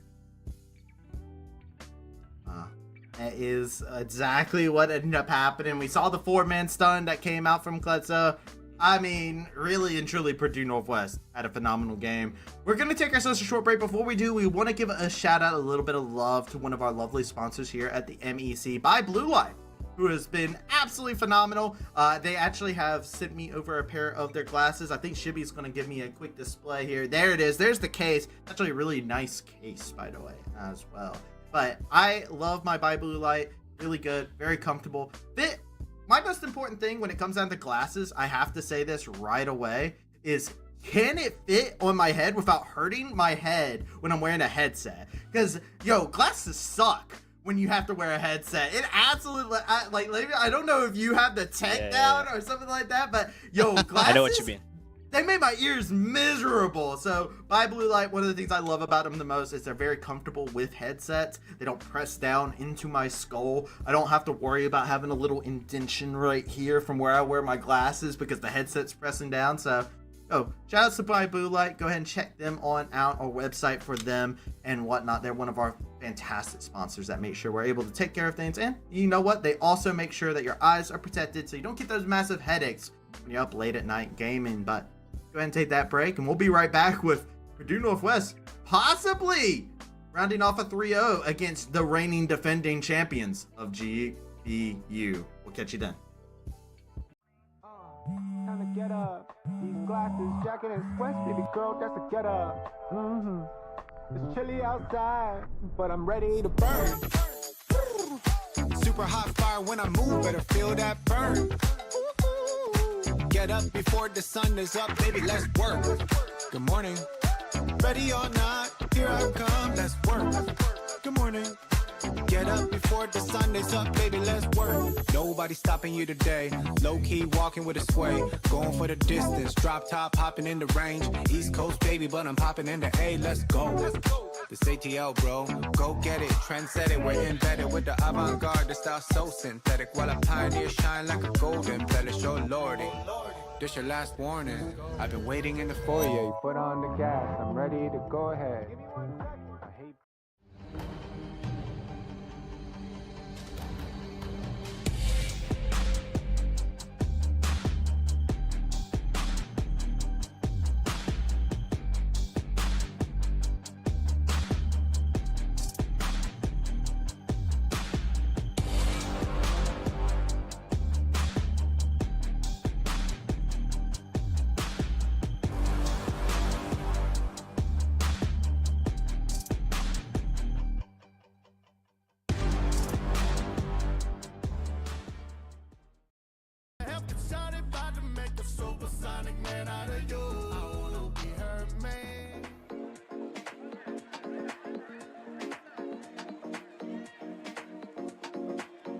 My name's Josh. My gamer tag is Vipe7.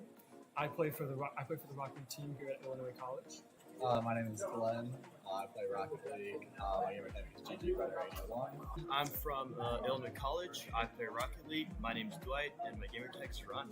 My name is Austin Schaefer Snyder. My ID is Austin316. Nova.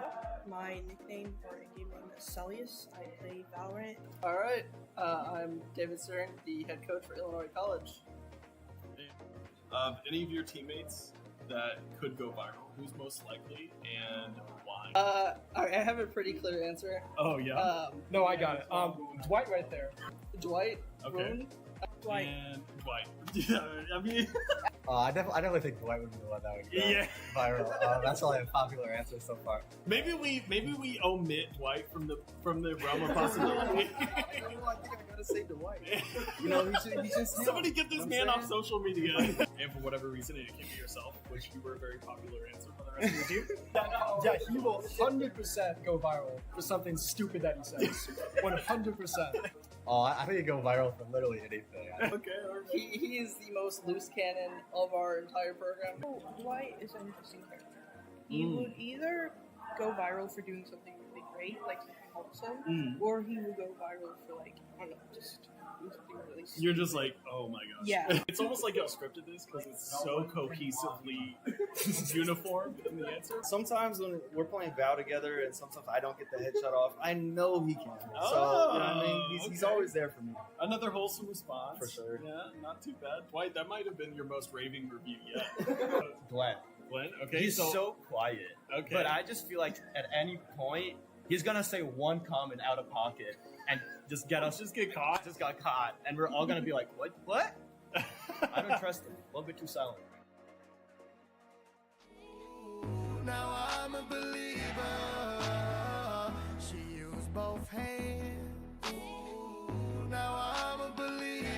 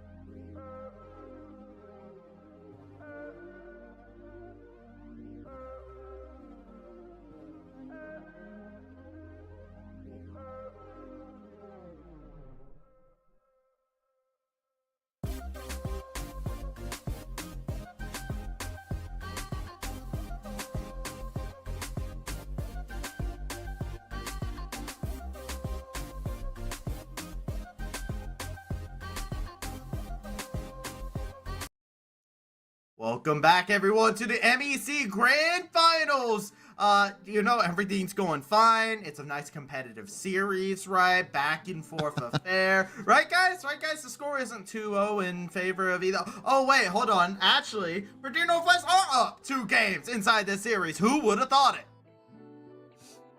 Not me. I didn't. Not me. Not me. But I really think Prank took offense. I think he said yesterday. I literally think he said yesterday, I'm coming for you, Shivy. I had to check my closet this morning if Prank's not in there, like ready to kill me. Dude, they took offense. They got mad. I might have poked the sleeping bear just a little bit a couple days ago. Me and Prank are on the same wavelength. We're fine. Me and Prank are cool. You guys have earned, that. Me and Prank, we're on the Gentleman's Club for League of Legends, So there you go. We're good. We're good. And Levi, talk to me about what you thought this game was, because Nightstar got a beautiful lead. 3-0, hit the IE Kraken power spike. I said they needed to start fights, and then it just kind of fell apart. And you mentioned, we were talking to us a little bit offline, or a little bit before this, like, you hate playing Jinx into this comp. You look at it, you're like, well, I have no protection. Yeah. No, I would hate myself if I was Jinx in this comp. You have Diana, Aurelia, Volibear, even Verisalt is something you have to think about. And you have 0 protection on your team. I guess you have Xin Zhao. Xin Zhao is the one thing that can help you, but it can't help you against all of those, And I think the castle was not on Jinx in most of the fights. He should be sitting on Jinx. pressing R. But even then, it's still a really hard game for Jinx. But somehow he had a huge lead, and it was still, you saw how hard it was for him to carry fights, you know. Yeah. Let's go ahead and walk through it, right? Because you were talking about it, a lead, how hard it was to be able to carry the fights. Your GBU coming into this game, I had word into my headset here in between the break that they're going to be looking to go from the same side. So they want to stay on red side. They're saying the side selection's not an issue. What are you looking at? Because so far, Kletzo's Diana has been so impactful. This is the second game in a row that we have seen a huge play off the back of the doubtful Diana, just getting a massive ult, massive triple kill together with Kletzo, who was finding these plays, powered by friendship, powered by whatever you want to say. You can queue up whatever anime track you're trying to play in the background. It suits the narrative for the side of Purdue Northwest.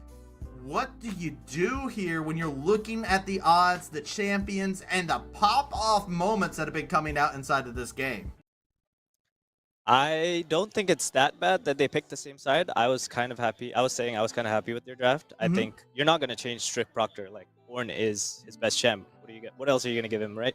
So, and the R5 Jink call counter pick, they definitely should keep doing that. I think they played the early game well. I think the only adaptation that I might suggest to them, maybe, if they're going to play like this, either Pluto or Nightstar needs to change their champions, how they play. Like, if they're going to ditch Nightstar, maybe put him with Zeri instead. He can still scale, but at least he's mobile. He can deal with these carries. Or Xayah. Xayah's fine as well.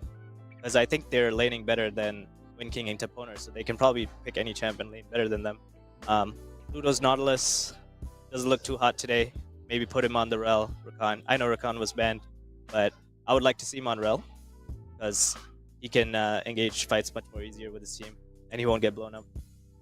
What team fight presence too, right? Like, yeah, if they're going to pick a Thresh that's going to throw a lantern out, you need something like we saw in that very last fight. One lantern toss, and all of a sudden that depth charge is null and void inside of a team fight. You had a Jinx that was miles, I mean not Jinx, a Varus that was miles away from the fight. And guess what? Varus is like, hey, yo, I'm like 2 walls away.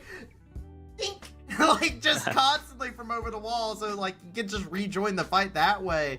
I agree with you. I want to see a little bit more impact inside of the team fight from it, where Pluto's focused in on one target. Shibby, how about you? Are you still feeling the zest? The Akali, of course, had its moments, right? Castle, they really get to have a moment on the Jin Zhao. Is there anything that you're kind of like feasting for inside this? Yeah, I've talked about it time and time again. We have it in our notes, right? If this team doesn't get things done with Castle early on, it feels like they don't know what to do, right? They don't have that comfortable gold lead to kind of just slap you with the wallet. We got into a farming war with Diana. Doubtful is completely fine doing that, right? The freest level 6 Diana I've ever seen, just constantly rotating camps. There was a couple fights in the bot lane where Castle was able to kind of come out on top, right, with his Crescent Guard or sweep, and was able to just kind of like turn the tides here, but not getting enough done early is kind of the to GVU's detriment with Castle. And I also think that you having to double ban out Prank because he has the Gwen, because he has the Gnar, really limits what you can do in that top side. And so you ban out the Volley Bear, that's fine. You triple ban him, Dyna Yasuo is still left up on the board. If you double ban him out, he's going to pick the Volley Bear. And do you have an answer for the Volley Bear? Do you have like a Trundle? Do you have a Renekton? I don't know if that's in Strict Proctor's wheelhouse. And also, you're not really doing anything to intrinsically deny Purdue Northwest's very clear dive the backline identity that they've so happily been drafting with a multitude of different champions. I want to shout out real quick. You guys don't see it at the current moment in time.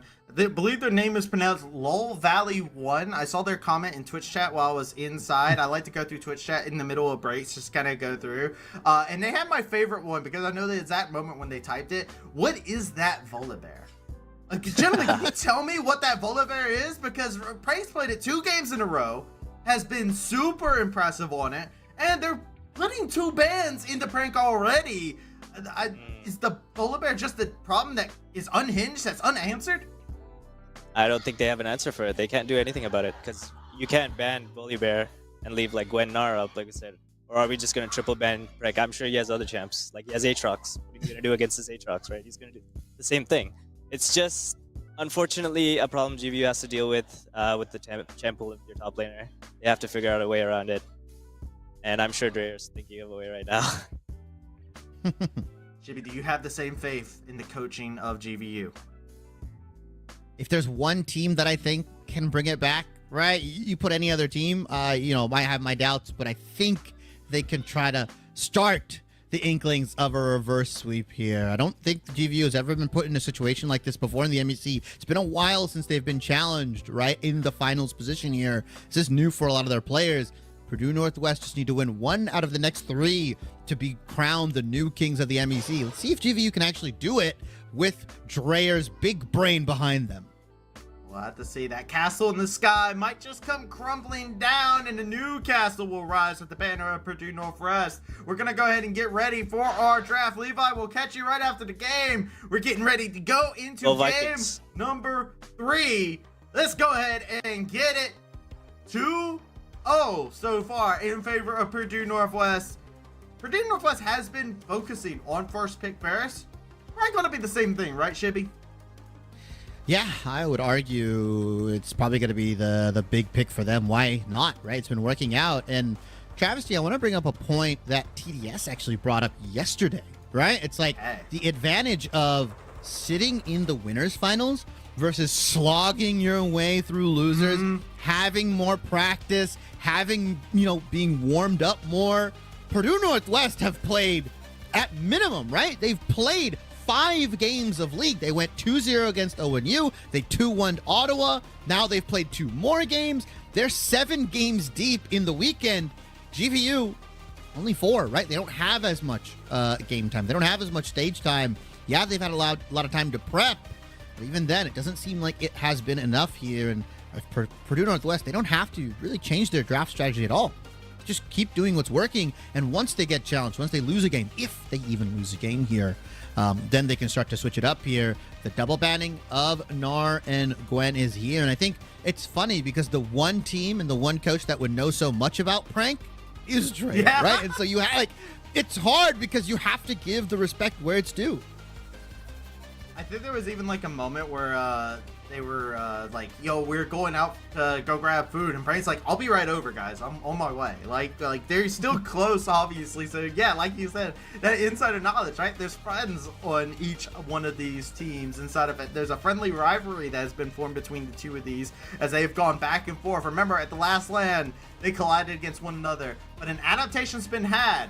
Voldabear off of the Rift.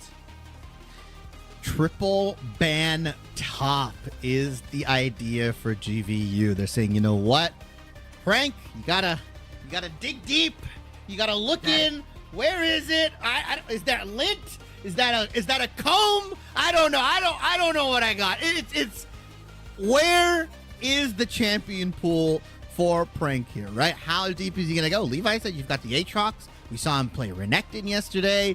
I know he can also play some other tanks out of here. Who knows? Maybe we see a Prank Rumble. I mean, there's a lot to be seen here, and so Prank is going to have to give us something new, something different. Can Strict Proctor handle it? You've got 3 bans thrown towards your way. And there's the Zeri. Levi, where did he get the crystal ball? Because I need it. I need that one. Oh. That is yet again the Zeri, but this was left open as a result. They locked this in. That means that they're saying, got another wrench to be able to throw in the plans. We have got Rek'Sai to be able to throw in. It's locked! That's going to Strict Proctor's hand. Right? That has to go into Strict Proctor's hand. Rek'Sai top has been the huge flavor of the month right now. Proctor, what have you been practicing? I know you for Ornn. I know you for Udyr. A lot of ugly, big, burly champions. Rek'Sai definitely fits that mold. Okay, all right. Yeah, sure, barely maybe. But you know what? On the other side, you know what? They lock in the queen of the Void Rush. There on the other side, we got the Queen of the Moon coming on in as we have the Diana. Yeah, again, there is flexibility if they choose to exercise it. Diana, though, has in 2 games now gone over to Doubtful inside of the series. Yesterday, it went to Doubtful as well. More than likely, another pick for Doubtful And there it was. You were talking about it. Aatrox hovered, locked in. Yep, and so that's what's going to be locked in for Prank here into what is going to be the Rek'Sai. He does pretty well into those tank matchups or bruisery matchups. Has a lot of lifesteal. The Conqueror comes in. Also, you don't have to go the bruisery build. We've seen a lot of lethality. Aatrox, right? Profane Hydra, Eclipse, stuff like that. But GVU, are they going to even warrant throwing a ban towards that Yasuo after this comes in? Zeri Alistar is a pretty solid lane, right? It's typically, used as the more kind of defensive peel option instead of going for something like the Lulu or the Sona or the Yumi, right? It allows you to still have those engage moments, but also, hey, my Zeri's getting dove. I'm going to knock up. I'm going to pulverize. You're out of the fight, right? You're not allowed back in.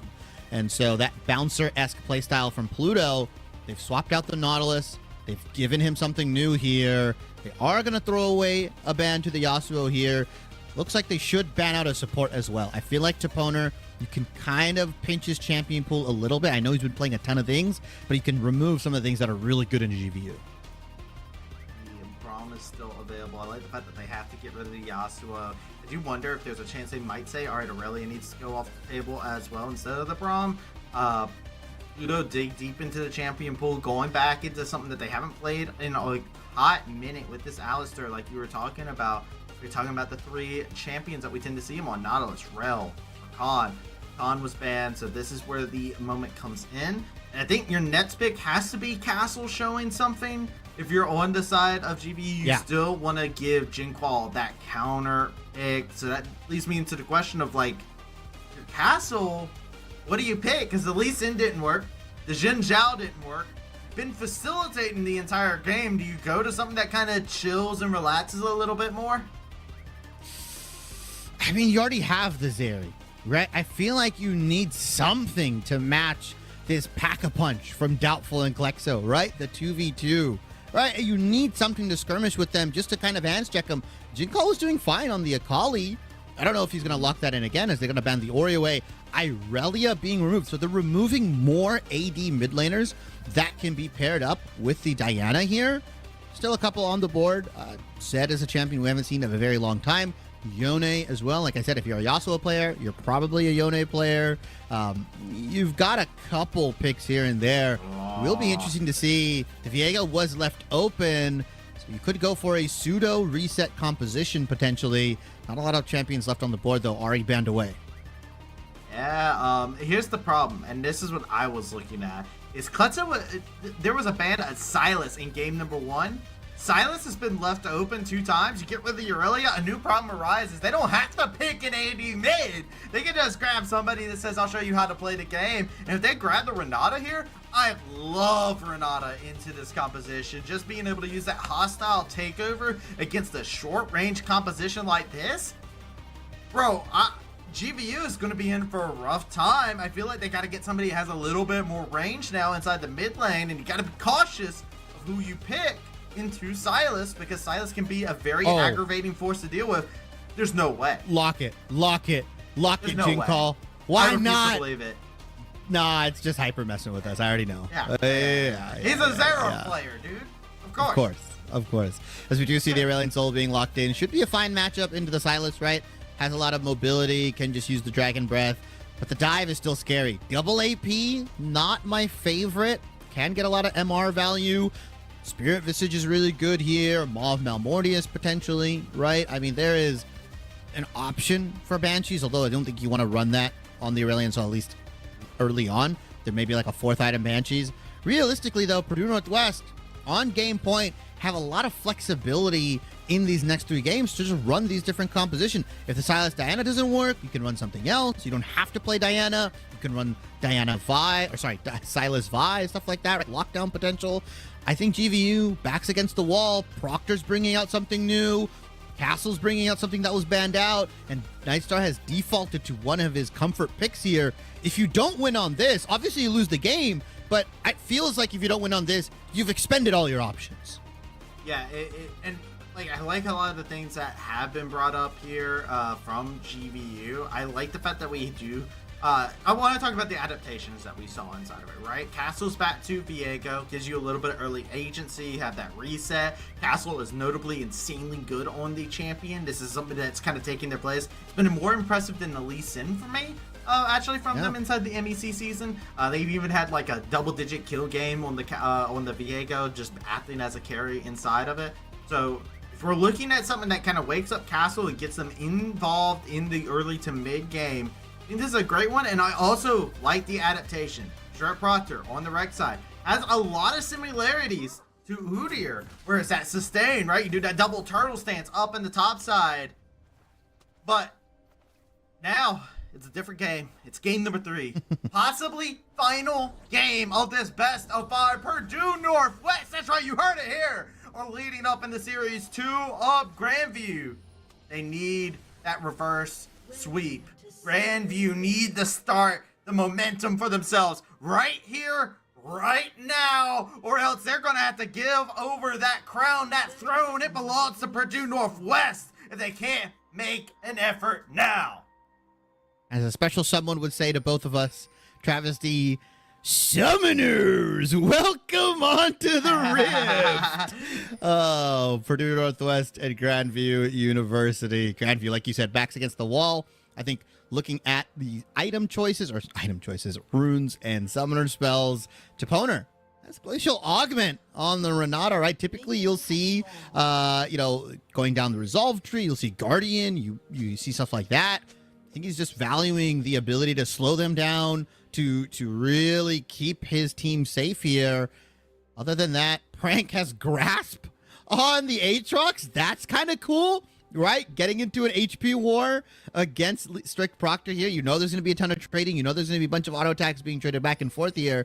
Other than that, everything seems to be in order. And on GVU's potential final game, they're going back to comfort. The Zeri, the Aurelian Soul, the Viego. It feels like they're trying to leave everything out on the Rift. You can take note of. I want to say it out loud. Twitch chat. The gamble was up. It was almost 8K in comparison to the almost 1K of GVU. Twitch chat is even saying that it's time for a new king to step up here inside of game number 3 for the first time in over 3 years that they are able to do such. They still got a fierce competitor in front of them. Keeping our eyes peeled. I'm looking over at the junglers, especially.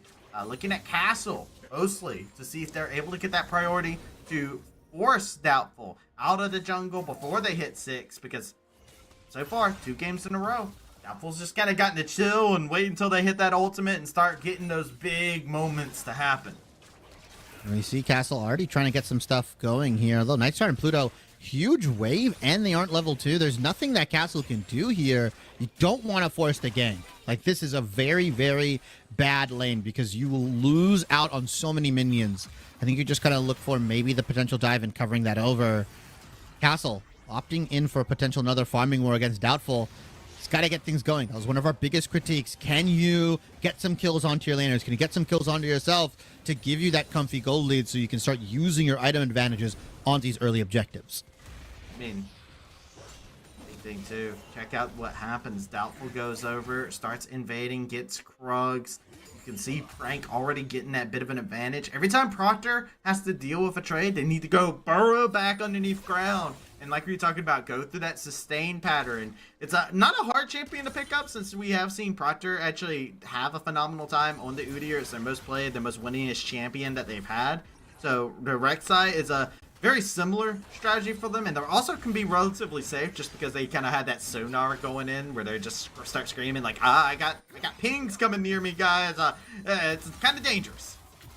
Yeah, and the consequence of that time spent in the bot lane for Castle, look, he's got no camps to go to, right? Doubtful's going to have a massive camp lead over him. He went red, then ran up all the way to his red, took everything pretty much up there. And so you're going to get the scuttle, but Castle's goes back and forth. He's been delayed quite a bit to his level 6, as well as Doubtful propelling himself that much faster towards his power spike. And they're going to try to contest on the Raptors respawn. Why not? It's looking like an all-you-can-eat buffet, and Doubtful is hungry. They're running into the face of Castle, laying in a good amount of the hurt, but check out Jinquall. They're going to be the first onto the rotation. Doubtful has to look for a possible one-for-one trade as the breathing, the hot fire. It cannot be weathered. It was close, but no cigar. First blood goes over to Castle. Yeah, and unfortunately, CC top lane. Yeah, Linear Proctor should be fine. Strict Proctor should be okay. Unfortunately, that over-aggressiveness from Doubtful does get punished out here. Castle does just kind of win an auto-attack dueling war, right? He is just really good at that because the resets, because of his passive, and Jinquall being there, able to support his jungler while mid lane was still shoved into Klexo's face. A nice early kill, but so far, Purdue Northwest, gold is still even through sheer mechanical advantage. Top lane CS lead, bottom lane CS lead. Oh, the flash that goes forward. It's time to pulverize. It's clobbering time, but Nightstar taking a good amount of damage. Winking said, you guys been sleeping on me down here in the bot lane. Finds themselves a kill in the trade. I feel like you can't really go for that, right? You're Zeri, you're Alistar. You don't beat out Varus, Renata. There is a potential for Castle to kind of sneak on in here with the mist. Instead, Pluto's just going to try to hold the wave for himself. Winking and Depona are going to back off. That's going to get them a dragon. Doubtful. I don't think he knows this is happening. Yeah, they're going to get the notification, but that's about it. Purdue Northwest, once again, doing a solid job in the early game and just routing Grandview at every turn. Big summoner taken out. You do not have that flash pulverize that you can do for a little bit of time. You have head stack flash, of course, so you do have a little bit of an option there, but it is not as impactful as what you would normally appreciate. Level 6s are starting to get dinged across the board. Keep an eye on Kletso, looking to joink some ultimates. They've been big stuns inside the last game. Big ultimates on the Yasuo in game number 1. This time around, they have Aurelion Soul to steal the ult of. They have the Viego to steal the ult of. They have the Void Rush. They've got the Alistar to remain unkillable. They've got 4 fantastic ultimates to be able to yoink away. Yeah, I think the Alistar ultimate is the big one too, right? Because he's going to be so tanky, you can't kill him, and he's going to be doing a ton of damage, right? Sylas, there are a couple champions in the game where if you pick him into some really good ultimates, Malphite, right? Maokai as well used to be a really good thing for Sylas. Gnar, right? Those kind of champions, if you give that over and there's a Sylas on the enemy team, it's rough, right? Because then you have to deal with that, and he has really good ways of getting in. Purdue Northwest have complete objective control. Dragon going over to their favor, Grubs are going to go over to their favor, and Castle is kind of wandering around the map looking for something to do, looking for someone to kill. I was only able to get that one onto Doubtful, who was just being a little over-aggressive, right? So you know what? I don't want to give you any jungle camps. Unfortunately, pays with his life. And other than that, small, almost 1,000 gold lead for Purdue. About 800. Yeah. And I do wonder, actually, because you brought up the excellent point about the tankiness that could come across there. I wonder if we will see that more tankier build coming out from the Sylas, that Rod of Ages build that we tend to see from time to time pop its head up. Like, it's just it actually makes so much sense into this composition where you can also be unbreakable and unshackled inside of this lobby. So looking forward to seeing what kind of build choice they are able to go for. Nashers, of course, is on the way of being progressed for this Diana, and you will see that Blade the Ruin King being completed by that Varus as time continues to go on forward.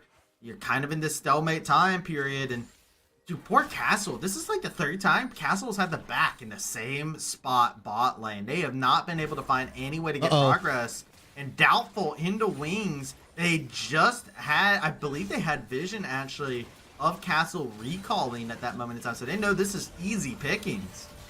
Hey, you saw Klexo coming down for the roam as well, right? Maybe a dive potentially. It still is pressured by the Diana. So Castle has to make a big choice right now. Is he going to sacrifice his camps topside? He's going to sacrifice tempo to try to help out this bottom lane here and not ruin Nightstar's game. Lights are going down. Mist comes in, and they're going to back him off. There is a potential 4v4 happening in this bottom side. And depending on how this fight goes, if it actually happens, could just swing the entire game. Instead, both teams are going to back off. They're going to say, you know what? We'll put the guns down. It's not a standoff anymore. It is a very good decision from both sides, as I think Purdue Northwest absolutely want to be the reactive ones in this moment. The big thing that we've seen from Jinqual throughout the weekend on this Aurelion Soul is they like to fly into these fights delayed. And even Levi, who's on the desk with us, who has talked about it time and time again, has said, you know, he's kind of hard to keep track of inside of fights because he's just constantly flying around. He's constantly just over walls. So knowing that Jinqual's over there, you want to react to him so that way you can jump onto him mid-flight. You don't want to let him go into a fight that's already, like, you start the fight and then he just pops up inside the side. So I really like the decision. As World Ender pop, Crank looking for the solo kill, but Rek'Sai ever so elusive. Yeah, he's just gonna burrow on out of there. I mean, it's such a not fun lane to go against. Like, it's like Gragas, right? Almost, it's just like a neutralizer. Rek'Sai in the same vein is just disgustingly tanky. In team fights, becomes super hard to kill. The more the burrow cooldown comes in, the more tunnels you can get through, and you pop back up, 3 autos, and you're full Fury, and you go back down and you recover all your health. The 2-item spike with like the Sunfire into Spirit Visage is what really gets this champion into those like very high levels of annoyance. Grandview University though, backs against the wall, and through sheer mechanical differences at the 11-minute mark, a nice 1,000, 1.5 almost gold lead for Purdue Northwest. Good. It's been acclimated more so through the lanes than anything, right? Yeah. You've seen that Doubtful has been able to get that early lead from having some fantastic pathing, something that should be watched later on. And I'm sure teams will look the VOD review afterwards. Prank jumped upon by Proctor, doesn't care any much about it, has sustain of their own. You can see both champions had to buy heal cut for one another just to deal with some of the annoying sustain, but also just Prank. Levi said it earlier on, you know what, you ban Volibear, he's just going to play Aatrox. He's going to slam you in lane with that instead, and we're getting that inside of this game. Nice differential coming out, and now Prank, yet again, laying in the hurt. Proctor's trying to trade, but it's so difficult. Grandview trying to take advantage of this moment to steal away a dragon to get things for themselves, but it's stolen instead! Doubtful comes in big. Bledsoe was able to yoink the Alistar ultimate. They're going to go ahead and pop it. They are completely unkillable inside of this fight as they are completely unshackled. And on the side, Wind King just flanking, eviscerating, assassinating. A double kill goes on through for both of the carries of Purdue Northwest. They take a massive dub in the fight. Oh, and they flip the dragon fight here, and Purdue Northwest, that might just be the straw that breaks Grandview's back here. 4,000 gold, nearly 3.5k if we really look at it. Purdue Northwest, that fight just turns everything on its head, and the point that RMC brought up against a composition like Aurelion Sol, like Zeri, at the 20-minute mark, how much gold are you up ahead? For every 1,000 gold, you can then end the game that 1 minute longer, right? So if you're up 5,000 gold at the 20-minute mark, 25 minutes is where you need to end it. If you're up 7,000, you can end it at 27 minutes. You are literally buying time if you're on the side of Purdue Northwest here. And as of right now, they've bought themselves quite a bit. This is such a big start for Purdue Northwest. They got to be feeling themselves at this current moment in time. The pressure of being the Kings for 3 years in a row. It's a weight that does not sit light on your shoulders. Grandview going to try everything they can, throw every single way in their corner. Kletso taking a good amount of damage, taking the trade over. Yoinks the meteor, says, I can bring it down from the sky as well, and cracks Jinqual across the head. That is a solo kill by Kletso. Yeah, really, really well played from Klexo here, and unfortunately Jinqual just cannot fight him, right? 3-0-2 originally on that mid lane Silas pick, and all the right members for Purdue Northwest are doing good. Wind King is 3-0, Klexo is 3-0, Grandview University is not looking good. You do have those scaling components, you do have the ability to get out of these fights, but another play coming out from Purdue Northwest. Oh, yeah, Doubtful caught out Castle trying to look for the wraparound through the river, and it's Moonfall time, but it's not enough to get you out of range of the Moon Maiden themselves. Doubtful gonna lay in a good amount of damage, but The hostile takeover is not there. They end up getting the bailout, but the tower was still taking away. So Doubtful will be slain as a result. Big kill going over, but what? Check it out. They're right back in. Gletzo calling the shots. The Poner trying to get the catch onto Jinqua on the side. They have the stars to stand. If they want to go ahead and throw it on out, they have the option. That big ultimate, but they understand they have to respect Gletzo. They have that right side ultimate. First brick goes down top side to get a second brick in the bot side. Everything, this gold lead, it's ballooning right now. You said 5K earlier. Right now they're 7K and they haven't even gotten to the 20-minute mark. Yeah, they are buying a ton of time right now in Purdue Northwest. Momentum is king. Levi talked about it. We talked about it. Do you have the capacity to take it to 5 games, to take it the reverse sweep here? But Purdue Northwest riding the game 1 and game 2 high. Doubtful on this Diana 3 games in a row has been performing expertly along with Klexo, right? The 2 best mids. Nightstar, you're going to get caught out, buddy. Yeah, look at this. Klexo says, hey, cool bet. I used this ultimate earlier. I guess I could give it a quick little use here. As Pluto looks to ring the bell, Klexo says, hey, that's cool. I'll fight this 1v3. I like those odds. The numbers seem like they're in my favor, but Castles with the flash forward goes ahead and seeks out the heart of Klexo. He gets the kill with the King Slayer. Oh, no. And he does a little dance as he goes ahead and escapes 100 HP to the name. What? Travesty, what? I told you he likes those odds, man. Gletzo knows what he can do on this champion. And it's not over just yet. Strip Proctor is going to find himself getting gapped as well. They try to burrow over, but they're just going to get buried. Grand View lose yet another tower. They're losing out on players all across the map. It is Purdue Northwest, baby. They triple banned top. They said, prank. You've got to go to your 4th best champion. Aatrox gets released. The Silas is still on the board. You mentioned they were banning it consistently. They don't even want to go for this play. I legitimately think you send 5 to this man, he'll come out with 4 kills. This is desperation. They're looking. Pluto's like, yo, I can get it. The headbutt pulverize, trust. But the yoink is there. The hijack is there. They have the tools to be able to go for the play. The castle is coming up through the lane. A 1v3. What is happening? Are what is those happening? odds in your favor? They're channeling out the stun. They connected onto Klexo. They're going to go ahead and go for the play. The teleport coming on in. They're going to lay in a lot of damage. They dump everything on top of them. A sheer shutdown, but they're going to have a hostile takeover. And one raid boss falls. Another one spawns in its place. Purdue Northwest are routing the side of Grandview. You spent all you could get to get 1 member of our team. Vengeance to the name. Purdue Northwest slay out Grandview. Only 2 survivors. Rift Herald gets popped here. Full 6 grubbies as well. They could go for inhibitor if they want to. Get another charge on in.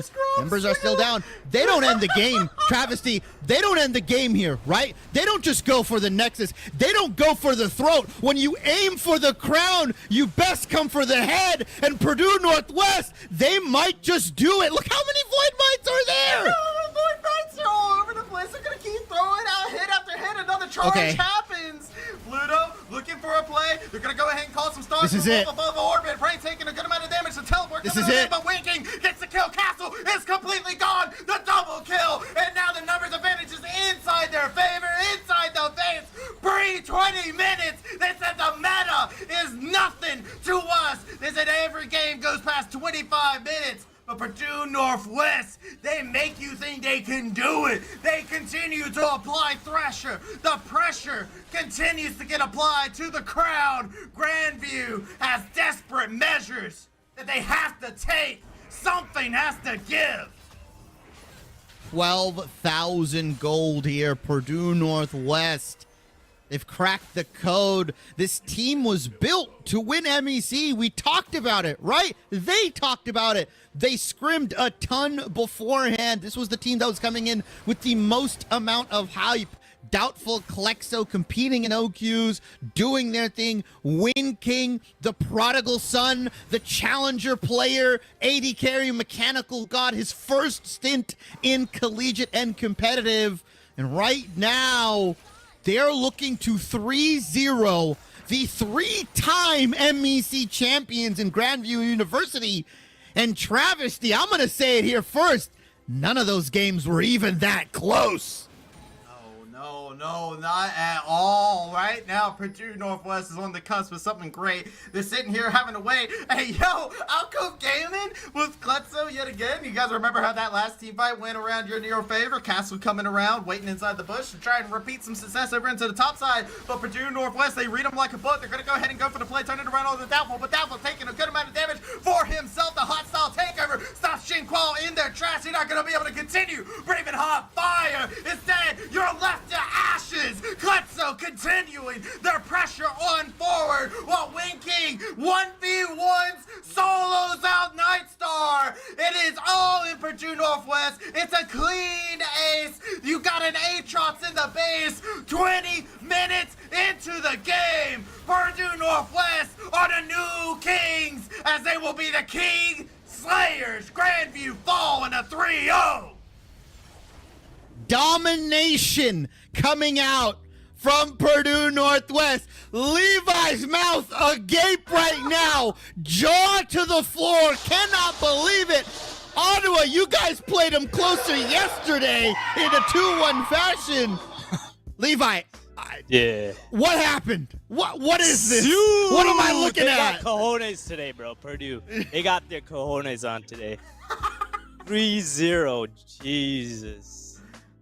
Bro, yeah. Bro, it's insane. It's insane. And like I look back at this and I look at the draft. I look at how things go out. Shippy talked about it. I was excited because I saw the Silas unbanned and I was just like, oh, we don't have to go AD mid. Yo, Klutzo Silas is a treat. It's a human highlight reel whenever they're on this champion, and it's so agreed name that they pick Silas, the Kingslayer himself, going in here and making sure to take down the Kings of MEC.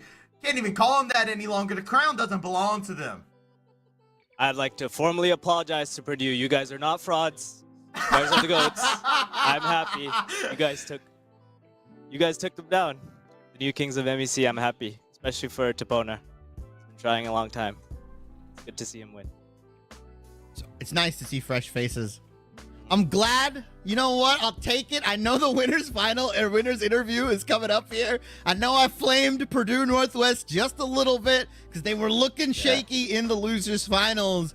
But I think me and Travesty talked about it beforehand. I had Purdue Northwest actually taking this series before. We didn't do predictions, unfortunately, but I'm very happy. Grandview University, unfortunately, do fall here. The 3-time MEC champions will be relegated to second place, and Purdue Northwest, the new champions of MEC, they have locked their seed into the CLOL Top 32 Championship. And dare I say, this might be a top 8 team? Is that too much? Is that too soon, guys? I don't know. I'm a guy of hot takes. I like it. I like it. I mean, it's a new era that's kind of been bestowed upon us, so who knows? Maybe that could be a era to look at. First time inside the MEC, a team that hasn't been named GVU has won it, right? Like, it has been insane. What a wild ride to go inside of this. Just a series in general full of highs. And Purdue Northwest, I mean, Levi, I gotta touch on you onto it like you see it here. And check it out. There you are. There's the banner. Prank with another title to the name. Wait, is Prank actually just undisputed? 4? Whoever gets He's Prank 4. wins? Yep. Yeah, he's 4 times. He's 4 rings to his name. Because the GOAT. The GOAT. He's the faker of MEC. I just thought about that, and look at this, man. I mean, you got the childhood friends, Doubtful and Klutzo. They've been playing together. They were hiding. They spawned. They spawned in with, you know, some love and care for themselves, right? They were like playing hide and seek back in the day, and now they're playing Collegiate League of Legends together, and they winning championships. Wing King, fresh kid on the block, coming in, soloing out Nightstar, and then you got Topona, who has came in most improved player of the split. constantly grinding it out, clawing it out, going through it all. Rookie of the split for Wing King. You got titles upon titles. They worked their tails off for this, and it's so well deserved. All roads lead to Prankaroo, right? Dalton Sueno, the king of the MEC top lane. Very, very, very good split and a very good end to the MEC here. Purdue Northwest coming out on top. The team that was built to win MEC has recognized their goal. And yeah, I'm excited, right? This just makes MEC more fun. Right? Yes. Like, GVU winning for the 4th time? Cool. All right. Sure. Fine. Whatever. But a new challenger coming in, a new team coming in, now challenging GVU for the first time, right? Coming in and just winning that title. That makes 2025 very interesting. That makes 2026 very interesting. But right now, Purdue Northwest, huge victory, commanding fashion, 3-0. Coming through the losers bracket, taking on everybody. ONU, Ottawa, GVU, they ran the gauntlet. I'm going to say, honestly, I don't even think they broke a real sweat. Oh, no, I did. They were scaling. I sweated. They were scaling. I would say we made them sweat a bit. Come on, Shibby. Levi's like, come on, guys. We took a game off of them. We took a game. We took a game. Hey, I'm going to be real. You did take a... You are the only team to take a game off of them this playoff bracket. You're the only team to beat them in the playoffs, actually. So, maybe. Ottawa is just better? Question mark? I can't say that. No. I think we had the 2 best teams in the final. They deserve to be here. I think GVU tried everything they could. Like you said on Cass, they tried everything in draft. They exhausted all the options. They just couldn't do it. But you stepped up. Yeah, everything in the kitchen sink wasn't enough. Not enough weight to it. I believe we're going to go ahead and throw it over to a short break and get ourselves ready for our winners interview. So we're going to take a moment to breathe, to decompress, and get ourselves ready to go to welcome over the boys. Let's go ahead and take it over to that break. We'll see y'all soon.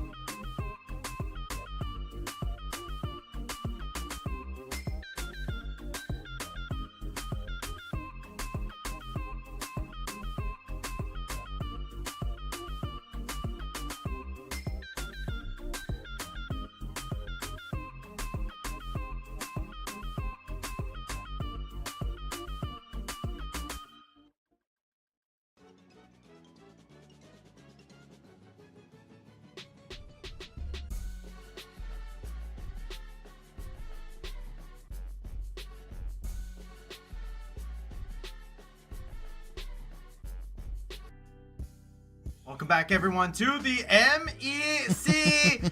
I can't say grand finals anymore. It's over. It's done. My name's Travis C. I'm joined here, Shibby, and I am also joined here with the mid-jungle duo with the most, your champions, coming in from Purdue Northwest. Doubtful, Bledsoe. Yo, first and foremost, let's get it out of the way. How's it feeling? I see the smiles. Honestly, I thought I was gonna be like a lot more hype, but I don't know. There's just a lot of emotions right now because like I don't know. There's a lot of people doubting us. I won't name who, but come on, come on. I saw you like my tweet. What are you guys? I know it was one of you dudes. Yeah, but I don't know. Like these past couple of weeks have been like really hard. Like obviously we lost to Ottawa, and that was obviously just like really hard for us. But I'm just so happy that we were able to bounce back, and I love my guys. I mean, shit, like I'm just so happy right now. Doubtful? Yeah. I mean, honestly, I thought I'd be more happy, but the game only ended in three games. Didn't feel like as difficult. I don't know.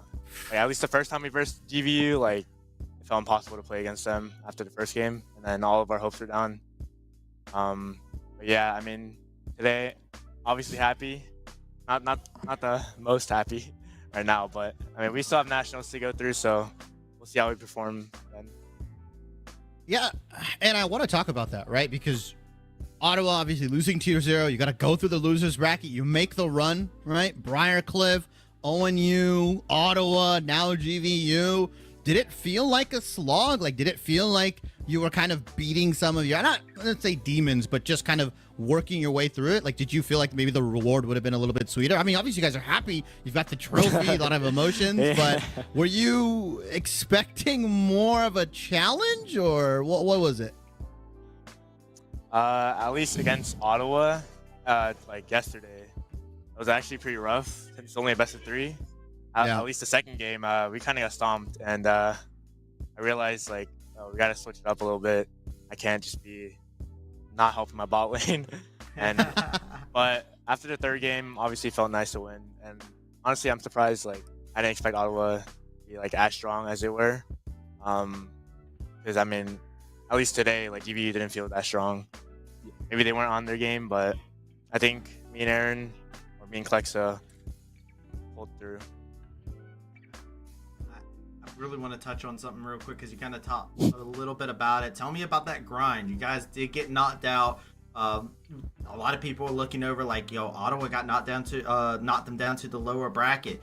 You guys kind of have to take the time to prep. You go through the BCU matchup. Then you end up having to go into top 4. You're going against ONU. You're going into all this. We actually have the bracket right here onto the screen as you take your journey out through here, right? So walk me through, what was the mental like for you guys as a team trying to go through all of this, trying to train for the LAN and get yourselves prepared for the longest possible ride that any team could have through the championship?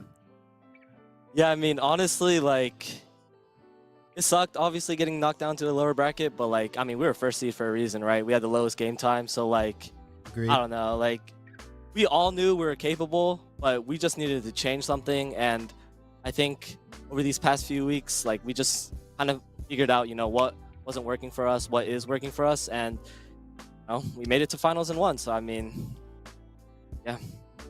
Any inspirational speeches by Marquez? I got a real quick touch on that. Was there anything like that went on? No, not necessarily. Just, you know, just him doing coaching stuff, doing his drafting. We love Marquez. I mean, he trusts in us.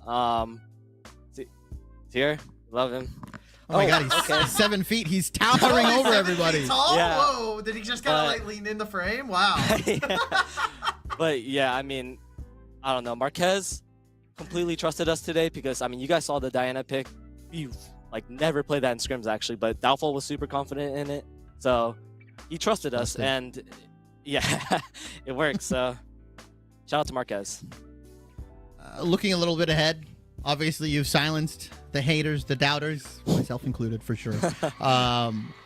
Looking for top 32, and you looking at nationals. There's a lot of good teams coming up.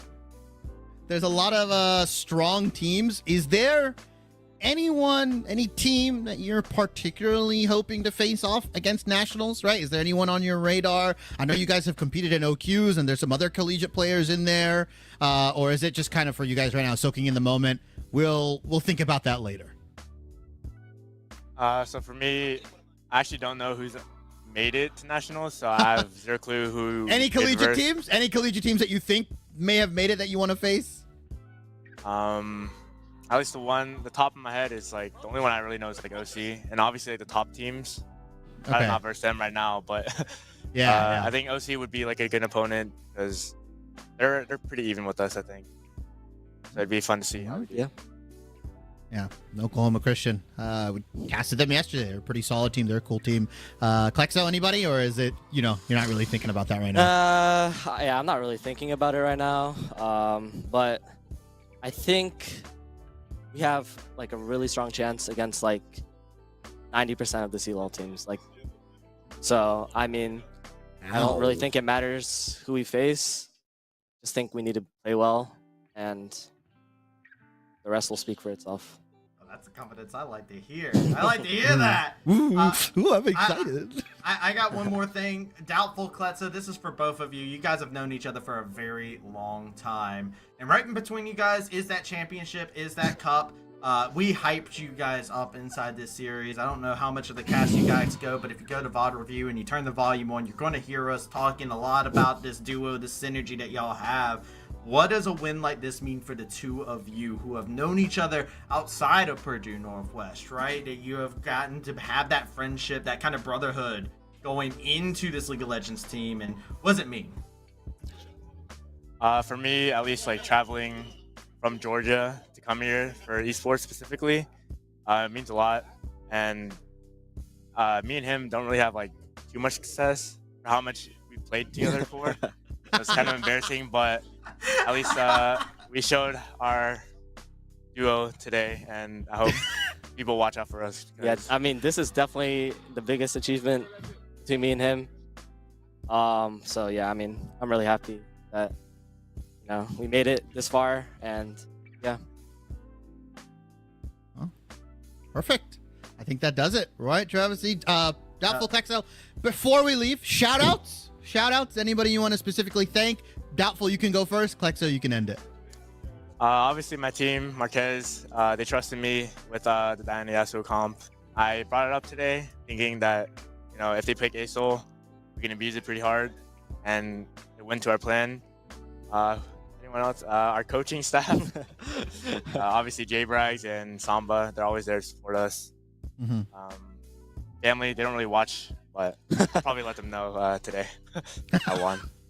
All right. Hey, I love it. I think we're going to have a word from Marquez coming in here for a little bit. So we're getting a moment to talk to your coach as well. So we're getting a little bit of a touch. Figure out what kind of treat you guys are getting yourself to. I think you guys have the right to ask to go to any kind of place that you want to. I heard Marquez is going to pay, actually. Yeah. Fogo de Chao? Steakhouse? Yeah, I heard Marquez is going to pay. Yeah, Marquez got you. He's 7 foot tall. He got money. It's right here. Yeah. He's big baller. I'll let him talk to you guys. Yeah. Give him the headset. Can take over. Just let him Someone have else the wanted to. headset. You guys go plan out what you want to go eat. We got Toponer coming too. Oh, Toponer? Okay. We got Toponer. You have the double whammy. Oh my God! Look at the drip! Oh my Yo, Lord! he stripped off. And the fresh cut, Marquez. I see those lines. When'd you get lined up? You don't have the headset on yet. You gotta ask him that when he's got the Wait, headset I on. see the fresh cut, Marquez. When'd you get lined up? This weekend or what happened? When'd you see the barber? I had to show up fresh. Come on, bro. I see you. He's got Oh my He's got Lord! that Dwayne Johnson 90s fit coming in. Yo, also that. Come on. I liked it. It was a nice shirt, man. I got a third beast. Marquez, tell me about it. I've been winning. Obviously feels good. Believing in your players, building this roster, coming in with the new squad. Trials and tribulations. How many times did you have to yell at your players to end the game? prior to this series? Like, you know what I mean? Like what? I mean, because this is a different Purdue Northwest than we saw in the regular season. I think. I feel like they came creative, they came aggressive. All lanes were stomping, right? Like it wasn't. I mean, obviously Doubtful Klexo, good job, but Prank, Wind King, Toponer, how many champions did he play this week? Like 20? I don't know. It's kind of crazy. I got the range. You can pick me anything. I just want to win in peace. I don't know about your channel support, bro, but hey. Hey, we don't need to leak that one. We gotta leak it. Can't leak it. Okay. And hey, look, most improved player. The slide actually came up there too, Toponer. I mean, I'm actually very curious because you guys have a slew of awards going into this finals, and still somehow people were billing you guys as underdogs in some shape or form, right? You had your doubters, anybody your haters. in this call right now did that, or? Yeah. Anybody Did anybody anyone on the stream in particular? Anybody in the stream in particular? I don't know. Who would I That's crazy. How do I do that? It happens. Was it you? So, I will say overall, just to give feelings about the event and everything in general, we did have a conversation once we got to playoffs, just because, of course, we did drop a series. We lost in lower bracket. We obviously had to have another conversation. And that one was, in my opinion, a little bit more impactful because we went over some of our bad tendencies that we have, things we've been trying to teach for, God knows, 8 months. And we had a lot of ego checks that we got over. And for us, it kind of helped us get together as a team and actually play to win, which I hope showed here, because despite the result, I hope people don't de-rank GVU. We did 3-0, and I will be honest, it was a stomp. But these players are still good. They've won 3 times in a row. So as much credit as like we have for the 3-0, I was like completely nervous against Pluto. You know, like I mean, I've seen him play pool. That guy's coming in, and I'm just like, you know, I can improve as much as I can, but you gotta like step up and be ready to make sure that whatever you've been training for is gonna actually come out. And I think that I was able to do it really well this game. So I'm very happy with how I played this game, and especially like a lot of what I've worked on, especially with him yelling at me. So shout out to my boy. I'm not that mean. Don't let him gaslight you. Nice guy. I guess the big thing for me now to ask inside of this is like there's a lot of honor that's being shown between you guys. I feel like GVU and Purdue have like this great thing that's going on. Marquez, I saw that Castle said he was on his way to the Shire today to come see you. We had Levi on broadcast earlier confirm you're 7 feet tall. I mean, he undersold it a little bit. Oh, you're taller than 7 feet. Yeah, but it was close. It's a good guess, I would say. That's good. Okay. You know, not many people are 7 feet tall, but yeah, it's been a healthy amount of conversation in beside the MEC. Is there any like moments that you're looking back at, or anything that's happened inside of the LAN that you guys are just like very excited for, or even moments that have happened that have been just great for you guys? So I'm gonna say a few things. I'm gonna address one thing to a couple of teams. I'm gonna be respectful because my director wants me to be a nice guy. So Marquez is about to get banned. Let's go ahead, get your clips out, get ready to clip whatever you want to clip. One thing that motivates me is when we have teams who trash talk after they beat us. I will say that. That's corny, bro. Come on. If you're gonna want to trash talk, do it before. Agreed. I'm not gonna judge you. I respect you. Hey, and when we beat you and I give you a Twitter post, it is what it is. But at least make it funny. Doing it after the fact, that's like beating someone who's down. Come on, bro. You're not like that. You're not. I feel that. I get you on that one. I also, another moment, I liked when you beat GVU, they got woke up, they beat us, and then we woke up and it's like, oh, damn. We all had to step it up. And then you had your little top 4. Yeah. I was rooting for Jury, though, in that, like, matchup with ONU. Like, no offense to ONU, obviously, but, like, come on. The story was so good, right? It was almost I there. Get that. A heartbreak. We called it the night of heartbreak because even in y'all's series, right? You guys were going against BCU, and BCU had that game too where it looked like it was completely in their hands. I know I'm giving y'all PTSD. It's been my theme for the night. I've been doing it to Levi all day. Now you guys get it. But it was a night of heartbreak for Drury, for BCU, who almost brought things back against you guys even.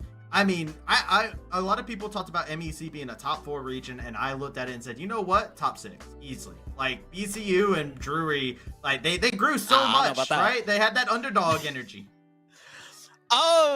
See, my problem is I'm gonna be respectful. You could say maybe top 5, bro.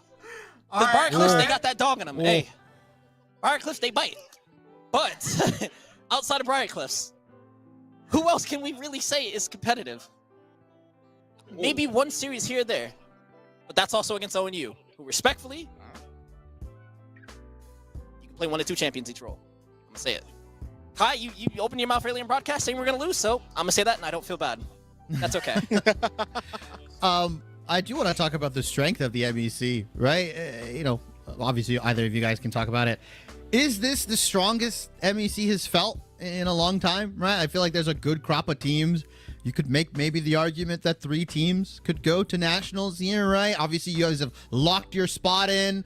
Do you think GVU and Ottawa maybe deserve one of those bids? Do you think they're strong enough? You put a lot of respect on their names. Obviously, Ottawa, like you said, took that series off of you.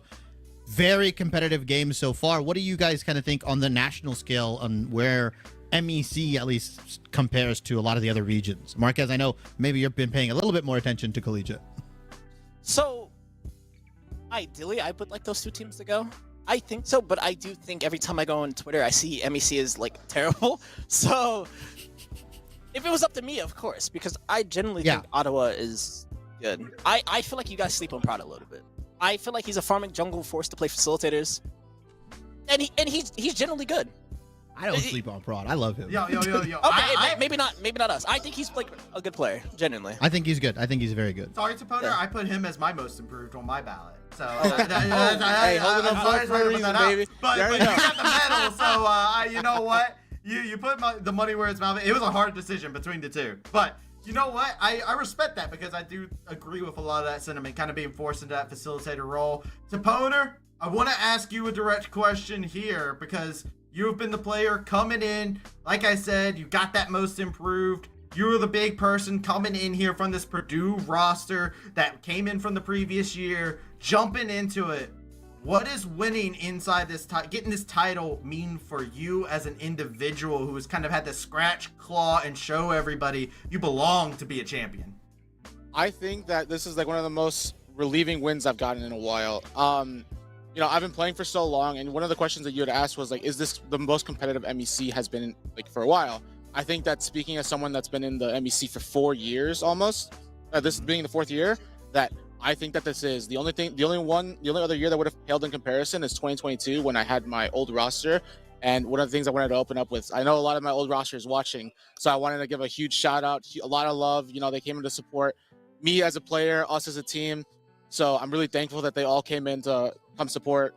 But yeah, it was just redeeming that, we showed up as we did with all the practice. Man, the thing I'm happy about is I just won an Immortals jersey today. I'm big today. Hey, you wanted this chair. This guy was like, okay, well, I wanted the chair and the jersey too, bro. Like, you know how much jerseys are? They're like $80. They're expensive. They're pretty pricey. That's not even shipping. They're expensive. Yeah, actually, you don't give a yeah. Bro, shipping. I just saved $80 today. I'm good. Yeah, I hear. Yeah, and everybody tells me Marquez owes like so many people money. I gotta figure out. Who is saying this? I don't borrow money from people.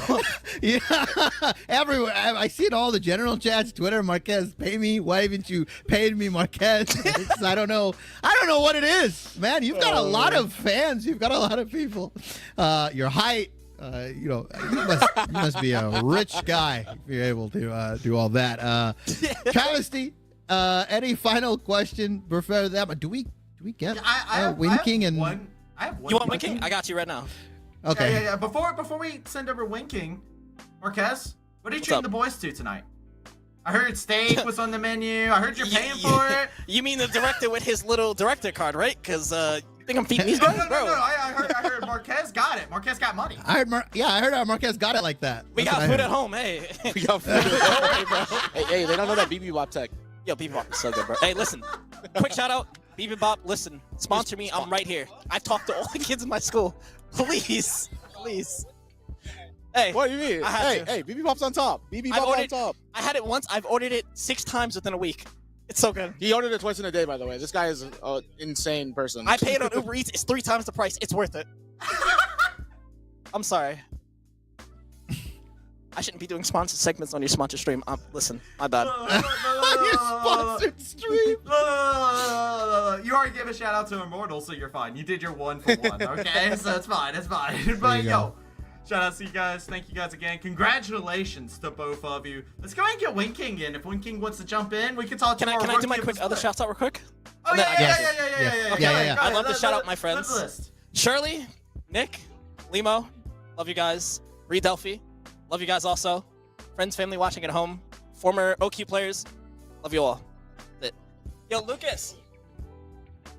Lucas! Get over here. Brother. Got holla at Lucas. Get him on over Who else do here. you guys want too? Win King and who else? We can get Anybody? Prank. We can get Prank if you Yeah, like we can Lucas get and Prank. Prank. Prank Those are the only wants to 2 remaining. Those are the only 2 remaining. Yeah, we could have gone through the roster. You want to go through our director too? Hey, we got you. We're down. We're down. Hello, Win King. Hello. Hi. Listen, it's not Last special time- if he gets the interview after I do. Can't do it. Last time we spoke, Win King, you had a lot of darkness in your heart. I could tell. Last time we talked, you had a lot of things to say. Obviously, you're back here. You won the championship. Chaponer said it feels vindicating, redeeming. Do you kind of feel that same way after the fraud allegations posted by individuals that I will not name? One of them being here, me. Yeah, definitely. I'm feeling really good now, and truthfully, I mean, I'm not gonna say that the fraud allegations were right, but like we were going through like a rough patch, but we've definitely gotten ourselves together, and like, yeah, we ain't no frauds. So yeah. Hi, Prank. Hi, Prank. Well. Look who we have here. Well. All right. Do you have some words that you would like to share to a particular individual inside of this interview? I don't want to name like anyone in particular. Oh, no one in particular. I'll leave it up in the air. Your fraud allegations were so wrong. Wow. That was really like vague. Agreed. Very you know vague, what? Very vague. I didn't particularly call you guys frauds. I just said, you know what? If this is a moving ranking system, I said pending today's results, we'll see. But you know what? C-Lol Hub may have gotten that right. And I'm very happy to see you guys win. Prank 3-time. All roads lead to Prank. That's what we're going to call it. MEC, unfortunately, is just MEC Golden Road. Yeah, MEC Golden Road, unfortunately. First question to you: what does it feel like beating your old team? Come on. There's gotta be a little bit of like juiciness to that. It felt real, like, the emotions all over the place. Super excited. I wanted to just get up, give everyone like a big old hug, like from my team to celebrate.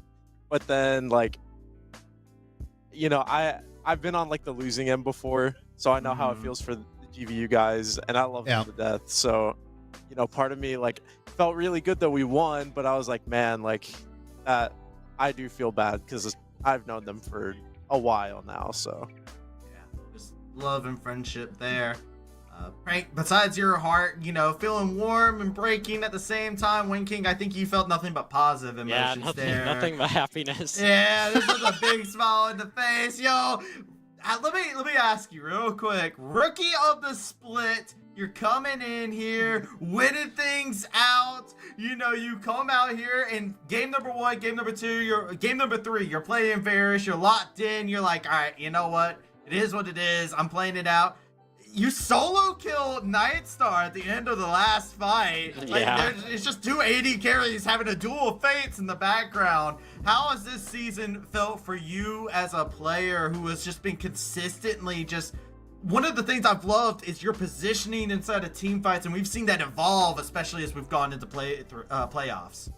Yeah, definitely. So, like, being a rookie, being this is my first year, coming into it, I had like no idea what to expect, and truthfully, having like only ever played solo queue, I didn't think that I would really have a lot going for me. But because of my amazing team, and they're so like have always been so helpful. They're always looking out for me and like looking at how I can improve as a player. And now finally being able to like win because our team has been so focused on improvement and pointed about becoming the best we can. It's just been incredible. And also that 1v1 was very fun at the end. He played it really well. He flashed my ult, but I was pretty fed, so it was kind of doomed. So yeah. So respectful even at the end. Win King, another question directed to you. What is it like playing with, kind of players like Prank, like Deponer? I don't know if they were like a mentor to you in that sense of like how to play the game, how to end, but do you think that's like the winning formula for like rookies like you and new players like you, like being surrounded by some of these more veteran talents to kind of guide you through? Because it obviously must be very intimidating. Your first competitive stint, a lot of hype surrounding your roster. Like, how is that? Yeah, definitely.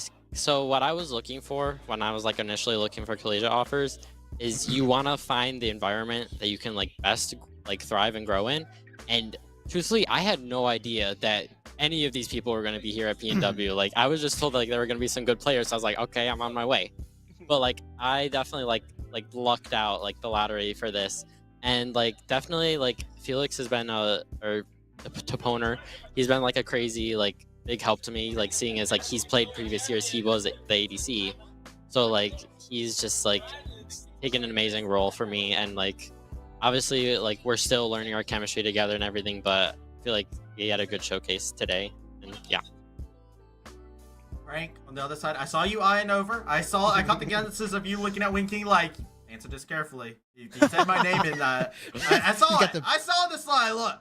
But, I asked, right, 2 games of Full Bear, 3rd game of Aatrox, we were hyping up how deep the champion pool can be. I have criticized, the fact that Old Man Prank has gone over to the tanks instead of the exciting Gwen games and Aatroxes inside of it. You got to have a very big playoff series here. The Volibear, you were looking like you were a Dark Souls boss with weapons lodged into your back while you were just unkillable inside of the fight. The HP bar wouldn't go down. And then the Aatrox, of course, very clean game coming out from you, Prank. What does it feel like to kind of go in there and be that person who is the raid boss at the end of these games here? Especially with some of the people who go in, Old Man Prank, maybe his wrist is starting to ache, I love me some volley, like doing like what I did in that fight where I'm like 1v3, like just taking bites out of Nightstar. Like, I live for that. Every time I get that like volley W, that's like a dopamine hit for me. And I see my health bar go whoop, and, like half HP come back. I'm like, yes.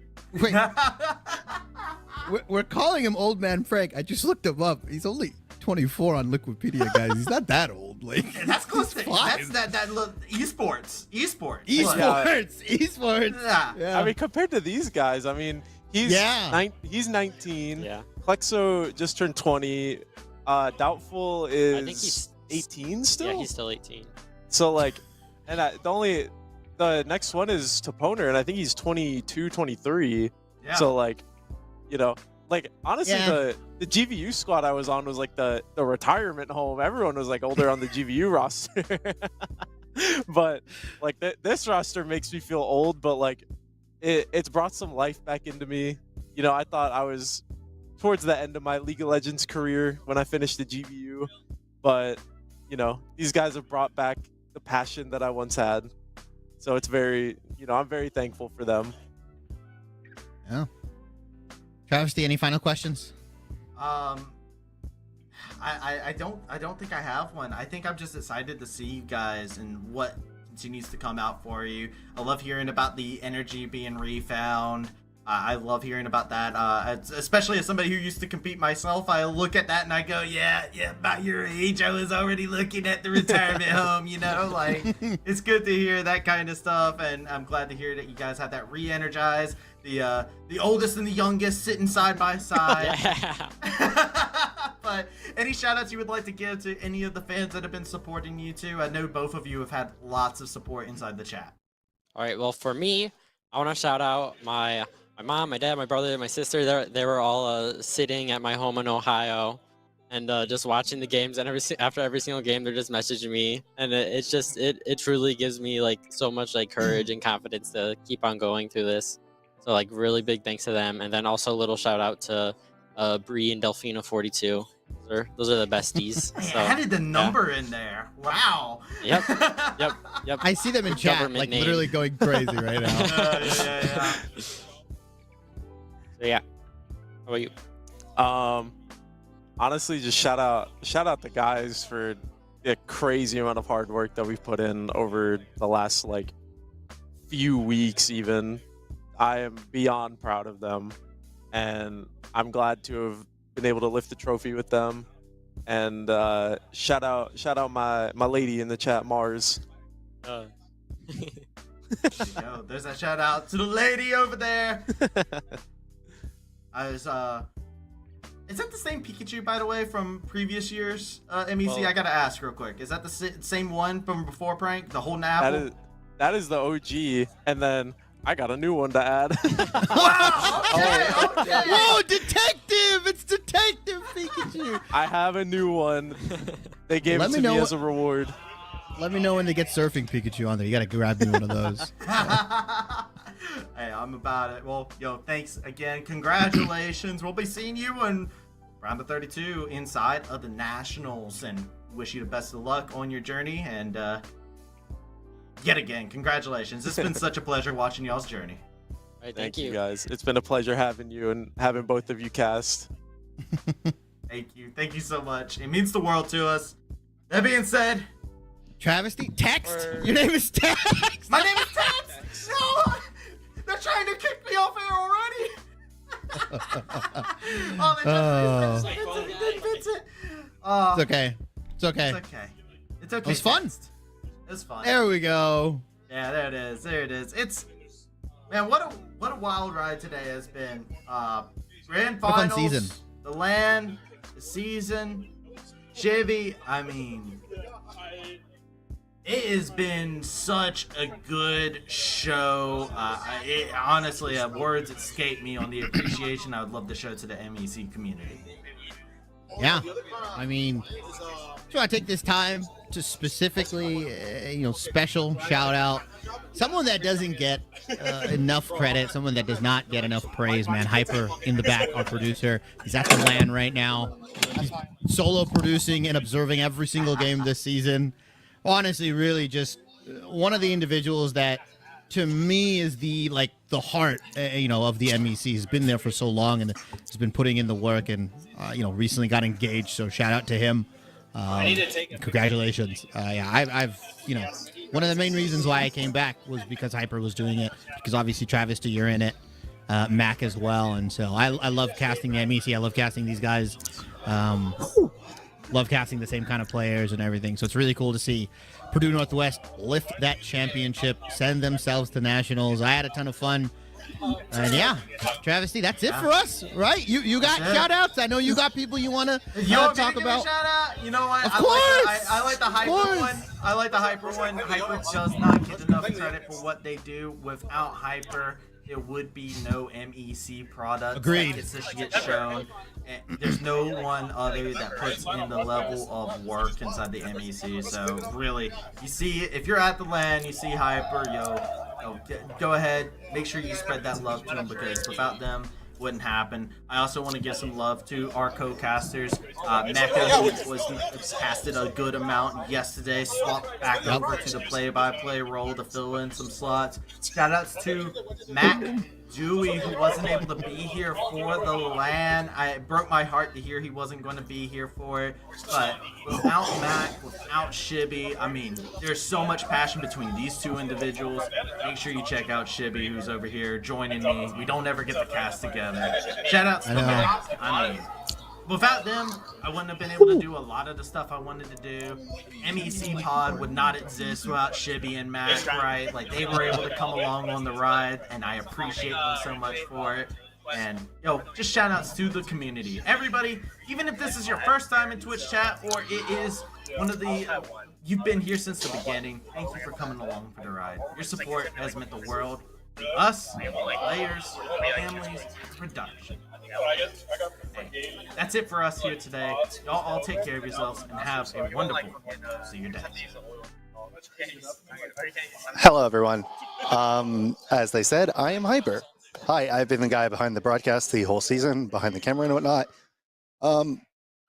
Past 3.5 years of my life has been intertwined with the MEC, unified, and the whole thing. And I just want to thank you all for making it awesome. This may or may not be my last MEC split. Sorry if I'm getting emotional. It just may not be my last one. So just in case it is, I want to thank you all for making this amazing, for making the past 3.5 years amazing, to be on the broadcast, to show this conference. And just in case I never get to, I just want to tell every single one of you thank you for making this possible, from people at Unified, people at the conference, directors, players, fans, everyone watching. This is the CLO community, the casters, everyone. Just in case, I want to come on here and tell you once thank you. Thank you for making it awesome, just in case. And with that, guys, thank you for another amazing season. Goodbye and good night.